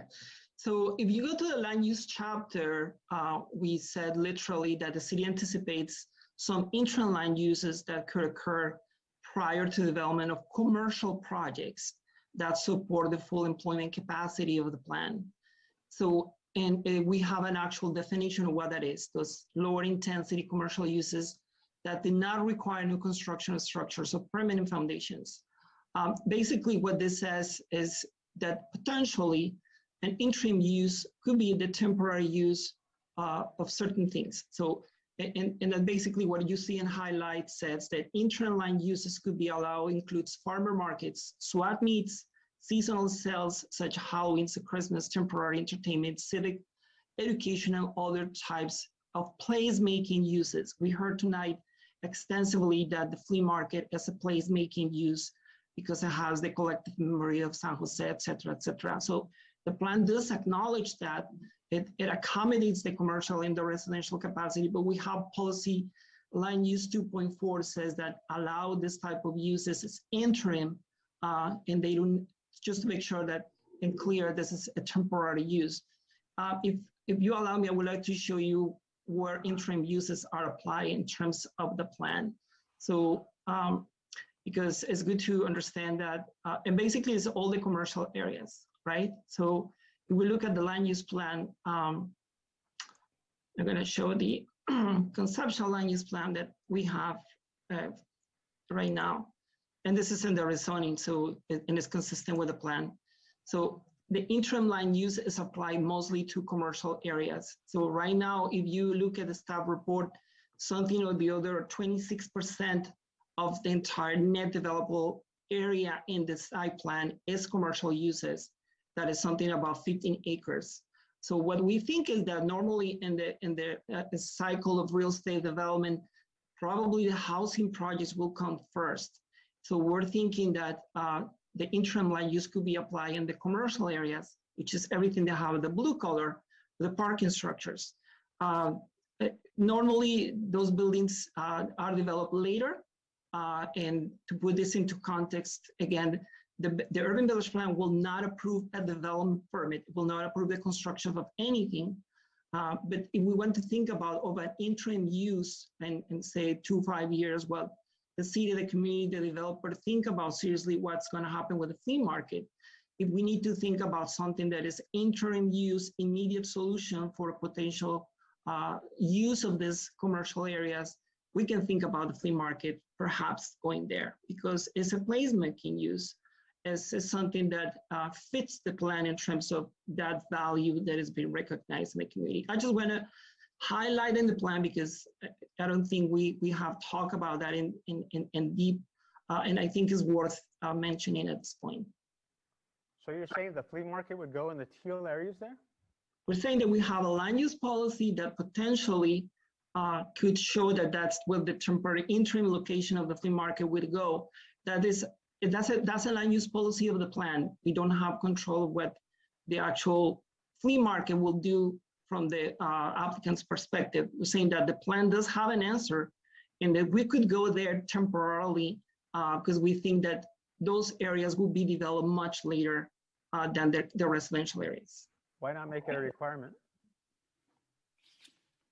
That is definitely for consideration for Planning Commission. I don't mean to cut in, but the operative word here is temporary, right? So this isn't an actual solution. This is kicking the ball down the road a bit. That is correct. It's an interim solution, but I think what we're hearing here tonight is that we're trying to find win-win solutions. We're trying to find something that does perhaps favors the plan, but at the same time favors the developer. And I'm just wondering if we can think about, even though it's an interim solution, what basically it gains is time for everyone to think about what's going to happen with the flea market in the future, and without thinking about some more radical solution like moving the flea market elsewhere in the city. So I guess from staff's perspective and land use perspective, what I can say on behalf of the plan is that the plan does have something to say about a potential solution as an interim solution for the flea market. If I could be so bold to speak for the people, I would imagine that they would say this would give the developer an opportunity to gain traction, gobble up more land, and then they'd be further away from their goal of getting a permanent solution. I cannot speak on that. I can only speak to say that what we use is land use planning perspectives, and this is the typically dynamics of what happens. But I think we heard also from the community very clearly that everybody needs to think about a permanent solution for what happens with the flea market. So again, I would just want to focus on what the plan says, the land use policy that is there in the plan as a potential resource. My apologies, Commissioner Garcia, for interrupting. No, I encourage the back and forth because that helps spark ideas.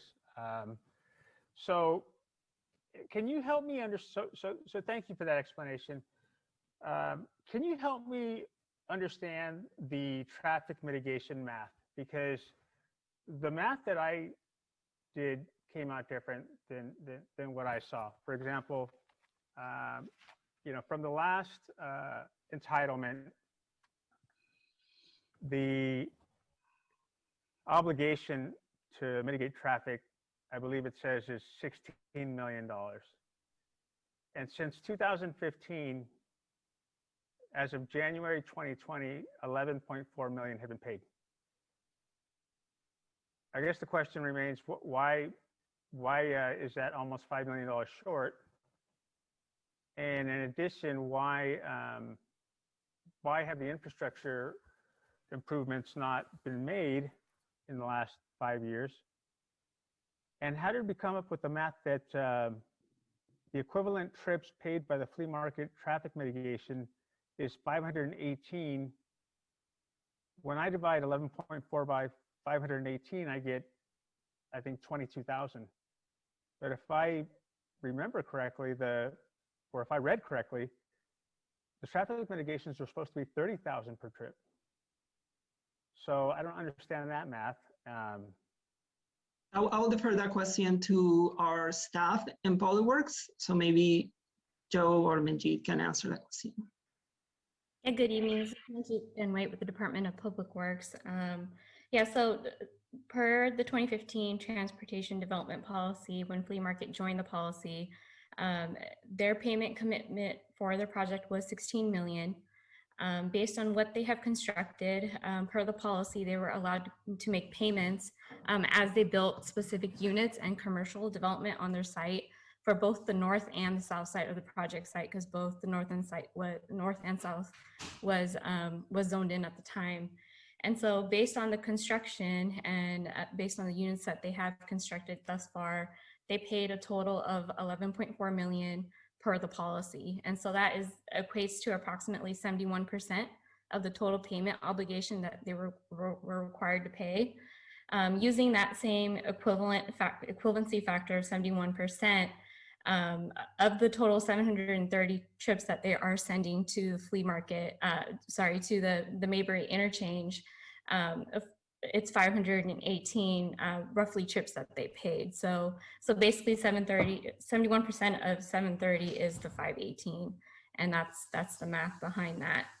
And so we use that further to describe the number of trips that yielded based on the north side construction, since flea market has not built on the south side, and that yielded a credit of 191 trips that essentially they paid above and beyond their payment, since they haven't constructed anything on the south side. But wasn't it based on entitlements, not actual properties built?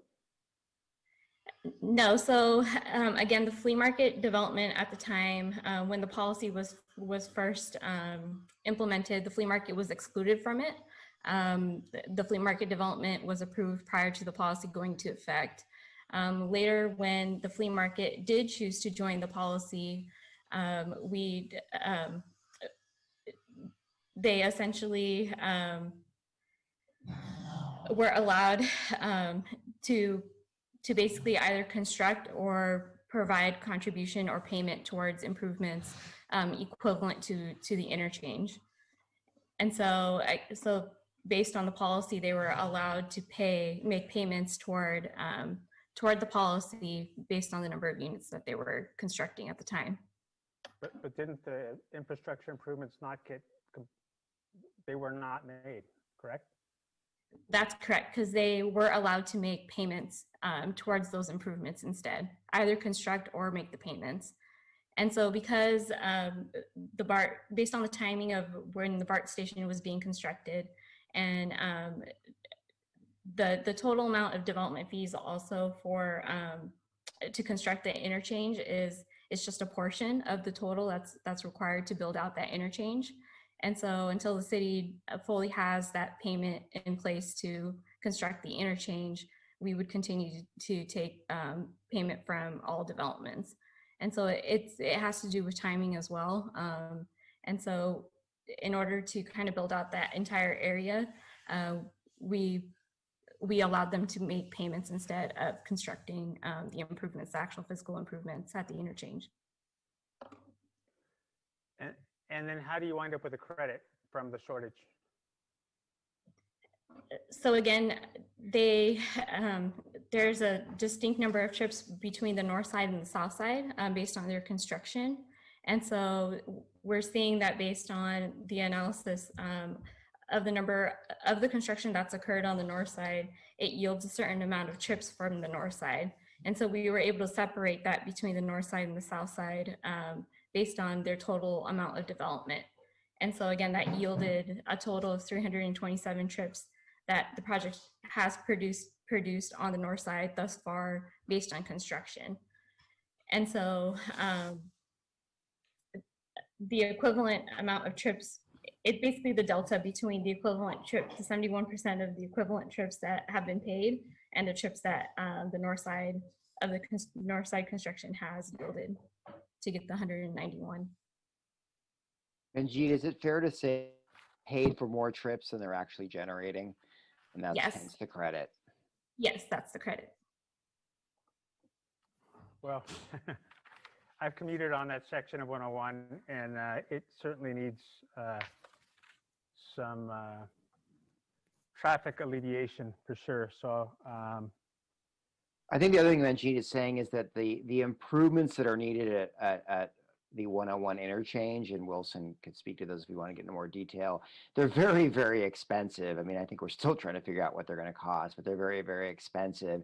And so the money that the flea market be contributing would be a portion of that larger expense. It's not like they could go build one off ramp of the interchange, right? So it's more that we're collecting into a bank account. So someday we'll have the money to do the full project. And you all can correct me if I'm wrong, Wilson or Angie. But I think No, that's that what is you were correct. saying. Yeah. That's correct. I mean, based on the policy in 2014, the total cost of the interchange is roughly 80 million. Out of that 80 million, 36 million is part of the traffic impact fee program, subject to all developments within the policy area.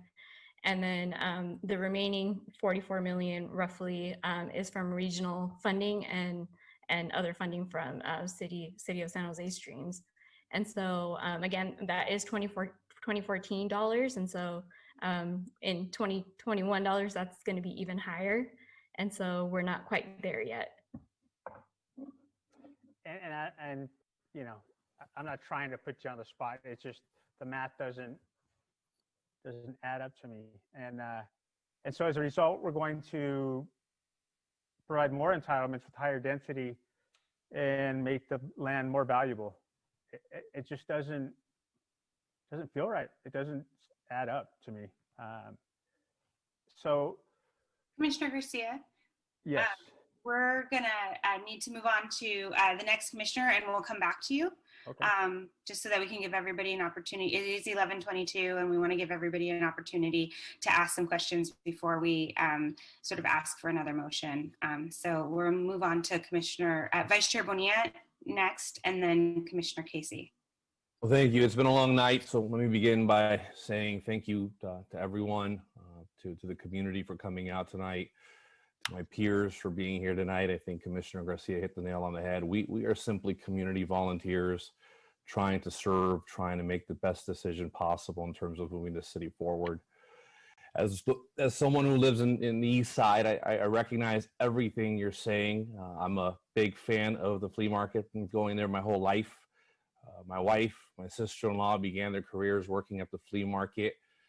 This is the place that a lot of us, I'll speak for myself, who didn't have a lot, would be able to find community, would be able to find my favorite, pepino con limon. The little things, right? The little things that make community. You know, I do want to give credit to the city. I do want to give credit as well to the representative of the landowner, and I think all of my questions in terms of time were answered. What I want to get to right now is bigger than that. I think one of the members of the audience brought up a point, and the point was essentially, although the land is private, we can't neglect the fact that for 60 years, the vendors of that flea market provided value. They provided value to that land that, candidly, if I remember correctly from when I was a boy, there was nothing there. Industrial land. It was, you know, dust. It was, you know, get your parking slot over rocks. I remember that. It was the place where a lot of us working class folks would go because it was affordable, because it felt like home, because it was a sense of community. It was the one place where we were accepted. And equally, it was the one place where some of our 700 plus vendors and generational vendors that have been within that 700 have been able to start and live the American dream. I don't for a second ignore that. I recognize the value. I recognize the economic boost that you provide not only to that land to get it to where it is today, but equally to the city of San Jose, because every dollar spent there, some form or another, ends up back in the general fund and ends up, as I said yesterday, ends up providing services in other parts of San Jose. But I do feel right now that we are, I think Commissioner Garcia brought up a good point. We're making decisions. I think Commissioner Torrance said something similar. We're trying to make a very massive decision on, as someone said earlier, one of the largest land use projects in this city, outside of the West project over there by the SAP Center. And to feel that we're trying to figure this out at 11:25, actually, good morning, everyone. To figure that we're trying to make this decision right now, to me seems a little, not just dangerous, but a little irresponsible, given that there are a lot of people on all sides who have a lot vested in this. But we must admit There's 700 vendors that want to go to bed tonight hoping that there's a pathway forward, a pathway that allows for them to have a piece of, to maintain the American dream, whether it be in the current site, whether it be the Santa Clara County Fairgrounds, or whether it be the other site off of Center Road. So my thinking tonight is really one where I think this commission is going, and I'm not making a motion yet, but because I'm going to have to ask the city attorney some questions, but that we may want to consider tabling this with some legally allowable conditions in order to ensure that all parties, essentially for us, legal background, this is where we get to play judge, where we get to actually ask parties to meet and confer, if that is appropriate for the city attorney, and equally to give folks the opportunity to connect with the city and to give us the opportunity to connect with the city as well in terms of some of the intricacies and some of the details from tonight. So I'm going to put a pin on that, let you all kind of sit on that for a little bit while I ask our city attorney a couple of questions. Vera, how are you? You still there? I am still here. Well, Vera, as always, I rely heavily on your counsel. So I wanted to ask you the question. Number one, is this decision in any way time sensitive where we cannot table it? What exactly do you mean by tabling it? What I mean by tabling it is saying, putting a pause on it and saying, we're not going to vote on this tonight. We are going to defer this to another meeting date. You can always continue to a date certain, and and do that. In the alternative, you can always also recommend to the council that they defer this for certain reasons and to explore what your concerns are. See, my only concern with that is to the earlier point. I don't disagree necessarily that our role is not advisory. It is. Equally, though, I also feel, though, that a lot of times our hands get tied with this whole, the general plan is bulletproof. You can't challenge it. You can challenge the Constitution, just not the general plan. That said, my thinking, my problem with that is that I feel like we're kicking the can down the road. Like we're not doing the filtering that needs to occur at our level to actually say to the city council, here is our recommendation. One of my mentors in this space, I won't name the person because I'm not going to accuse name dropping, used to always say, make sure you make your decisions and make sure it's something that you can stand by and it's something you feel comfortable moving forward. Polling, as I'm listening to my colleagues, it's clear that majority are not comfortable in the idea that we're going to be here until 2 a.m. trying to get a vote. Just doesn't seem responsible to me. You have some options here if you desire to continue.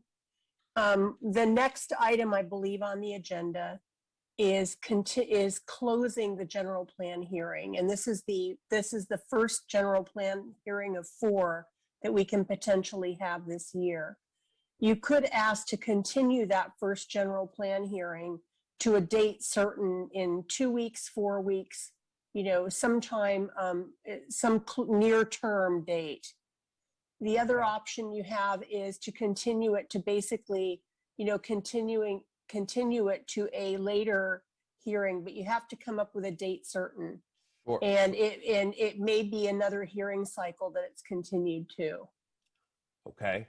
The other question is, just for my own clarification here, we are not in a position to direct hypothetically if we were to say, table it and direct city staff to suggest strongly to the vendor association and the landowner to have discussions, correct?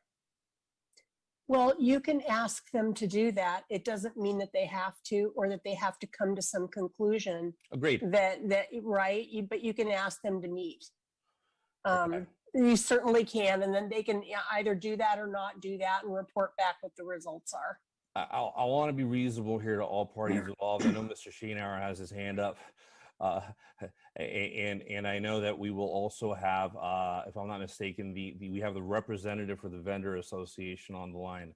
I would like to hear from both of them if they're amenable to that time, what that time looks like. Obviously, we need to be reasonable as a commission. I mean, they're suggesting, we're deciding. Is that something my colleagues can get comfortable with? But before I ask you all, let me ask Mr. Schoenauer, since he's raising his hand.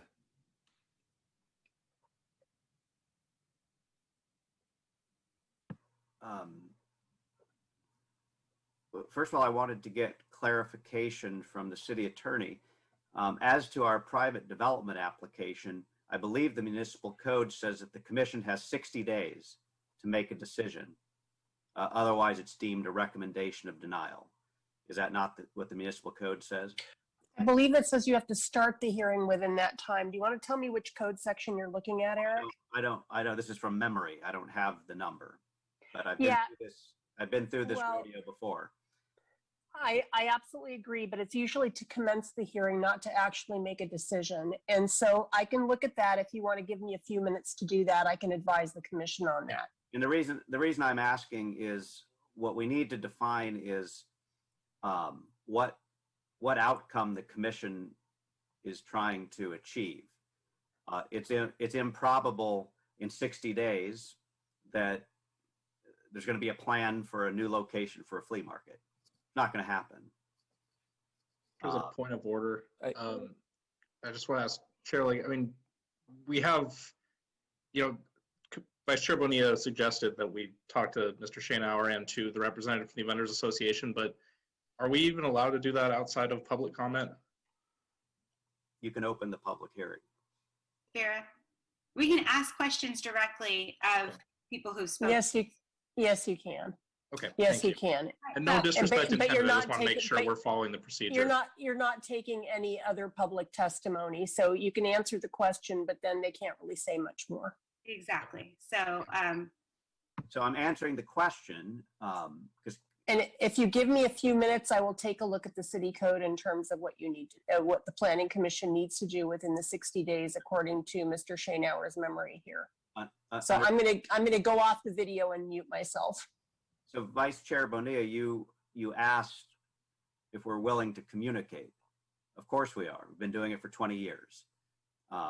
So that's a task that we can easily do in the time frame available. But once again, I'm not sure what the outcome would be. Just so we're on the same page.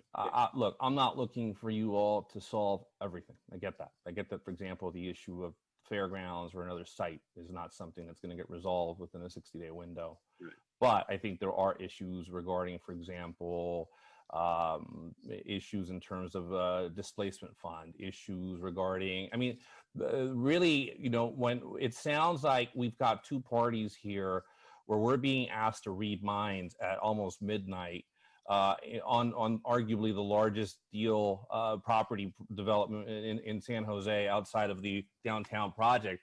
I just don't see, I mean, I'm hearing my colleagues, I just do not see how we make this choice tonight when my colleagues are being very clear about the fact that we don't have enough information, when we've got about 200 people on the line saying, we're not being heard. And I'm not saying you're not communicating. That's not what I'm saying. But what I am saying is it sounds like we need a win within a win to at least lead us to that. And if at the end of that process, we find out that you're still not at a place, both parties are at a place where there's no agreement, then there's no agreement. But at least as a commission, we have done our due diligence on behalf of the overall public, on behalf of the candidly, the middle of the road here for both the vendors and the landowner. But I don't necessarily think that there's a middle of the road quite yet, because we're getting it in bits and pieces, and it requires, in my mind, both of you kind of coming together at the very least with a framework that may or may not come to fruition, but just get you talking. So at this time, Commissioner Bonilla, I have that you have 2 minutes left. I know Vera's looking at some. So let me just do this then. Let me just go ahead and put the motion on the floor. I'd like to make a motion that we table this item for the next meeting of the San Jose Planning Commission. That is your date certain. Second that motion. Okay, so we have a motion by Vice Chair Bonilla to defer this this item and the public general plan public hearing until I believe the next meeting is April 14th. And the appropriate language would be to continue it to April 14th. And I do have an answer to the question about the 60 days. Okay, go ahead, Vera. What it says is I'm looking at section 20.120.040 of the zoning ordinance. And subsection B says that if the Planning Commission fails to hold or complete a public hearing within 60 days after the date noticed for the public hearing, the council may deem said failure to constitute a recommendation by the commission that the proposed ordinance not be adopted, and may then proceed to adopt the ordinance notwithstanding the failure of the commission to hold and complete the public hearing or submit its report or recommendation to the council. All it says is it goes to the council without a recommendation of the Planning Commission if you fail to hold or complete the public hearing within 60 days of the date noticed. So it was noticed for today. If you go to April 14th, what is that, a couple of weeks out now? A few weeks out, yeah. And so you should be able to complete everything within the 60 days. And we can have staff mark that time for you. I haven't counted out the 60 days yet, but April 14th would work for that. Okay, so we have a motion and we have a second from Commissioner Torrance. I also see that Rosalind, our planning director, has her hand up, and I'm wondering if this is to provide any additional clarification on this decision?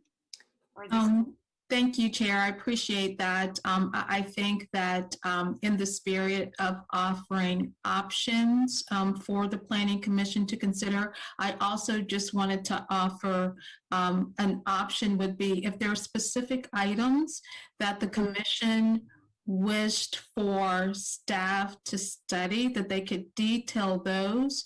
And if you wish to make a recommendation to the City Council, you could provide those as comments in terms of additional things for staff or the applicant or items that you would like to see addressed as part of your recommendation, if you chose to go that way. Thank you very much, Rosalind. Before I go back to either the person who made the motion or the seconder, I want to recognize Commissioner Casey, who's been waiting to make his first set of comments. It's not, and then we'll I'm have sorry. a second on the motion.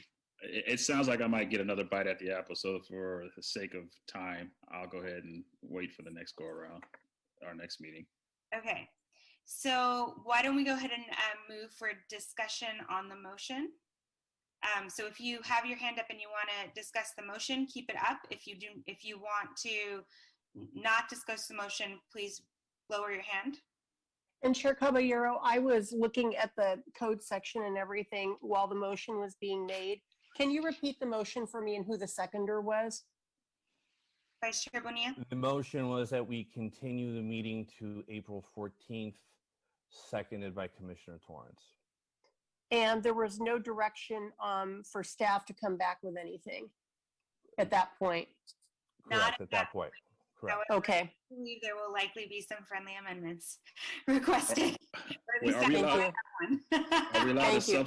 we allowed to subsequently send comments to staff after the meeting, or it has to be done within the confines of this meeting? It should be done within the confines of this meeting. If you have any questions, obviously you can send them to staff, but if you want to direct staff to come back with something, to come back with additional information, something that you wanted to, whatever, that needs to happen now. That is probably the primary reason for continuing to April 14th, is that you want something additional. Chair, if I may. If we did 30 days, is that too long? Oh, hold on one second, Commissioner Garcia. Commissioner Casey and then Commissioner Garcia. So just to take it back to Mr. Schoenhauer's earlier comments about this being a win-win, I was struck by the notion that the public has paid a great deal amount of money for the infrastructure that his client has benefited from. And the idea was intimated that the win-win intimated that the city would somehow, the onus would be put on the city to take care of this flea market issue for them, and they would move on with their development. So from my benefit. I would appreciate it if staff would come back with some sort of public benefit agreement option that we may consider, if at all. Is that a request for an amendment to the current motion? Yes, ma'am. Is the chair amenable to that amendment? I am. Great. Sure we And can do that. Michael, I'm sorry, were you saying something? Yeah, I'm not sure we're going to be able to come together with a community benefit agreement in 2 weeks, but I mean, we can suggest something. Well, I think that Commissioner Garcia had a question. He asked if 30 days is too far out, Vera. Is it? No, your concern is 60 days out. And the hearing was noticed for tonight, so you need to make a recommendation within the 60 days or the council can act. And sorry, council has this agendized for or not, maybe not agendized, but they're planned to hear it April 27th, right? Mhm. Yes. So would this potentially delay that? Yes, it would. Okay. Commissioner Garcia, did you have anything else other than the clarification on the timing at this point? Or would So, I mean, we have more questions, right? But for discussion, but my principal question on the motion was, I didn't think 2 weeks would be long enough. And if we could do longer, 30 days would be better. If I'm open to doing 30, that's fine. Vera, does that mean I have to kill off my own motion and make a new motion, or? Ooh, Vera, you put yourself on mute. Yeah, I realized that after I pushed the button. Sorry about that. Yeah, you might want to withdraw the motion with the agreement of the seconder and then just make a new motion for the 30 days along with the staff coming back exploring the potential of a community benefit agreement option. Commissioner Torrens, are you okay with me withdrawing the current April 14th arrangement and coming back with a 30-day? Yes, and could you ask that maybe we'd have a study session in between to kind of work out some of these details with planning staff? That would help us. Buena idea. Yeah. A study, remember, however, the study session is to provide the commission with information and get comments from the commission, but it's not to work out the details. You're not going to be directing staff to do anything as the result of a study session. And I want to make clear about that. You know, you can ask questions and whatever, express concerns, but the commission as a group will not be making a recommendation of a study session. Right. And that would be, I'd be okay with that. I just think it would help our clarity. Okay, so let's do this then. Let me withdraw my motion. Vera, is it withdrawn, or do I have to do the trumpets and all that? You know what? I think it's withdrawn. I'm not going to go Perfect. looking through. Yeah. Perfect. Okay, so now that it's withdrawn, I will make a motion that the item be continued 30 days from now, or the Planning Commission meeting date closest to 30 days from now. Staff, do we have a date that you can pin that on? It's April 28th, I believe. Correct? Okay. Is that right? 4/28. Chair, I would suggest perhaps the first meeting date in May. We have some projects already lined up for the April 28th meeting that I think would be a long meeting as well. Is that Google? We have other projects currently being planned. Yeah. And does that still meet the deadline, Vera? Yeah, as long as you're within the 60 days. Okay. So Vera, are we just continuing the general plan cycle to the? Yes, you are. Yes, you are. Because we have issues. Okay. Perfect. Yeah. Okay, so then I've made the motion for that May meeting. What is that date? If someone can kindly share that with me. The 12th. May 12th. All right, I have made the motion that we continue this hearing until May 12th. Commissioner Torrens, will you do me the honors? Yes, I second that motion. Okay. And then we Okay. had previously Correct. to the motion from, I believe, Commissioner Casey. Okay. Yes. So you need to include And that. direct staff to consider our options in terms of a community benefit agreement on the flea market issue. Okay. So that is included. I'm going to go back through the list based on the way that folks raised their hands. I'm going to actually take chair prerogative just to make a couple of quick comments before we continue. Just to thank all of the speakers. I understand how emotional and how passionate people are about this. Balancing progress should not be done on the backs of folks who have been traditionally oppressed, especially folks who contribute to our economy in ways large and small. I think that there are opportunities here to get more concrete ideas and so on how to come to some resolution.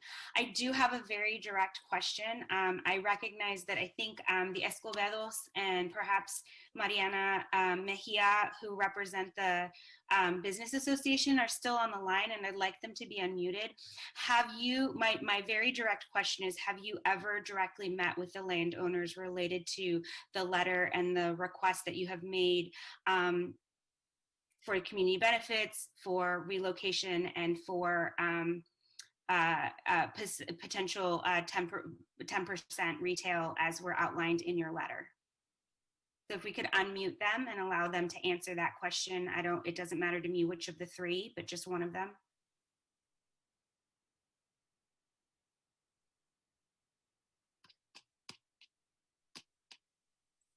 Okay, not seeing. So I know Mariana Mejia is still signed in. She's been unmuted. If you could let us know, have you met directly with the landowners or their representative related to your requests in your letter? Please unmute yourself. Darn it. What about the Escobedos? Kayla and Kayla.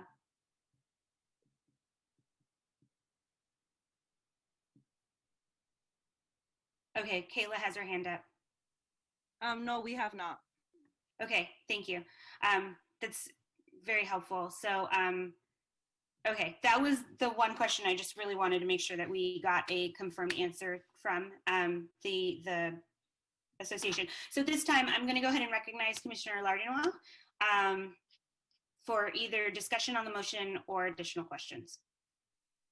Well, I guess curious about procedure here. So once we vote on this motion, if it passes, would that end discussion for the night on this topic? Yes. And what I wanted to also clarify, and I'm sorry to interrupt you, Commissioner Lardinois. No worries. But before I forget, Commissioner Garcia made a friendly amendment again, and is that included in the motion? And that was for staff to come back with community benefit agreement option. And I'm assuming that, I would like clarification, because I think staff is concerned that they're not going to come back with any kind of an agreement. What they could come back with is to give the commission information regarding feasibility. And if it is feasible, what would the process be? And that was Commissioner Casey. Yeah. Yes, not Commissioner Garcia. Oh, I'm sorry. It's okay. Commissioner Casey, are you amenable to that rephrasing? This is, just so I understand clearly, it's because we can't get a definitive agreement or outline some sort of agreement. Well, I don't know that we can ask the owner and the vendors to come to an agreement in 30 days. Okay. And I don't know that we can force an agreement within 30 days or any time. So I think we need to explore the concept and advise the Planning Commission whether that could be a condition of approval and how that could be accomplished, if it can be accomplished. So I think we need to come back to regarding feasibility, and if it is feasible, what would the process for that be? Okay, that makes sense. Yeah, and so, but I wanted to also make sure that your friendly amendment was part of that motion, and I didn't hear that the second time from Commissioners Bonilla and Torrens. If the friendly amendment from Commissioner Casey was accepted by us? Yeah. Yes, absolutely. Okay, great. Thank you. Whatever George wants. Thank you for confirming. Okay, so. And I still have some comments on the motion. well, I guess comments about comments. I still have a lot of thoughts about this flea market issue and some ideas too on potential ways to move forward here, and perhaps other commissioners do as well. So I just don't want to cut that off early by voting on this motion immediately. That's my concern right now. Okay. Can we, through the chair, can we call for a vote if that's, or are there any friendly amendments out there? Additional? Well, no, actually, I was just suggesting that we pause the vote until we finish fully discussing this, but. I think Commissioner Olivero was waiting to speak. Yeah, there's several commissioners who still have their hands up. So I'm going to go ahead and call on Commissioner Oliverio next, and then Commissioner Garcia. Thank you, Chair. So that there's no ambiguity or discrepancy when the continuance is that going to be a new public hearing or a closed public hearing? That's for the maker of the motion. I'm sorry, can you repeat that? So there's no ambiguity or confusion when this item comes back to Planning Commission. Is that going to be a new public hearing, or is it going to be continuance with the public hearing being held and it's closed? Meaning that there won't be additional public comment? Is that what you're trying to get at? Just trying to clarify, will that meeting have a brand new public hearing, or are we continuing it with continuing the meeting that we already had the public hearing? Vera? Well, you can do either way, but you've already closed public hearing. So really you would be continuing the hearing for commissioner discussion and response to your questions from this evening, whatever your direction to staff is this evening. That's So the to the one. maker of the motion, is that, do you agree? That's the one. Yeah, totally okay with that. Okay, great. And then I think one of my commissioner colleagues mentioned a community benefit because of the payment of the freeway interchange. It's been pretty common for cities, including San Jose, that private projects that employ people and generate tax revenue are unable to pay for those things, but they pay towards them, which is the case of Valley Fair, Santana Row, Cisco Systems, Highway 87. So it's not unusual, but if people want to explore that more, that's certainly fine. And then I appreciate Vera providing the background to say that if the Planning Commission is unable to act on this item, then the City Council can pick up the ball. So thank you. Through the chair, Yes. I'd like to call the question for a vote. Okay. So we will take a roll call vote at this point.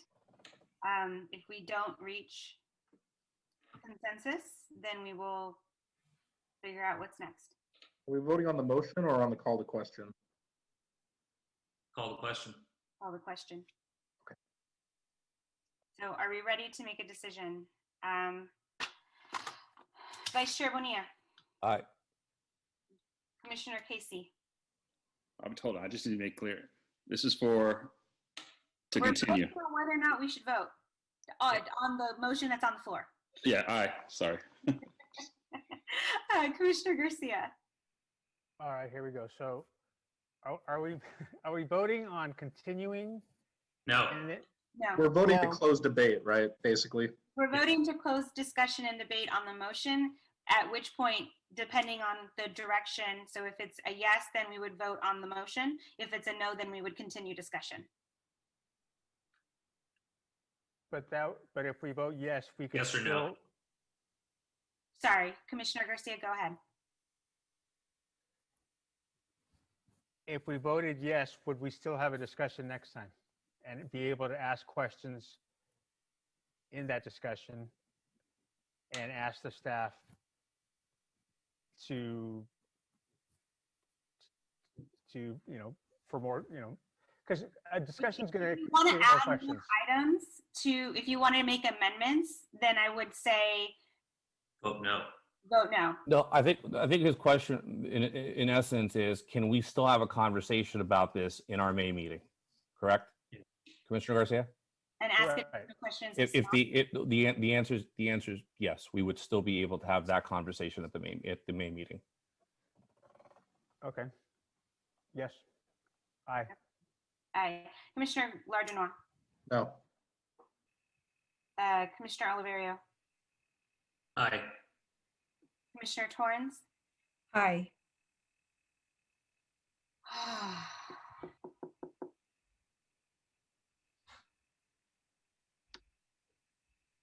I can't remember if my vote matters. I don't think it does. I don't think it does. No, it doesn't. Yeah, I was like, because yeah, no, fine, yes. We are calling the question. So aye. All right, so now we will take a vote on the motion. I'm sorry, what was, I'm really confused. I'm sorry. I'm really confused too. I thought we just, yeah, what did you guys just vote on? We voted on calling the question, so. Calling the question means exactly. They voted on closing the debate Okay. tonight and whether or not to vote to close the debate tonight. Okay. And whether to just move forward with the voting. And so they voted 6-1 with Lardenois no to close the debate tonight and bring the motion to a vote with the two friendly amendments, which are, can staff, they want to continue to May 12th and staff to come back with an evaluation of community benefit agreement, whether or not the feasibility and process for doing that, if it is feasible. And then there was also the motion included that the continued meeting, we would only be hearing, we would not have further public comment on that. And it would be the commissioners hearing staff response on that and asking any questions that they may have. And Vera, I'm sorry, I'd like to record my vote as a no. Okay, so it's going to be 5-2 then. Yes, it still passes, but. With Caballero and Lardenois no. So now we vote without debate on the motion. Yes, and just to reiterate, Vera just did, but the motion is to continue the public hearing until the May 12th meeting. It will be a closed public hearing. There will be we are directing staff to do a feasibility study on, or a feasibility report on whether, on community public benefit. Then I vote no because, so there's too many changes here because there's more debate that needs to happen. Can't we just continue and pause? Is it a true continuance? Well, if we want staff to do work in between, we can't just continue and pause. We have to give them direction. But we won't be able to give them direction next time. No, because that's when we're going to discuss it. So then I'd have to change my vote to no because I think there's still more things that we may need to ask staff to, to look into. And I think that it merits being an open meeting, not a closed meeting. I'm going to reconsider my vote just to keep this fun going. So now there's no longer a majority to close the debate. Okay. Let's keep talking. All right. I don't think you can change your vote this late in the game. Vera, if we were actually following the rules correctly, but I don't know if we are, so. Yeah.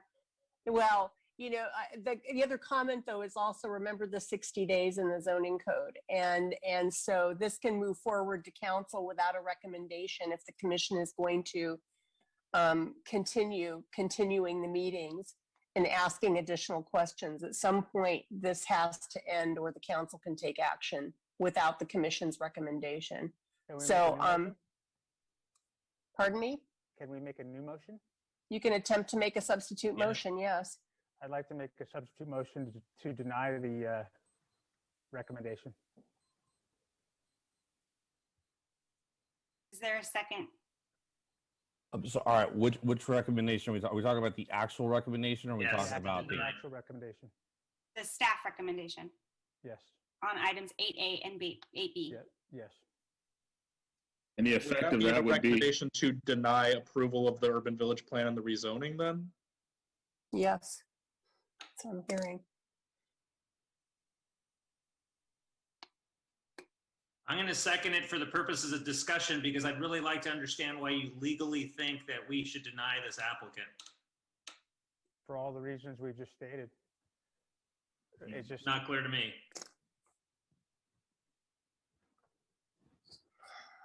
All right, so we have a motion and a second, and we have to take the substitute motion first before we can go back to the original motion, correct, Vera? Yep.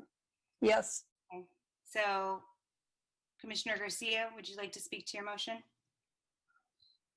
I think there's too many challenges with it. I think you know the community has spoken. They don't feel there's been enough collaboration. There clearly hasn't, if that's what they're saying. I can't see eliminating all these small businesses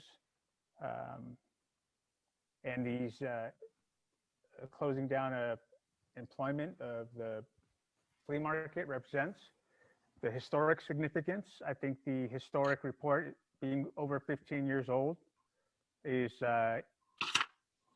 I think there should be a new report. There's there's a letter from 2007 from the Historic Commission of San Jose that clearly opposes this. The closing, the entitlements to close down the flea market, and we're just disregarding it. And I don't agree with it. I think a win-win solution needs to be presented, and it's not here. And I'll speak to my second. I agree. And so if we want to not continue the discussion by continuing on May, whatever it was, then I second that we just go ahead and deny the staff recommendations tonight. So actually, Commissioner Oliverio seconded the motion. Oh, good. Okay. Yes. So I'm going to recognize him to speak, and then we'll go through the commissioners. If you want to continue to speak, have discussion on this item before we call the question, please raise your hands. So Commissioner Oliverio. So this question is for Vera and maybe planning staff or both. So the MTC, Metropolitan Transit Commission, gave us, I think, a substantial amount of money to actually do the planning for this. If the Planning Commission were to deny it, would MTC say, "Yeah, I want that money back"? Planning is more familiar with the contract, but MTC doesn't govern legislative actions by the city. And that's what this leads to. I mean, the only people that can make legislation are the city council. And you're the only people that can make, formal recommendations to the council on zoning issues and on general plan amendments and by the charter. And, the MTC has no authority to make final decisions, but the contract may include language. I don't recall any. No, I think it says that you prepare a plan, but it doesn't say that the decision will be made to adopt it. We've long ago spent all of our MTC dollars. That's correct. We've been working on our own dime for about 6 months, so we're good. The question for Rosalind: If the commission were to deny this, how would that affect the future relationship of MTC and the city? Would it be no big deal, or would they lose confidence in our ability to act in a smart growth manner?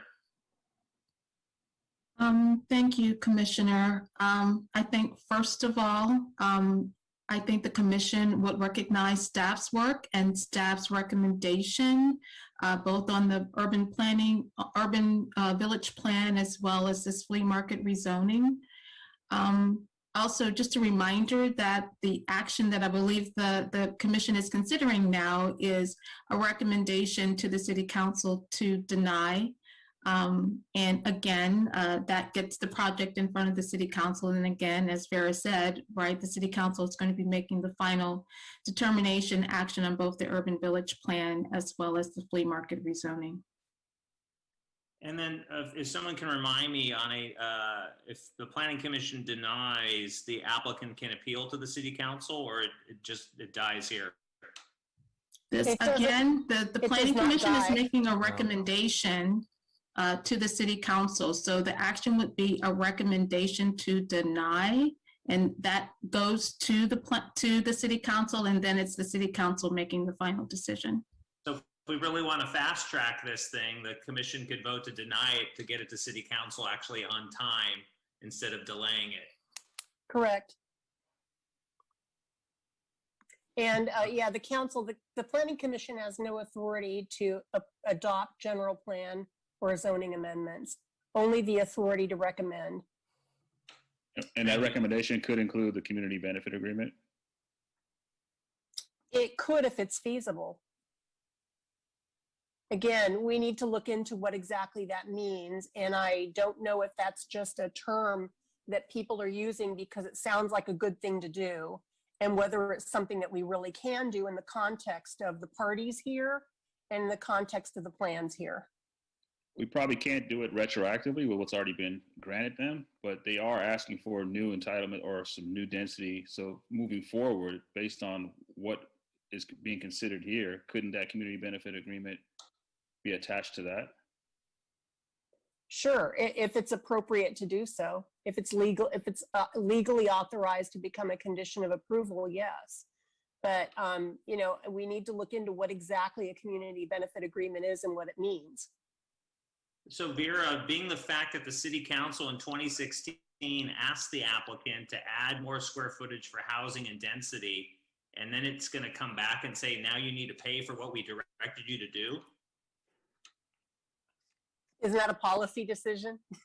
Not a legal one? Isn't that a legal topic at that point, besides a policy decision? Because you've already taken action to request, and the applicant fulfilled your request. Now you're saying, well, thanks for fulfilling my request. I'm going to charge you for that now. Different council, different day. Wow. They make no commitment to approve something. They haven't. Conditions change. But there's no commitment. They did not pass anything, or, you know, whatever. They may have said, this is what we would like to see. But until they, you know, get a vote on approval of a plan, you know, a rezoning or a general plan amendment, that's not set in stone.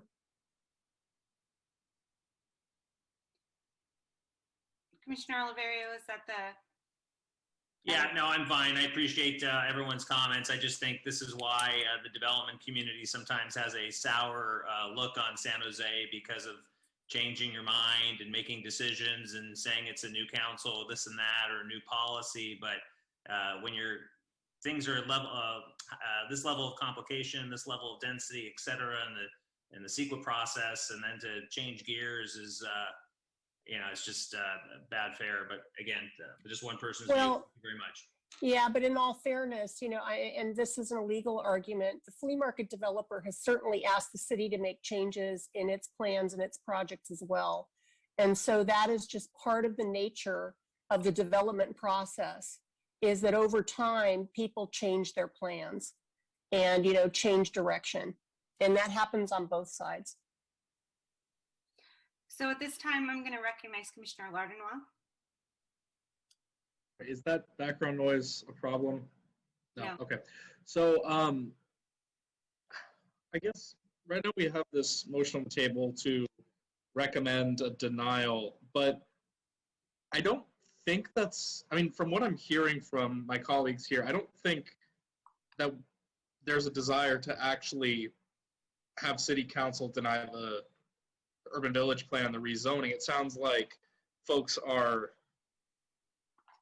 it sounds like this is being considered as a kind of indirect way to get to a better resolution on this flea market issue, which I totally am, I mean, I want to find that too, and this whole win-win thing we're talking about, but it just seems like maybe this isn't the right procedural way to be doing this. And also, I don't think recommending a denial when that's not actually what we want, I think, is a strange thing to do. And I think also if we just give a flat, clean denial recommendation that doesn't really tell city council how to fix the issue. So I think whatever we recommend should at least give a suggestion of a path forward to try and find a resolution for the future of the flea market. And I understand if folks feel like they can't make a decision tonight just because it's been, we've been here almost 6 hours now. But I don't think this particular motion is the way to do it. Thank you. Commissioner Bonilla, and then back to Commissioner Garcia. Which is why I wanted, I think, to Chair Caballero asked a very good question. Has there ever been, and this is actually why I wanted two viewpoints, the landowner representative and the association representative, have there ever been official negotiations? Again, we're trying to read minds. We're trying to get to a resolution when we clearly know that both parties have to get together. Obviously, if left to no choice, clearly I'm going to vote no, because I cannot support anything that is going to displace 700 people. On the other hand, I think as professionals, as planning commissioners, I do have a bit of a problem with us just kicking the can down the road with this record, right? There is a record of this, and when the city council reads our record and it says they couldn't figure out a motion from a secondary motion from and therefore they reject it. I think that's the problem. I do think although we're a young group in terms of commissioners and experience, I think this is a great opportunity for all of us to come together and get to a place that's reasonable. And just to be clear, it may very well be that on the 30-day mark, both parties come back and say, you know what, we came to no agreement, but we're trying to get people to talk. And at that point, we have to do an up and down vote, and it'll go where it needs to go. But to me, there is a level of sophistication that the moment requires, that it does require that we have those conversations. And really what we're waiting for is answers. I think we all know where we all stand. I think what we're waiting for is answers. We're waiting for answers from the city. We're waiting for answers to see if the two parties, Party A, the landowner, Party B, the representative for the vendors, had a chance to get together. Those were really the new facts we're waiting for. Nothing's really going to change other than that, but those happen to be two major facts that as of right now, we do not have.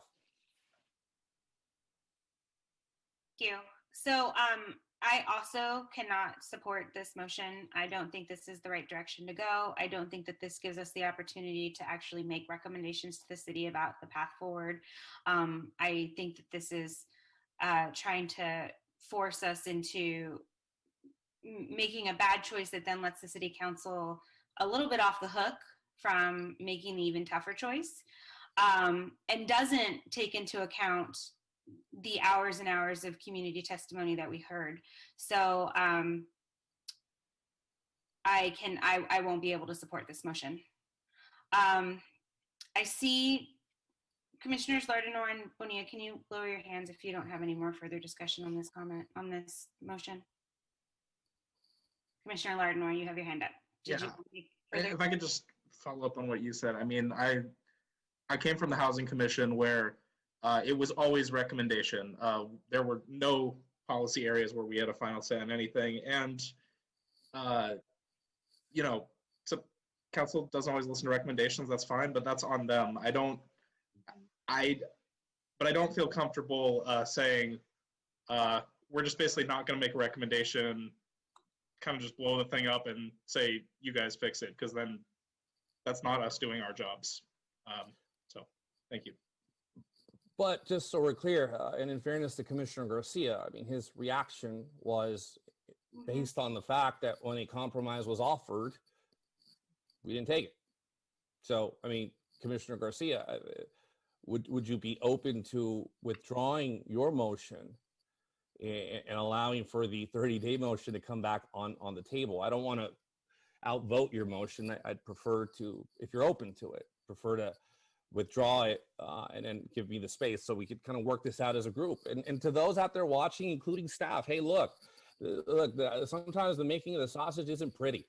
But for what it's worth, this is the first major decision of this body with new members. So, we're going to do our due diligence. We're going to recognize that everyone is also trying to catch up. And at the end of the day, we have a duty to the city.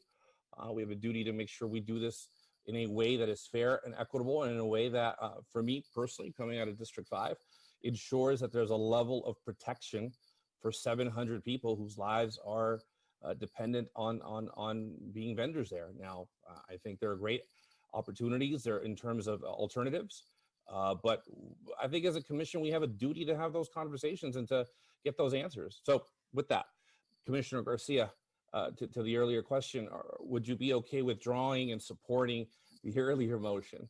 Well, so to explain it further, the reason that I went with the recommendation to deny is because what I heard was from the developer was 2 weeks is not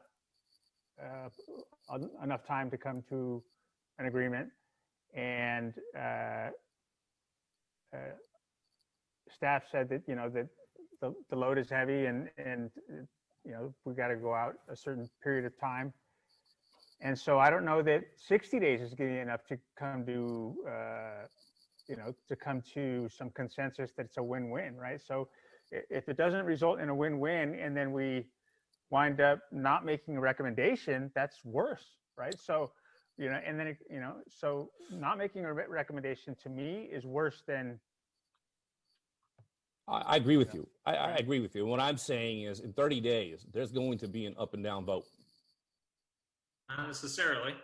Well, I hear you, but I mean, let's be real. I mean, if we're pros here, I mean, if this is what we signed up for, we're going to have a vote in 30 days. Then, and it's an open hearing. I don't see why we close the hearing. Can you define what you mean by open hearing, just so we're all on the same page? Well, the public is, today we were put in a position where the public was cut off from speaking, right?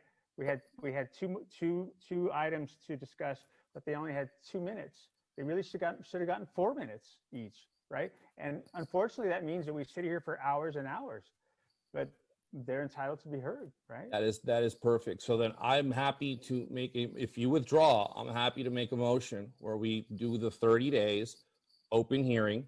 Vera, is that appropriate legalese? Your hearings are always open to the public. And so the open and closed is really not the way to express it, because a closed public hearing, the public would not be invited. So like our personnel hearings are that way. So really the appropriate thing is that you will hear public comment. Okay. You haven't closed the hearing for public comment. What you're doing is you're allowing public comment.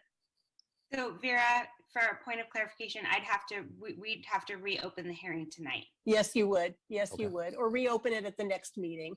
Okay. But just to clarify, we can do that. I thought like to open it up again, we'd have to start a new general plan public hearing. So that's not the case? No, okay. No. Oh, okay. But we could also vote on my motion and the second, and if it fails, we continue anyway, right? I'd rather withdraw it though. I'd rather withdraw it in order to give us the space to Vice Chair Bonilla, that's not your decision. So I think that at this point, no, I hear you. But I'm trying. I know you're trying to get us to a point if we were in the chamber, we'd have this conversation. I understand. For sure. I understand where you're going, but I think that at this point, Commissioner Garcia does not seem to be swayed to withdraw his motion. And so say something. Yes. Huh? What's the negative consequence of my motion failing? None. But if it passes, that's the issue. City council will vote on it. It's a good principled motion. All right, let's vote. All right. So the motion on the floor is to deny the staff recommendation for items 8A and 8B. Sorry, was someone? Okay. Which was given by Commissioner Garcia and seconded by Commissioner Oliverio. Roll call vote. Vice Chair Bonilla. No, hold on. Let me supporting his motion. To deny. Yes. Okay, so a yes vote agrees with Commissioner Garcia, correct? A yes vote is a recommendation to the City Council to deny staff's recommendation on 8A and 8B. Okay, yes. Okay. Commissioner Casey. Yes, as long as there's a community benefit plan considered or assessed. Nope, that's Can't not do it? The motion. All right, then no. No. Okay. Commissioner Garcia, Aye. Commissioner Lardinois, No. Commissioner Oliverio, No. Commissioner Torrance, Yes. and Chair Caballero is a no. Staff, can you display the vote?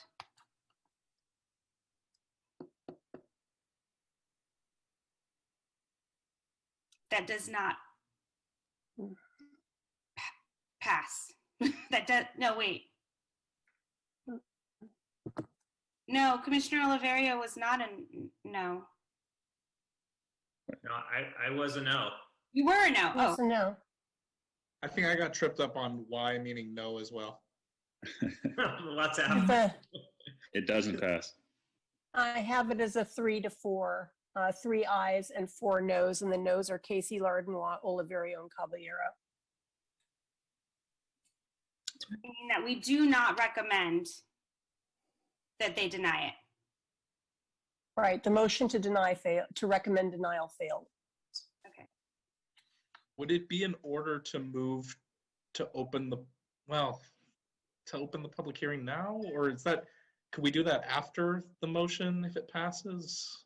You can do that at the next hearing if it passes. If the Okay, fair motion enough. to I'll to withdraw. continue, and that motion is on the table right now, by the way, because that's the only remaining motion that you have.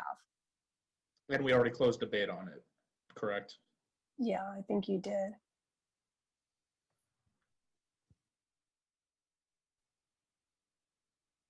All right, so we're back to a roll call vote on the original motion, which is to continue the public hearing for the general plan on items 8A and 8B with a request staff for 30 days, or I'm sorry, to May 12th, correct? Per staff's request, with a request to do a feasibility report on community benefits package. I could ask a clarification. And Torrance, yes, Commissioner Lardinois, and then I'll recognize Michael. Yeah, so with council is currently scheduled to hear this on April 27th, so they would push it back for this, right? Or is that something they're gonna have to decide? That is correct. The city council date would have to be postponed. Okay, I just want to make sure they're not just gonna say like, screw it, we're just gonna vote on it anyways. So, okay. Okay, Michael? I have a clarifying question. Maybe it's Rivera too. So continuing the public hearing, I just want to confirm that it's opening up public testimony as well. Is that correct? Correct. Okay. Yeah, and that's an amendment to the original motion, because the original motion had Commission Member Oliverio said that we would only hear commissioner comments and staff responses at the May hearing. So that's been dropped from the motion. And Here, let's make that's, sure. I didn't make that. I just asked what it would be. I didn't make a Oh, recommendation. okay. Okay, thank you. Thank you. And So Vice Chair Commissioner, Bonilla, I'm sorry, I thought you were going to open public comment contingent upon Commissioner Garcia removing his motion. Well, That was my understanding. He didn't, but I absolutely want to open public comment. Okay. Commissioner Torrance, are you amenable to the amendment? To the change to the motion? Honestly, I'd rather not open public comment again, that we can just continue where we were at tonight, because I think tonight we're just kind of brain dead. And like Commissioner Bonilla was saying, we need time to be fresh. And if we listen to public comment again, we're not gonna be fresh. We're gonna be back where we were again tonight. So my feeling is continue this on May 12th, but not with community input. But I can go either way on that. That's just my gut instinct in my brain dead state. If I could just respectfully say at this point, let's just open it up. And I mean, honestly, we're waiting for certain answers. I think at this point, we all kind of know what we're looking for. Just my 2 cents. Okay. So I will say. are you okay? Okay. And the amendment. Thank you. Okay. Let's call the question. Wait, really quickly, I have a question. So Commissioner Torrens was the first, and who was the second, or do I have No, it backwards? Mia was the first and Torrens was the second. Okay, thanks, got it. Jared and then Commissioner Lardma. Thank you, Chair. Just a quick clarification for Vera. With the continuation of the general plan public hearing, because we'll be deferring this item from its originally scheduled council date, we'll probably run into the next scheduled general plan hearing cycle that we are planning on. So I don't know if there's a need to just close the hearing tonight and then pick this up in the next general plan hearing cycle. So just a clarification on that. It could work either way. You can continue this general plan hearing cycle, or you can just ask the commission if it's okay to continue it into the next cycle, because I think you're coming back with what, Google in April. Yeah, we have a handful of other items going to council in May. So long as you can meet the May, so long as that it will begin on May 12th. Or that Vera, hearing cycle will be on May 12th. So Vera, it's okay that we have overlapping cycles? That's, I think, what Jared's getting at, right? It has to be if you're going to continue an item, right? Yeah, so there's no problem. If you're going to continue an item, if we have, like, I believe. If we have hearing cycle 2 and hearing cycle 3 going on at the same time, is that a problem? I think in this case, it's more of an issue. Well, it's not this pretty, item will but get you to know, but council. I think that it can happen. Go ahead, Jared, go ahead. I just said the issue is when this item will now get to council, will be conflicting with our next hearing cycle. Because it can no longer go on April 27th. We need to defer it at least till, I think it would that be May, probably. So if commissioners Bonilla and Torrens will also, and I know this is more of an administrative issue than an issue for the commission, if we notice this for May 12th, then can we also continue this to whatever hearing cycle, general plan hearing cycle would cover that meeting date? Is that okay with you? That is okay with me. And can that be included in the motion? Commissioner Torrens? Said yes. I'm okay with it. Yeah, I'm fine with it. Yes. I just saw her say yes. Yeah. So just so the motion will be. A clarifying question, ahead, Vera. Michael. So we only have so many hearing cycles a year. Does this one count tonight, or does this one just go in? Yes, it does. Okay. Is It that gonna be counts. that gonna be a problem, Jared? No, Okay. it will not be an Good. issue. All right. No, because you were planning on this being cycle 1 anyway. And so if you're just moving it to another cycle, it's not taking away anything from what you were originally planning. But yeah, so what you would do is close the hearing, but make sure that you continue this item to another hearing cycle to be heard on May 12th. Okay. That is the motion on the floor. Thank you. Michael, you still have your hand up. I'm assuming that's from before. Yeah, okay. You're good. Okay, let's go ahead and take a vote on the motion.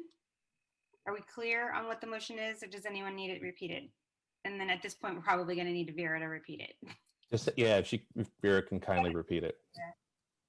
I will try, but you need to understand I have 2% left on my phone, and I had to plug in my headphones because my earbuds are not. So I may not be here for the rest of the meeting. I can take a crack unless at I it, can Vera. plug. Vera, do you want me to? Well, crack at I it? will do it really. I will do it really, Okay. really quickly. The motion is to continue the hearing to May 12th for items 8A and 8B, and that would be during whatever hearing cycle that is on May 12th. General plan hearing cycle it is on May 12th, with a supplemental report to the commission on the feasibility of potentially doing a community benefit agreement, and if feasible, what would the process be for doing that, and to open the public comments up again at that hearing on May 12th. Vera, I think we're actually missing a fundamental part of the original motion, which is requesting that the landowner and the business association meet in between now and May 12th. Oh, sure, you can ask them to do that. And understanding that they're not required to, but that we would like them to do that before Sure. May 12th. Sure. Was that part of the motion, Vice Chair Commissioners Bonilla and Torrens? Yes. Yes, that's correct. Okay, Fundamental part alrighty. of the motion. Yeah. Okay. Okay. So, roll call vote. Vice Chair Bonilla, Aye. Commissioner Casey, Aye. Commissioner Garcia, Aye. Commissioner Lardenois, Commissioner Oliverio, No. Commissioner Torrens, Aye. and Chair Caballero is an aye. By my count, that passes 6-1, but we'll wait for the. That's what it was. Oliverio, no, 6-1 approved. Okay, so we, at this point, I'd like to ask for a motion to defer items 10 and 11 to the next meeting. So moved. Second. Oliverio, seconded by Commissioner Casey. Let's go ahead and take a quick vote. Commissioner Bonilla, Aye. Commissioner Casey, Aye. Garcia, Aye. Lardenois, Aye. Oliverio, Aye. Torrens, Aye. and Caballero is also an aye. And we will adjourn this meeting and reconvene on April 14th at 6:30 p.m.